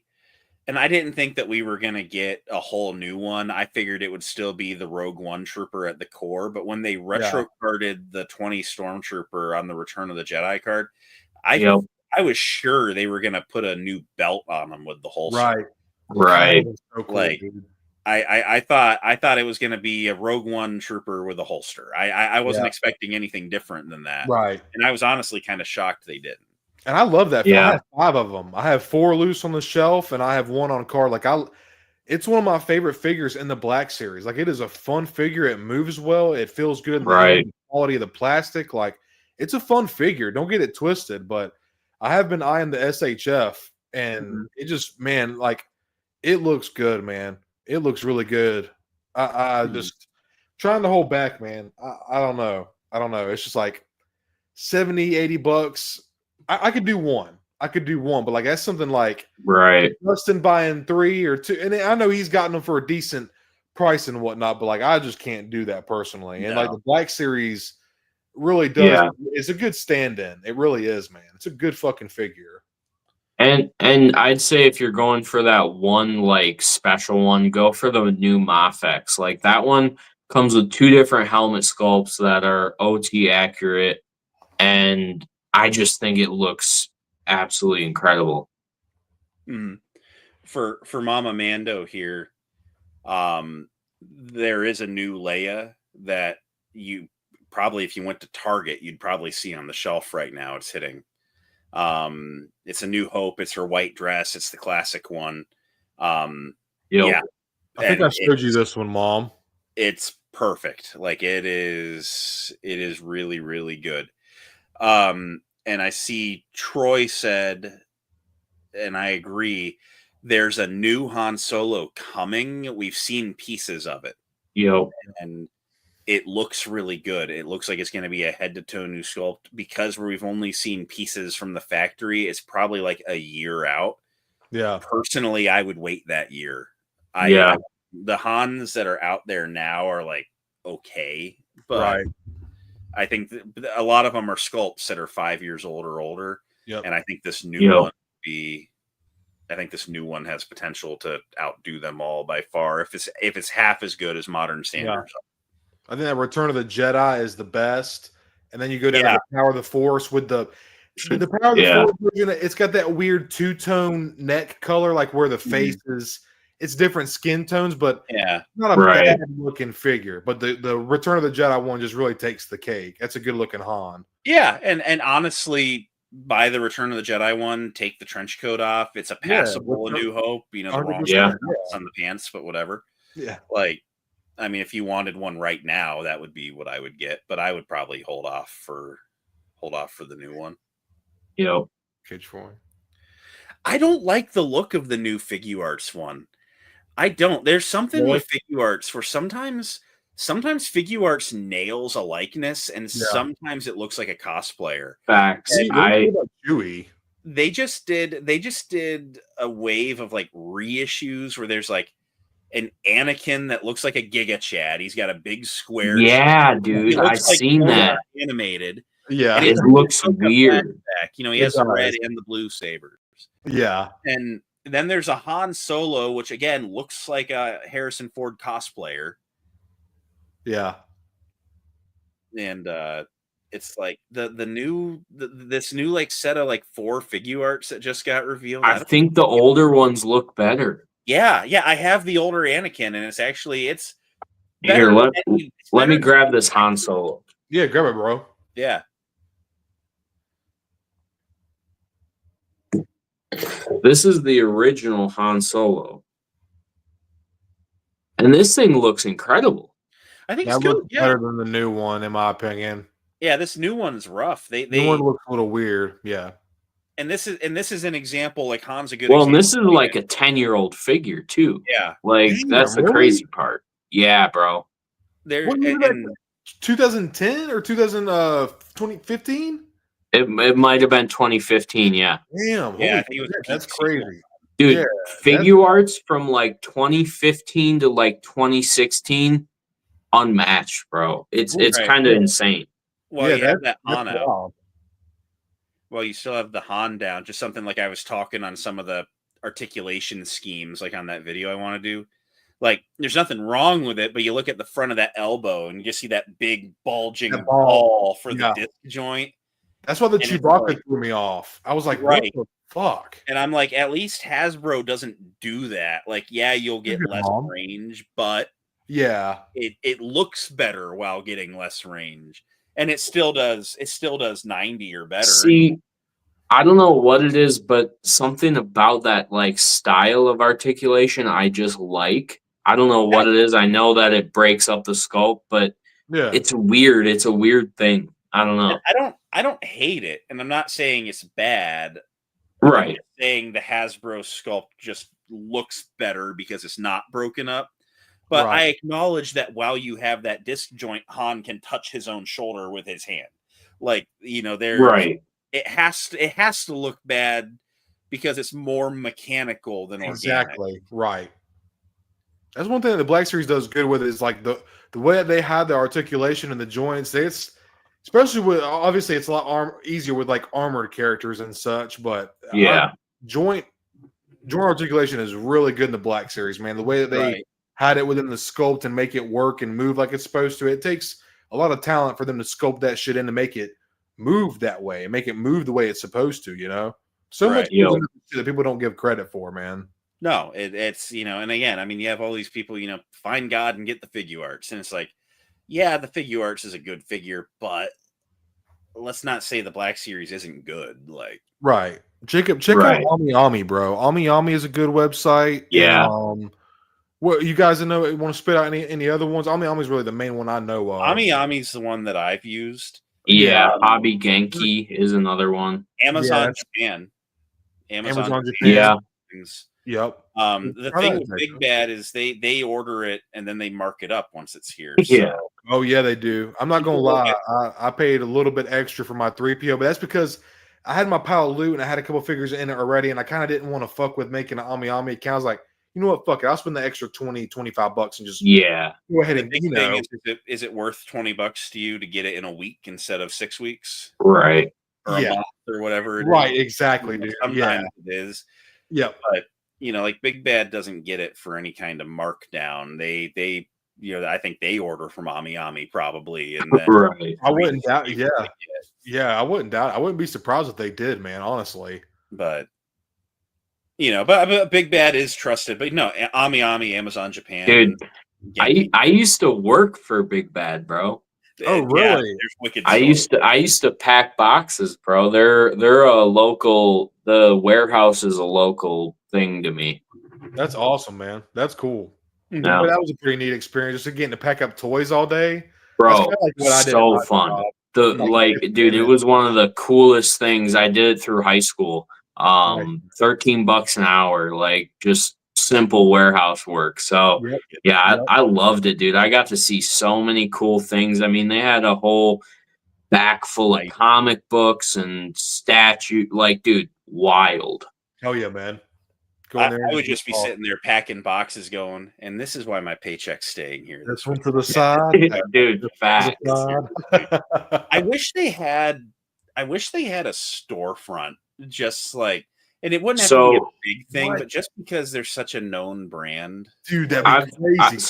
I've talked to their whoever is in charge of marketing over there.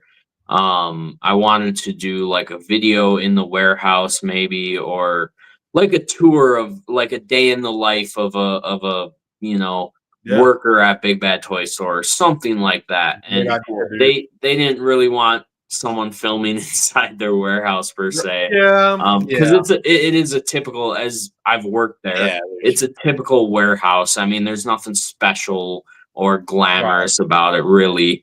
Pallets, yeah, so they didn't necessarily want me filming in there, I don't think, but like they definitely said it's a possibility of making some type of storefront little area that you can purchase some stuff, a handful of items or whatnot. So that would be really fucking cool if they actually did that. Yeah, it'd be epic.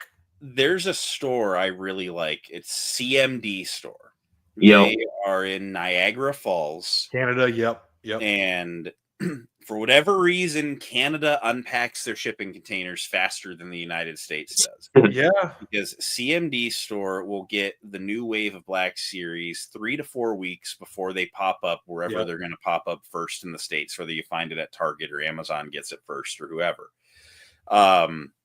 And the cool thing with them is, I swear, if you are ordering from the US, everything I've ordered from them gets shipped from Buffalo. So I think they pack the order and drive it across the border so it doesn't get stuck in customs for a week. Okay. And because it always ships from the Buffalo post office. Interesting. But the thing with CMD stores, while they have a huge online presence, they have a retail store right there in Niagara Falls too. You can just go to it. And the ideas come very recently to me, and I'm like, it's been 2 hours away from me for the last 3 years. I've been buying for them. Why haven't I just gone and visited? Right. That's like a summer thing I'm gonna do. Hybrid's gonna take Canada by storm. What I think I want to do is Niagara Falls has a Comic-Con in July, and they usually get games.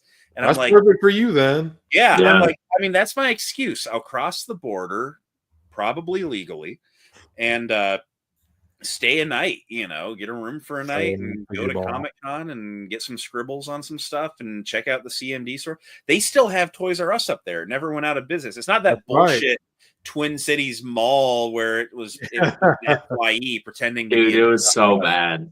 Like the Mall of America. Dude. Best way to get Bakar, Chris G. He's probably going to be on Amazon pretty soon, to be honest with you, man. He's also and I think he's getting in stock on Big Bad. I just got mine's in my pile of loot, so he's probably going to hit Big Bad soon too after they clear out the pre-orders. Big Bad, it's still labeled as pre-order on the site, but I think all the pile of loots are getting it. So if you went on Big Bad right now and pre-ordered it, you'd probably get a notification in a couple days. I think so too, Chris. I think hybrid. And then mine, I'm actually getting. There's a local store in the mall, Buy Sell Trade Ashtabula, and their shipment is in movement, and I've been told that they'll have it by Monday. So I'm just going to go buy it locally on Monday. Hell yeah, dude! It pays to have friends. Yeah. Keep an eye out for Amazon though, because I do think that they're going to be shipping soon. I think I've seen Yak or one of the pages on Instagram posts about that. So they just keep Amazon's probably your best bet.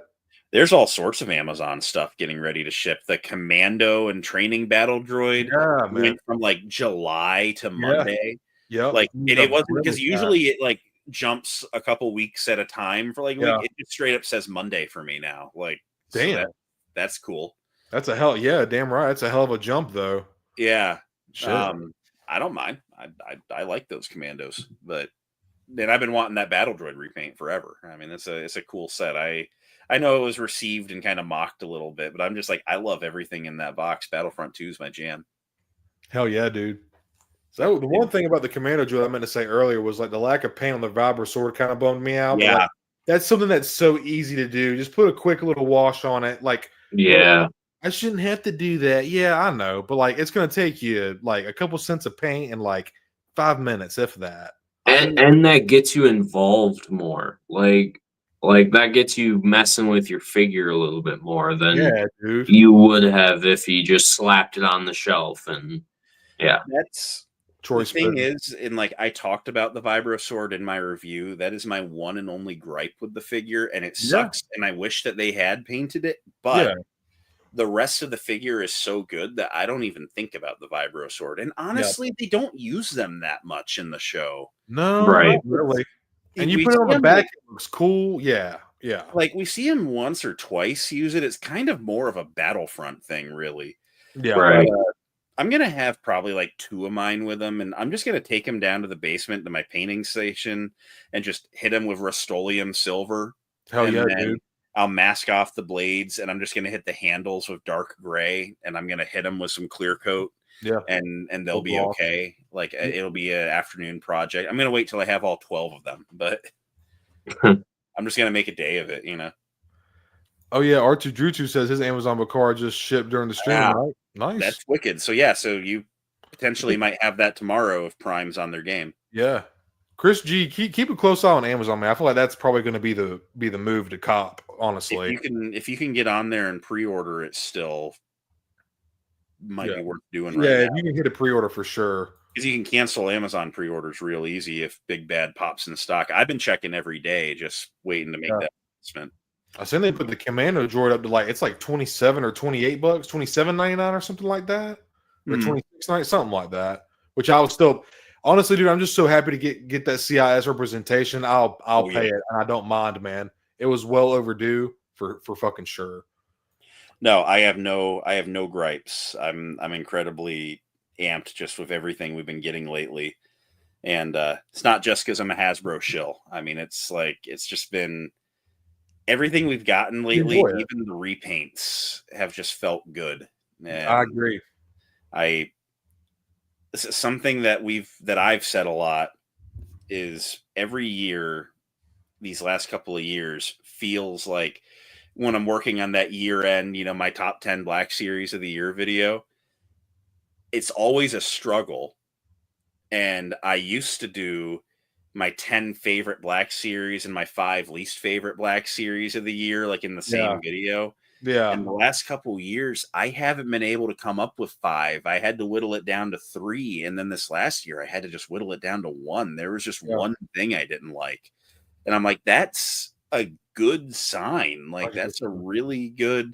Now, I was also only ranking stuff I bought. So things like the carbonized, I just never bought. So I couldn't rank it, even though I they're bad.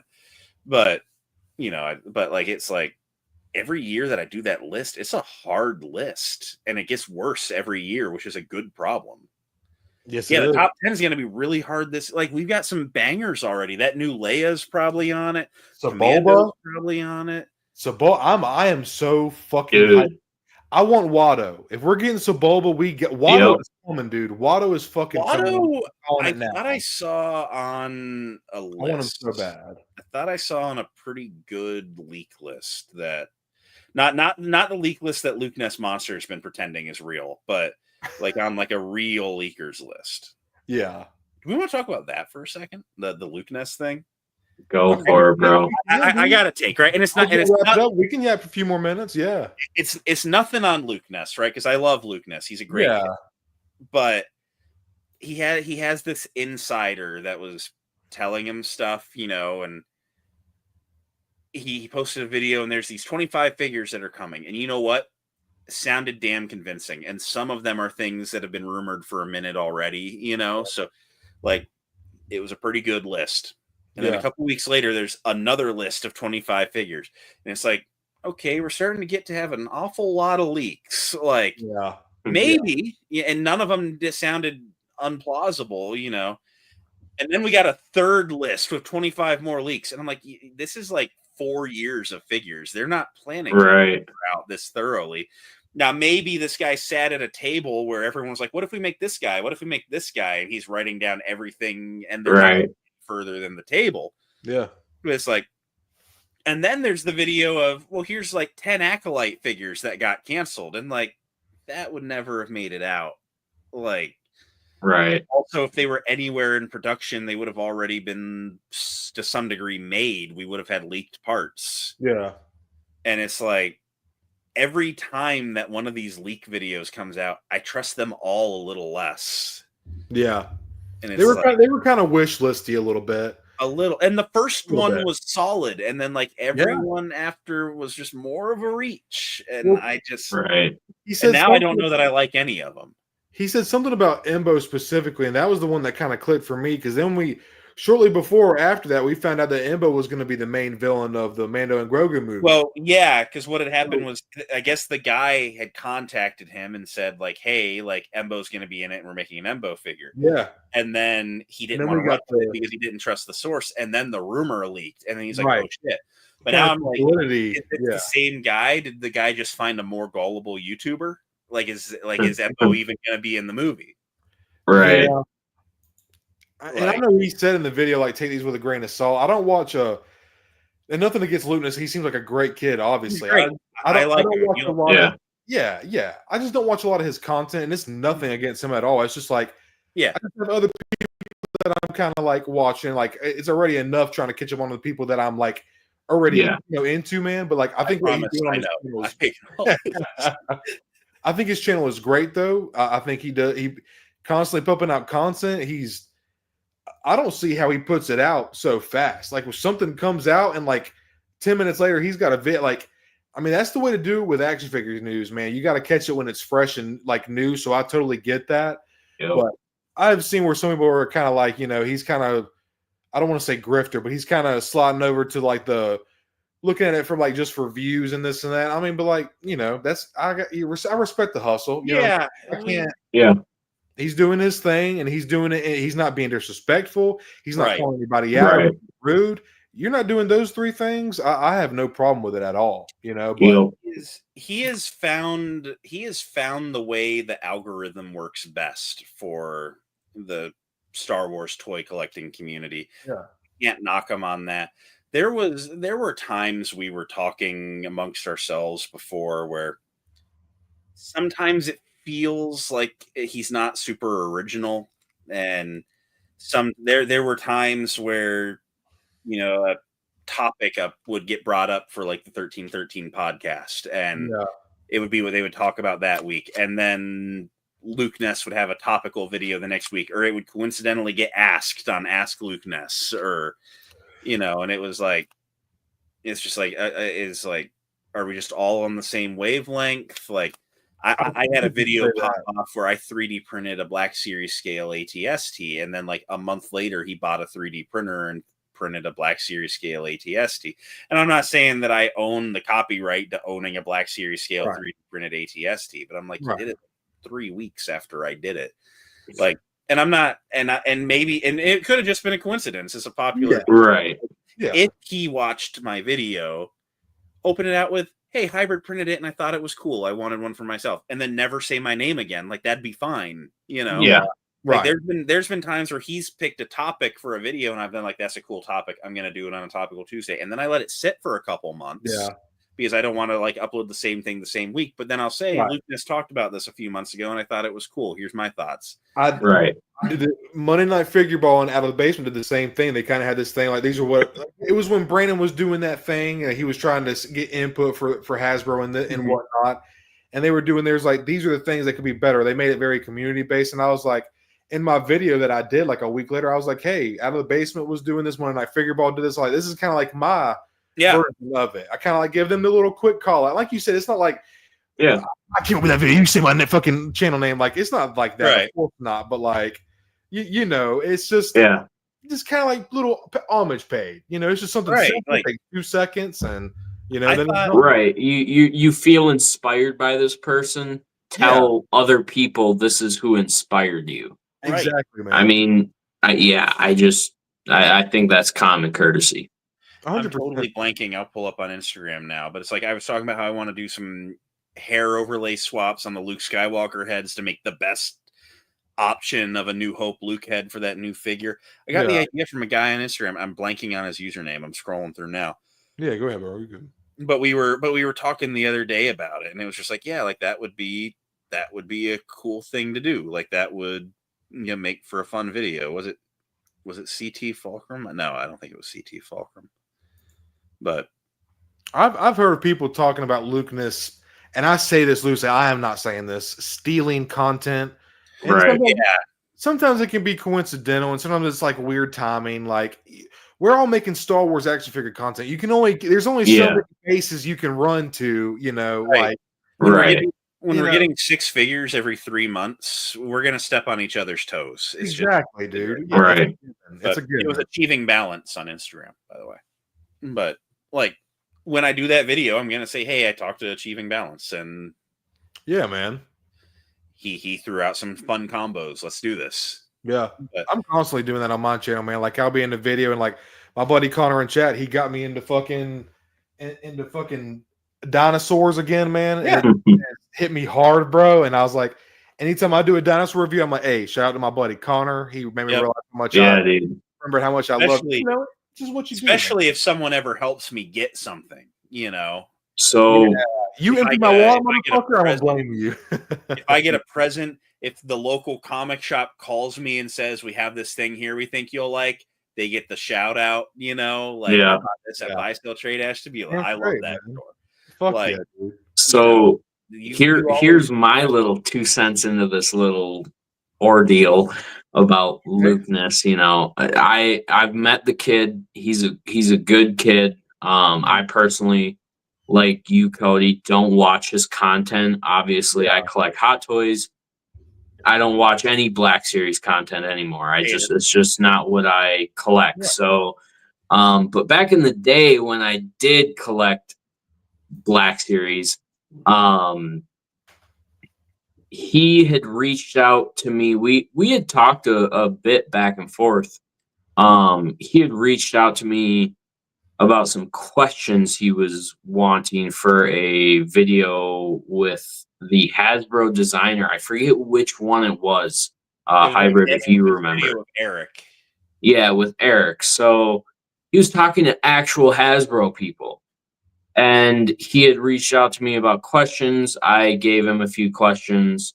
And I was like, you know, and you know, obviously I don't like dislike the kid or whatever for this, but I was like, you know, if you could, you know, just shout me out before you ask these questions, be like, hey, they're from Skywalker Hendrix. I think it was before I was even at 500 subs. So I was trying to build my channel out a little bit. And yeah, like he never said these, you know, he used my questions, but, you know, never really shouted me out per se. So Yeah. I don't know, like if that rubbed me the wrong way, but like I said, it's no like hate towards anyone. Right. I wish people could be more like that in our community where we give each other credit for inspiration, because that's really what it is. Like, I know I was sharing in the Gooner chat, like putting the new head sculpt of the Maul on the Clone Wars head sculpt for Hot Toys, and it's like, this is where I got this information from. Like, doesn't it look cool? Like they did this, so we're gonna do this. So I would never yeah, think you when I talk about that. I was like, hey, this guy Hendrix told me about doing this, and now I want the TPM. Yeah, exactly, dude. Yeah. Right. So I think we could all definitely like show each other a little love a little bit more. 100%, man. I'm big on shout outs, 100%. Yeah. I'll give him credit though. Like he did that video on the rarest items in the Black Series a few weeks back, and he did talk about the prototype Chewbacca pack, and he's like, I got to see one at ICCC, and Hybrid bought it, and I was like, you know what, that's cool. Like he doesn't miss it every time. That's how this isn't a hating on Luke Ness sesh. Like I get we all love Luke Ness, but it's like it's definitely something where I'm not posting the link to this stream on my Instagram and saying come watch my stream tonight.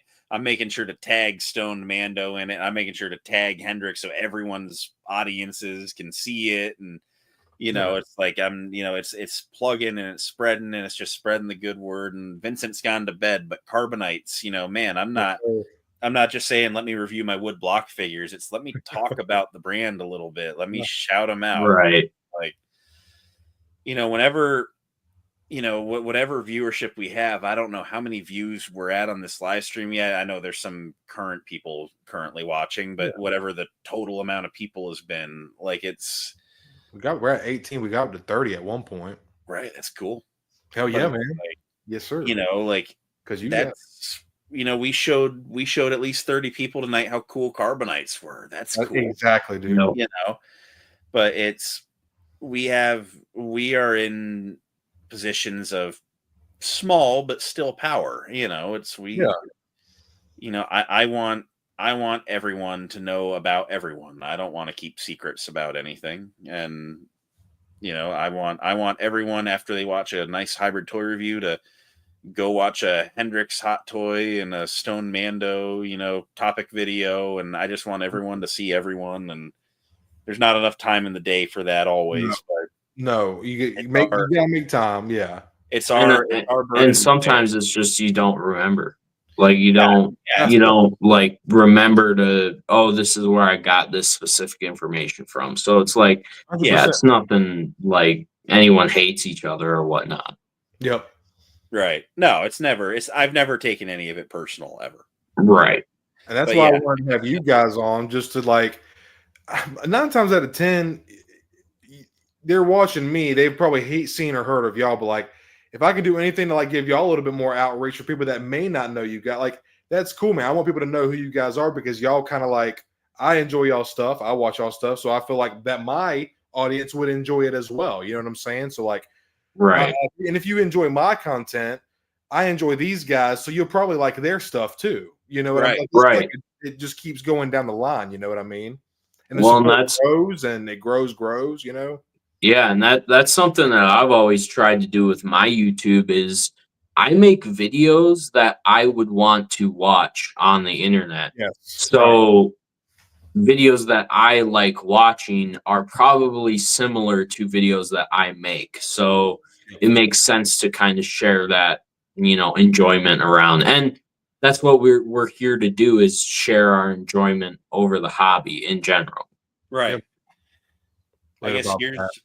I think we're gonna wrap it up soon in a minute too, man. Yeah, but since we're talking about spreading stuff around, Stoned Mando, 7 p.m. Eastern on Wednesday, April 2nd. What are you up to? Wednesday, April 2nd. Let me see real quick. I'm gonna check my calendar right quick. Because if you're not up to much, I would like to have you on Talking Toys with the boys. Oh, dude, I'd be absolutely honored, bro. I know would we love threw the that. idea around, but let's nail a date. Let's lock a date in. Yeah, man. It looks like it's a Wednesday. You said 7 o'clock. 7 p.m. Eastern. We could kick it a little if we needed to. Yeah, I think we can swing that, man. I'll talk it over with Mrs. Stone and clear it up with her. And yeah, dude, I'm so stoked, man. Yeah, spread the word, because like you said, you've got an audience. I'm not familiar with like Hal Runner or anyone, but I hope that they go check me out when we're done. And I have an audience that doesn't know Stone Mando, but I would like them to by the end of the stream. And we should collaborate. And Hendrix has been on. I don't need to invite him anymore. I was gonna say I would love the conversation. Just like, dude, 4.5 hours, man. I've never talked to you guys in person, and like it was just so organic and just flew. I would love to have you guys on. I'm more than welcome to join I would love to be on a Talking Toys with the boys. But anytime you guys want to be back on, I will yap with y'all any day and night, man. Heck yeah. Such a great fucking time. Keep me on rotation. I collect Star Wars toys, so I'm never spending a weekend with the girls or nothing. Yeah. So there's my Saturday nights are sad and empty and alone. So if you got someone that bails on you and you need a last second or something, send me a text. I have a lot of I want to get some of my audience in here, like my buddies Connor, and I've had Troy and I want to get like some of my fans on, people that don't even make content. They just like let them be heard and give their opinions and just show them how thankful I am for their support. And like lost my train of thought there. What was I talking about? That's what 212 Hunter is. He's a good fan. That's why I have him on Talking Toys. Yeah, it's just it's good camaraderie, man. And I just appreciate you guys so much. Y'all are like growing like I have. I've seen a lot of bullshit, so much beauty, but a lot of bullshit within it too. And you guys are like y'all are the part of the community that I want to conglomerate with. Fuck everybody else. Y'all can go be negative. I'm gonna stay over here with the people who can be like-minded like myself and just enjoy it. And bringing it for full circle and going back to the ICC thing, it's not just like fake internet, putting on a pretty face for the internet. Like this is how we all are in real life 24/7. So at ICCCon, it's like this, but nonstop for a weekend. It's just, it's wild, dude. I will at ICCC also crash out about silicone action figure titties. If it's brought up, it'll happen. I can't believe that happened tonight, but yeah. Dude, anytime, like I said, I want to get some other people on, but like anytime I'm bored or I don't have anything going on, I'm gonna come reach out to you guys, man. This has been a blast, dude. This is one of the most fun. Everybody else, seems like everybody else enjoyed the show. They really like y'all's energy and just man, absolutely. Like I said, if y'all please go show some love to Skywalker, Hendrix, and Hybrid Tour Reviews, man. I enjoy their stuff. I think y'all would like it too. Two fantastic guys, y'all. It has been an absolute pleasure talking with you guys, man. Seriously, I appreciate y'all. 4.5 hours y'all spending y'all's Saturday night with me, man. Figure ball hours now. Somebody said it in chat earlier, man. Right. Yeah, dude. But y'all, I think that's gonna wrap it up for us. Thank you all so much, every one of y'all. Thank you all for the super chat. Oh, got some. Oh man, yeah. Don't forget those. Thank you, Cook, man. I'm so humbled. I'm gonna try to get some stickers going because I got to get these two badass motherfuckers hooked up with some good stuff. We'll chat at the end. I'll give you some info there. We're gonna have a little after show, I'm sure. Cook, thank you so much, brother. I appreciate it. That's very kind of you, man. And also Chaotic Clouds, I appreciate you all so much, man. It means more to me than y'all really understand. I promise you that. And I'm gonna work on getting some. I'm trying to work out my memberships. I'm gonna get some shirts, some stickers. I want to try to find some way to give back to all of y'all because I'm just seriously, y'all's support has me so humbled, and my gratitude is unending, man. Thank you all so very much. But yeah, check out Hybrid Toy Reviews. Check out Skywalker, Hendrix. Awesome motherfuckers, man. Can't wait to have these guys on again. They will be on again. I promise you fucking that. This is the end, everybody. Thank you all so much, man. It means so much to us, to me. Absolutely great time. 30 people tonight. That's hype, bro. That's fucking hype, man. Do we, Hendrix, do we hit him with the A? I was just waiting for my sneak in with the A at the end. We end it with the A. I'm gonna join in with y'all, man. You're gonna join in with the A. All right. All right. We're gonna hit the A in 3, 1, 2, 3. A.